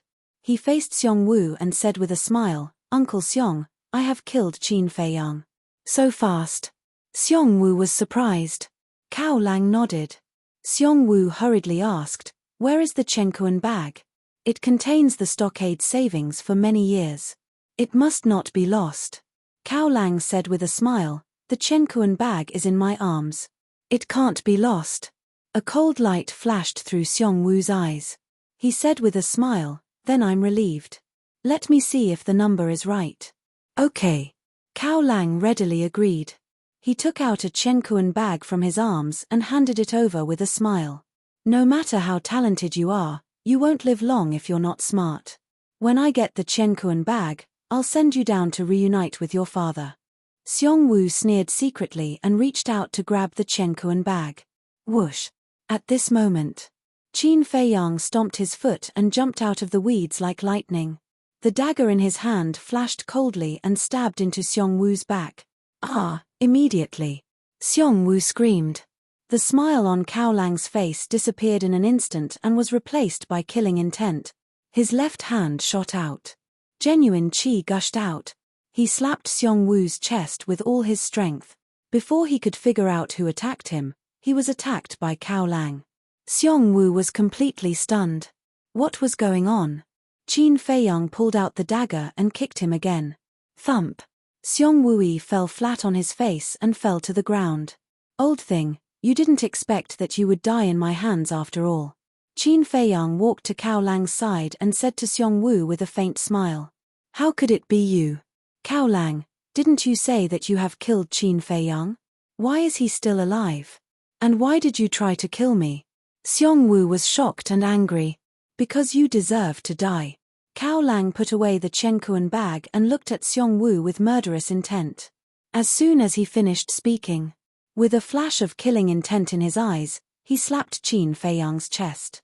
Genuine qi gushed out and Qin Feiyang flew out on the spot and smashed into a patch of grass.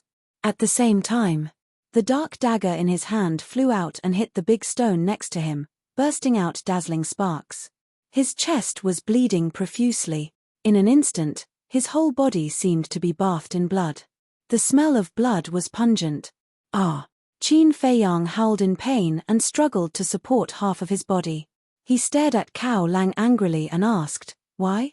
Although you didn't personally kill my father, if you hadn't gone to burn down the Black Demon stronghold, he wouldn't have died. In the end, all of this is your fault. Thus, you should be killed just like Xiong Wu. Cao Lang smiled coldly. You are so cruel. Qin Feiyang's eyes were full of resentment. After saying that, he fell to the ground and his breath and heartbeat quickly dissipated. Looking at Qin Feiyang lying in a pool of blood, Xiong Wu shuddered and hurriedly said, Lang don't listen to Qin Feiyang's nonsense. He is trying to sow discord between us and let us kill each other. Qin Feiyang's words are more credible than yours. How dare you plot against my father? Go to hell. Cao Lang was full of anger. With a loud roar, he stomped on Xiong Wu's head. The scene was extremely bloody. Death is not enough for you to repay this blood debt. You stay here and wait for the nearby beasts to smell the blood and come to tear you apart. In the end, there won't be any bones left. Cao Lang smiled cruelly. He tore off Xiong Wu's Chenkuan bag and walked to Qin Feiyang's side. Hey, where's the Chenkuan bag? On the way, I clearly saw a Chenkuan bag tied to his waist. It might have fallen somewhere. Forget it, I don't think he has anything valuable. I'd better hurry to the Black Demon stockade. The treasure that my father left for me must not fall into the hands of others. Cao Lang muttered to himself. He picked up the dark dagger and quickly disappeared into the forest. More than 10 breaths passed. Qin Feiyang suddenly opened his eyes. 2 shocking cold lights burst out of his eyes. Chapter 20. Fortunately, I was able to take precautions. Qin Feiyang reached into his arms and took out the blood bag. The blood bag had been broken. Most of the blood on his body was that of the pig. However, although he was prepared in advance, Cao Lang's palm contained genuine qi. Not only did it break his sternum, but it also almost killed him. Even if it wasn't for his extraordinary perseverance, he would have died now. I'd like to see who will die in the end. Qin Feiyang turned over and got up. Enduring the severe pain, he staggered to the small tree, grabbed the Chenkuan bag, took out a healing pill and stuffed it into his mouth. This time, Cao Lang really pissed him off. After putting away the Chenkuan bag, he sat on the ground with his back against the trunk and pondered.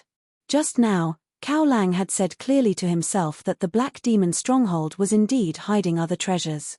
And Cao Lang had already gone to get them. This treasure, no matter what, he had to get it. But Cao Lang was a 1-star martial master and his speed was far from his. If he chased after him now, he would definitely not be able to catch up. What's more, he was seriously injured now. Even if he caught up, he would not be Cao Lang's opponent. So, instead of wasting energy to chase after him, it was better to wait for him. After recuperating for 4 hours, Qin Feiyang's injuries had recovered by quite a bit. The show has just begun. The corners of his mouth lifted slightly. He got up and glanced around, then walked in the direction of the town. A moment later, he stopped on a winding path with woods on both sides. In the woods, on the path, there were a lot of dead branches and rotten leaves piled up. This was the only way to enter the town. It's so late. No one should have passed by. Qin Feiyang muttered. He took out the chang shui from the Chenkuan bag and buried his head in digging a hole. He was going to set a fatal trap here. Although with his current strength, he could punch a deep hole, his strength could not be controlled and would cause a large area of damage. In this way, it would be easy to be noticed. Half an hour later, Qin Feiyang was sweating profusely. Finally, he managed to dig a 2-meter deep pit with a 2-meter wide diameter. Next, he climbed to the surface again and moved all the soil he had dug up to the side of the forest. In addition, he found a lot of dead branches and rotten leaves from the forest to cover the hole and cover up the traces. Then, he hid in the pit and finished his final cover-up. While waiting, he healed his wounds. If it was during the day, as long as one was cautious enough, they would still be able to find some clues. But it was late at night. In addition, the lush foliage of the trees on both sides blocked the moonlight. Unless one knew in advance, no one would be spared. Time passed by slowly. Suddenly, the sound of running came into Qin Feiyang's ears. So fast. Qin Feiyang's spirits were lifted. He hurriedly pulled out the chang shui and held his breath. The footsteps were getting closer and closer. Crack. Ah. The withered branches and rotten leaves above the pit suddenly collapsed. Accompanied by a scream, a black shadow fell down. The first thing Qin Feiyang did was to raise pale snow. The moment the black shadow fell, he fiercely stabbed it. Ah! A cry of agony could be heard. No. This is not Cao Lang's voice. But this voice is a little familiar. Qin Feiyang realized that he might have killed the wrong person. He took out a match, blew it and took a closer look. He was immediately dumbfounded. This person was really not Cao Lang. But it was someone he was very familiar with. Ma Hongmei's disciple, Bao Chuan. He actually killed Bao Chuan by accident. Qin Feiyang scratched his head, still somewhat unable to accept this fact. The knife just now had pierced Bao Chuan's heart. So he was already dead. His death was really unjust. He ran out in the middle of the night. In fact, he was ordered by Ma Hongmei to investigate whether Qin Feiyang had really been killed by Cao Lang. But he did not expect to die under Qin Feiyang's knife just as he left the town. Poor child, consider yourself unlucky. Qin Feiyang grinned, climbed to the ground, found some withered branches and rotten leaves, and hid in the pit to search Bao Chuan's body. As Ma Hongmei's disciple, Bao Chuan must have a lot of medicinal pills on him.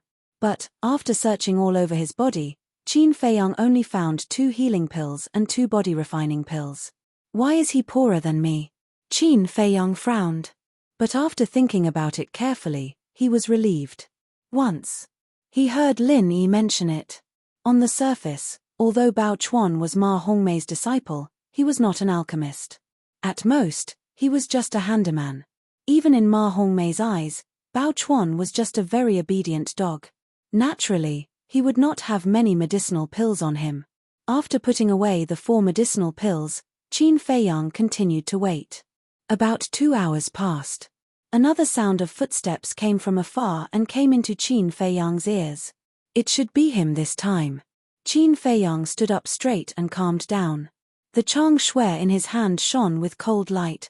The treasure left by the Black Demon Stronghold's master to Cao Lang must be all the savings accumulated by the Black Demon Stronghold over the years. As long as he could get it, Qin Feiyang would no longer have to worry about gold coins in a short time. From this point, it could be seen that the Black Demon Stronghold's master indeed had the idea of monopolizing this treasure.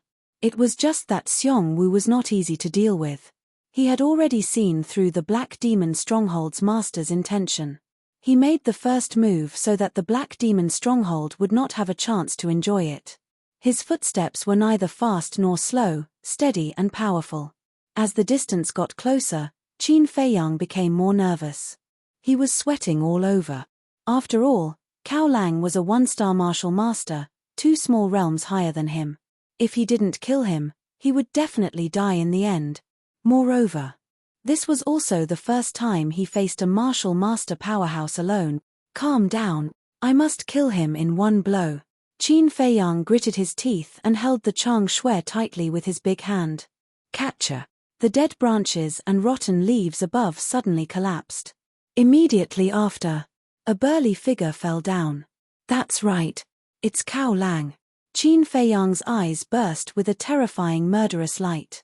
He raised his arm abruptly and poked Cao Lang's lower abdomen without holding back. Puff. The Chang Shui was invincible. It easily broke through the flesh and blood and entered Cao Lang's body. Ah! Cao Lang screamed. But he wasn't as flustered as Bao Chuan before. He was very calm. His big hand reached out and grabbed Qin Feiyang's wrist. He used all his strength to forcibly pull the Chang Shui out of his body. Then, with a bang, he smashed onto Bao Chuan's body. At that moment, he was ready to get up and fight back. But Qin Feiyang was faster. At the same time when Cao Lang smashed onto Bao Chuan's body, he grabbed the Chang Shui and fiercely pounced on him like a vicious wolf. He stabbed Cao Lang's throat. Blood spurted out like a fountain and sprayed all over Qin Feiyang's face. How could it be you? Cao Lang finally saw Qin Feiyang clearly. His face was full of disbelief. This is the price for plotting against me. Qin Feiyang smiled sinisterly. Like the reincarnation of the god of death, he waved the Chang Shui hard and stabbed it into Cao Lang's heart. Cao Lang died on the spot. Blood flowed all over the ground. It's finally over. Qin Feiyang sat on the side powerlessly. He looked at the dead Cao Lang and gasped for breath. Finally, he let out a long breath and began to search Cao Lang's body. He only found a Qianquan bag. But when he checked the Qianquan bag, he was immediately overjoyed. Chapter 21. By the lake. Uncle Yuan leaned against the willow tree, resting with his eyes closed. Next to him, a bonfire was burning. Qin Feiyang ran all the way back. Seeing that Uncle Yuan was resting, he put down the Chang Shui and Qianquan bag and entered the lake quietly to wash the blood on his body. What a strong smell of blood! Since the poison of the evil spirit pill was removed, this child has not stopped for a day. He is also getting stronger day by day. Uncle Yuan opened his eyes and looked at Qin Feiyang in the lake, muttering to himself. There was a trace of a smile in his eyes. He closed his eyes again and continued to rest. Awesome. Qin Feiyang floated to the surface. The cool lake water penetrated all the cells in his body. He felt refreshed and comfortable.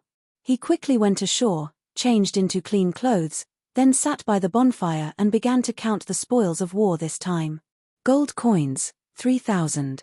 Healing elixirs, 50. Bone extending elixirs, 50. Body tempering elixirs, 300. Qi gathering elixirs, 80. All kinds of weapons, such as sabers, spears, swords, halberds, a total of more than 30. This was all the savings of the Black Demon's stronghold over the years. Looking at the treasures in front of him, Qin Feiyang was elated. If it was 5 years ago, he would definitely not take it seriously. But today was different. To the current him, this pile of treasures was simply a treasure trove. Phew. He took a few deep breaths, calmed down his agitated mood, put all the treasures into the Qianquan bag, then sat cross-legged and began to break through to 9-star martial artist. Time flew. Early morning. The air was exceptionally fresh. The weather was also exceptionally cool. Early in the morning, some hunters walked out of Iron Ox Town and went deep into the mountains to hunt. The pit was the only way to go. Therefore, Cao Lang and Bao Chuan were soon discovered and the news quickly spread in Iron Ox Town. There was no suspense. It caused a huge uproar. In less than a few hundred breaths, a sea of people gathered around the pit. Get out of the way. There was a cold shout. The crowd parted. Ma Hongmei walked to the pit and looked at Bao Chuan inside with a gloomy face. After a while, another middle-aged man came to the pit. He wore a purple robe, his black hair draped over his shoulders, and his spirited eyes emitted strands of astonishing cold light. This person was the martial arts hall master. Even the hall master had come personally. It was evident that Cao Lang was highly regarded in the martial arts hall. Ma Hongmei, how do you explain this? The martial arts hall master raised his head and looked at Ma Hongmei with an overbearing gaze. What do you mean? Ma Hongmei frowned. The martial arts hall master said, just now, I asked the guards, and they told me that your disciple, Bao Chuan, went to the martial arts hall to look for Cao Lang. Now, they died together. Do you dare to say that this has nothing to do with you? Ma Hongmei's pupils contracted. She lowered her head and said nothing. Elder Ma, Palace Master, we've discovered another corpse next to the rock over there. At this moment, a few hunters ran over, panting. The martial arts hall master asked, "Who is it?" They seem to be from the Black Demon stronghold. One of them said anxiously. Ma Hongmei's body trembled, and she hurriedly ran towards the big rock. The martial arts hall master's eyes flickered as he quickly followed. Xiong Wu. When she arrived beside the big rock and saw the corpse, Ma Hongmei couldn't help but change her expression. The martial arts hall master carefully sized up the corpse and frowned slightly. He said, "The knife wound on his back is exactly the same as the knife wound on Cao Lang and Bao Chuan's chest. It should be caused by a dagger. Could it be him? Impossible. Cao Lang said it himself last night that he had killed him." Ma Hongmei muttered to herself, and her eyes were filled with shock. "Who are you talking about?" The martial arts hall master looked at Ma Hongmei and asked. Ma Hongmei said, "Qin Feiyang." The martial arts hall master said, "Tell me the details." After Ma Hongmei finished, the martial arts hall master muttered to himself and muttered, "He dared to set fire to the Black Demon stronghold. This kid is definitely not as simple as he looks. It seems that I have to confirm whether he is dead or not." Whoosh! He took a step into the forest and quickly disappeared. After hesitating for a moment, Ma Hongmei followed him. Qin Feiyang was a thorn in her heart. If she didn't remove it, she wouldn't be able to eat or sleep in peace. Therefore, she had to verify it herself. At the same time, in the Lin clan's meeting hall, Lin Bailey held a teacup and asked, "Uncle Lin, how do you think Cao Lang, Bao Chuan, and Xiong Wu died?" "Let's not talk about Bao Chuan first because he is only a 9-star martial artist. Cao Lang and Xiong Wu are both 1-star martial artists. There are less than 10 people in the Iron Ox town who have the ability to kill them. However, I don't dare to make a conclusion as to who it is."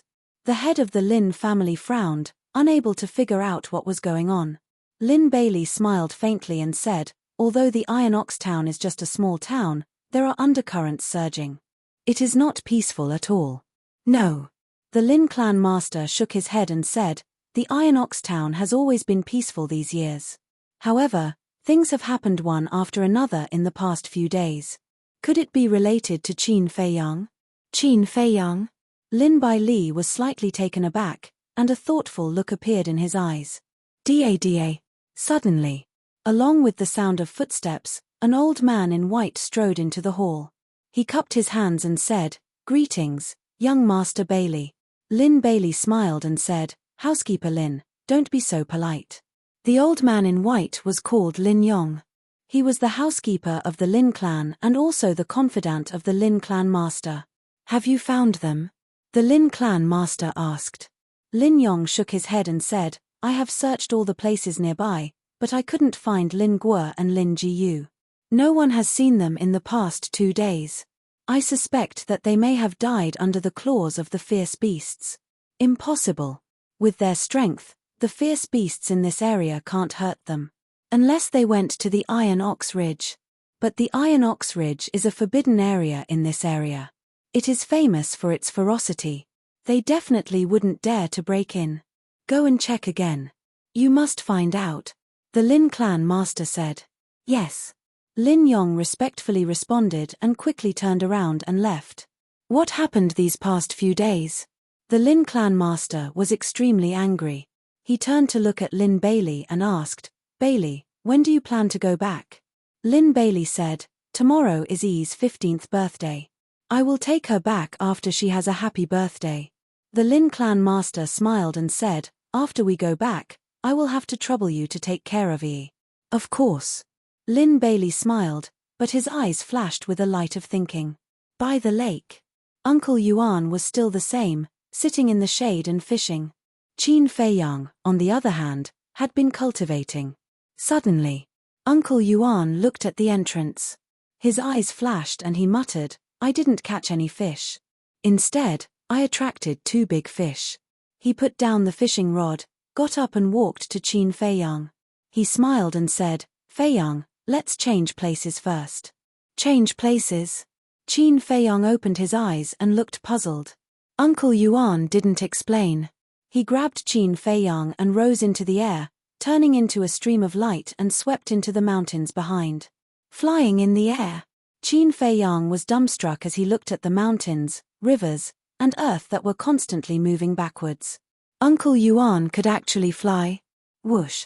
In the end, Uncle Yuan took Qin Feiyang and landed on a mountain top. You continue to cultivate. Uncle Yuan exhorted before turning around and returning. He stood on the branch of a large tree and looked down at the lake below. At this moment, the martial arts hall master and Ma Hongmei were standing by the lake, looking around. It seems that they are really dead.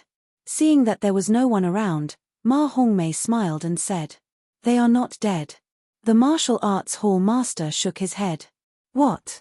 The smile on Ma Hongmei's face froze. The martial arts hall master looked at the bonfire and strode to the willow tree. He grabbed the fishing rod and pulled it up. Suddenly, his eyes lit up. Do you see? The bait is still there. The bonfire is not completely extinguished. Beside it, there are two different footprints. It is obvious that they left not long ago. It seems that it is as you guessed. The one who killed Cao Lang and the other two is Qin Feiyang. The martial arts hall master said. Ma Hongmei looked at them one by one, and her face gradually darkened. Ma Hongmei, tomorrow is the day you die. A cold light flashed in Uncle Yuan's eyes. He turned and flew across the sky and landed on the mountain top. Seeing that Qin Feiyang was still in a daze, he could not help but shake his head and laugh. He said, Hurry up and cultivate. I will tell you the truth tomorrow. Will you really tell me? Qin Feiyang was doubtful. Uncle Yuan said, Yes, but the premise is that you have to break through the martial artist extreme realm before dawn tomorrow. Martial artist extreme realm. Qin Feiyang's body shook. Uncle Yuan asked, Why? Are you not confident? Qin Feiyang smiled bitterly and said, The great Qin Empire has tens of thousands of martial artists, and there are even more monstrous geniuses. However, since ancient times, there has only been one person who has broken through the martial artist's limit. It's normal for me to not have confidence. Uncle Yuan said, Every martial artist is eager to break through the martial artist extreme realm. Don't you want to? Of course, but, when Qin Feiyang said this, the memories sealed in the depths of his soul automatically emerged. When he was 7 years old, he became a 9-star martial artist. He thought that with his extraordinary aptitude and talent, he would definitely be able to break through the martial artist extreme realm. But the result? No matter how hard he tried, no matter what method he used, he did not succeed in the end. Uncle Yuan said, Feiyang, since someone in the great Qin Empire did it, you have to believe that you can do it too. Don't be a coward. Who said that I am a coward? Qin Feiyang straightened his back. The fighting spirit and competitiveness hidden in his heart were completely stimulated. He said, Uncle Yuan, don't worry. I will work hard. Subsequently, he sat cross-legged and continued to strive to become a 9-star martial artist. Chapter 22. Uncle Yuan stood at the top of the mountain to protect Qin Feiyang. The hall master of the martial arts hall and Ma Hongmei returned to the Iron Bull town but did not take any action. The Iron Bull town was surrounded by mountains. The land within 100 miles was barren. It was like looking for a needle in a haystack to find two people who were deliberately hiding. Therefore, instead of wasting their energy to search, they might as well wait quietly. They believed that Qin Feiyang would definitely appear. Furthermore, it would not be for long. Noon. Qin Feiyang's body shook. His aura instantly rose to that of a 9-star martial artist. Shush. He suddenly stood up and punched the ground with all his might. Bang.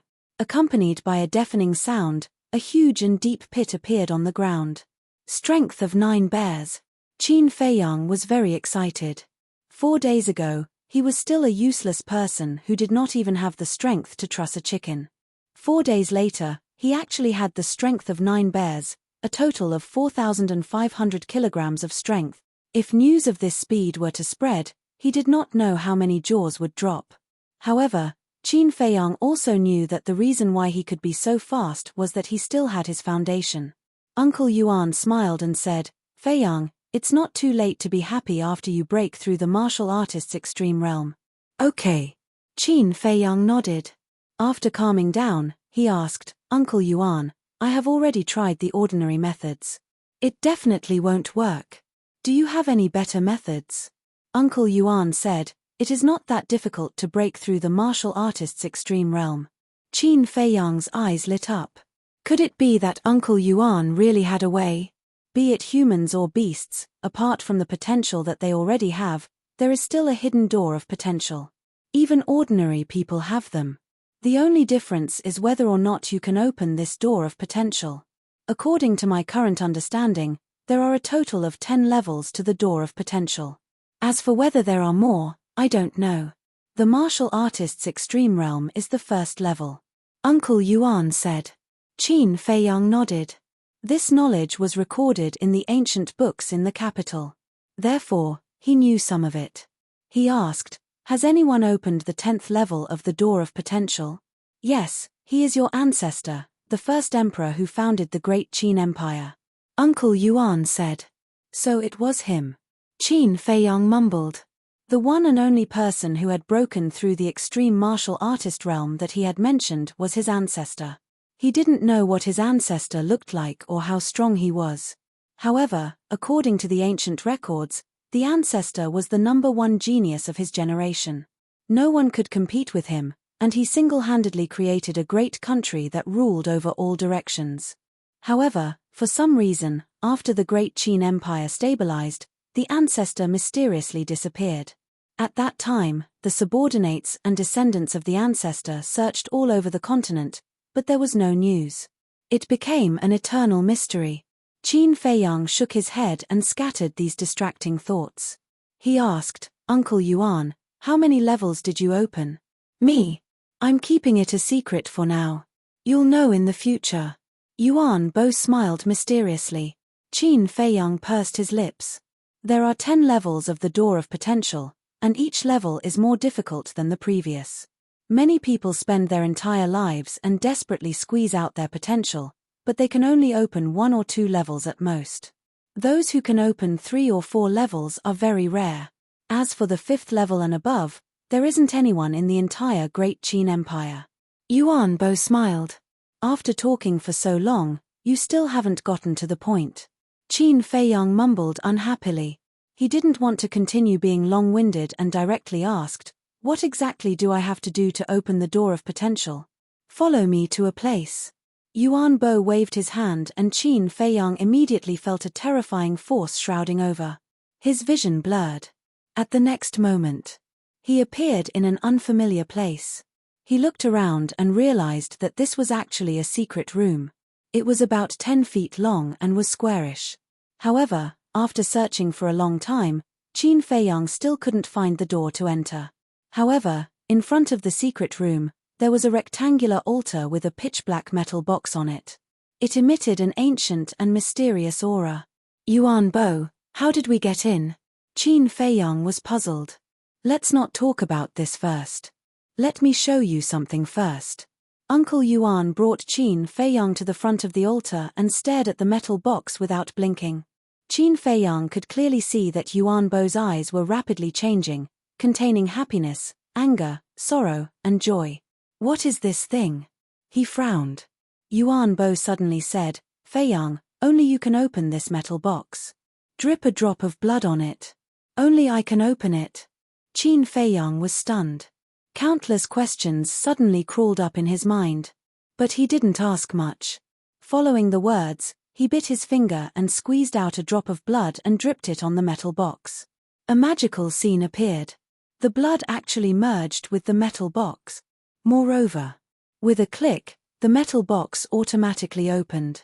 A medicinal fragrance immediately wafted out from the metal box. Could it be some kind of divine pill? Qin Feiyang greedily inhaled the medicinal fragrance and stared at the gap of the metal box. Gradually, a medicinal pill entered his sight. Next to the medicinal pill, there was an iron book. But the iron book was directly ignored by Qin Feiyang. His eyes were firmly locked on that medicinal pill. That medicinal pill was only the size of a finger. It was blood-red and emitted a dazzling treasure light. Moreover, there was also a blood-red divine dragon hovering above the medicinal pill. Dragon-shaped Dan Qi. Only the legendary divine pill can give birth to such a phenomenon. Yuan Bo, this medicinal pill, could it really be a divine pill? Qin Feiyang asked. His hands were tightly clenched together. The blood in his body was boiling and his mouth was dry. Whether it is a divine pill or not, I don't know. I only know that after taking it, you can break through the martial artist's extreme realm and open the first level of the door of potential. Of course, the process is a bit painful. Can you bear it? Yuan Bo said. Yes. Qin Feiyang nodded without hesitation. Then let's begin. Yuan Bo took out the medicinal pill and handed it to Qin Feiyang. Phew. Qin Feiyang took a deep breath, grabbed the medicinal pill and directly stuffed it into his mouth. The medicinal pill instantly melted. It turned into a blood-red energy that surged to his limbs and bones. Immediately, Qin Feiyang lay on the ground and screamed in pain. He felt that the blood-red energy was like a sharp blade, shuttling in his flesh and blood as if preparing to chop his body into pieces. Very soon, strands of blood gushed out from the pores all over his body. In an instant, he became a bloody man. Yuan Bo, you didn't say that it would be so painful. Qin Feiyang roared hysterically. His facial features were distorted and his face was hideous. Severe pain. It was even more intense than heart-tearing and lung-tearing. It was as if there were countless insects crazily gnawing on his flesh and blood. At this moment, he finally tasted the feeling of living a life worse than death. If you can't bear it, you will die. If you can bear it, you will be reborn, Yuan Bo said in a low voice. His face was unprecedentedly serious. I don't want to die. In the past 5 years, I have suffered humiliation. Every time I feel despair, it will hit me into the abyss, but I have never given up. It's not easy to endure until now. How can I lose here? In my dictionary, Qin Feiyang will never appear the word lose. Qin Feiyang roared and sat cross-legged. No matter how painful it was, he gritted his teeth and endured it. Perseverance, fighting spirit, these are the necessary qualities of a strong person.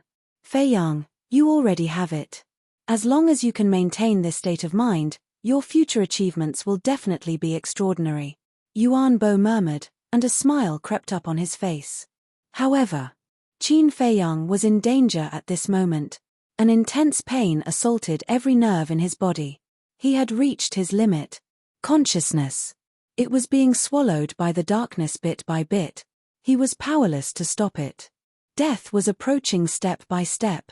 Qin Feiyang had a very real feeling that he had come to the gate of hell. One more step forward, and it was hell. Boom.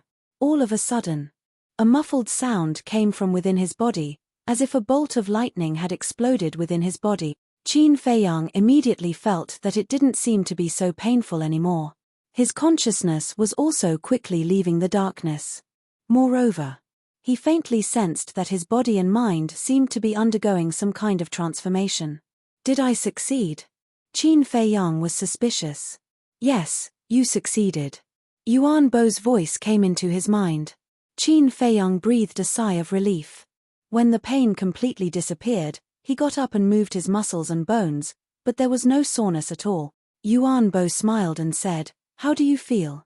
Qin Feiyang said with lingering fear, "I feel that I am about to go to the underworld to report." Yuan Bo said, "I am asking you, do you feel any difference?" Qin Feiyang nodded and said, "There is, but I can't explain it clearly. This feeling is very ethereal, and there is an indescribable comfort all over my body." Yuan Bo smiled and said, "That's right. Because your whole body, including your blood, has undergone a transformation. Look at your chest." Qin Feiyang quickly took off his shirt and wiped off the blood on his chest. A white imprint suddenly appeared. This imprint was in the shape of a door, as if it had fused with the skin, and couldn't be wiped off. Potential imprint. Qin Feiyang's eyes suddenly lit up. Looking at this imprint, he was finally sure that he had really broken through the extreme realm. Because this was the potential imprint that opened the first level of the potential gate. From now on, his cultivation speed would be twice as fast as others. In other words,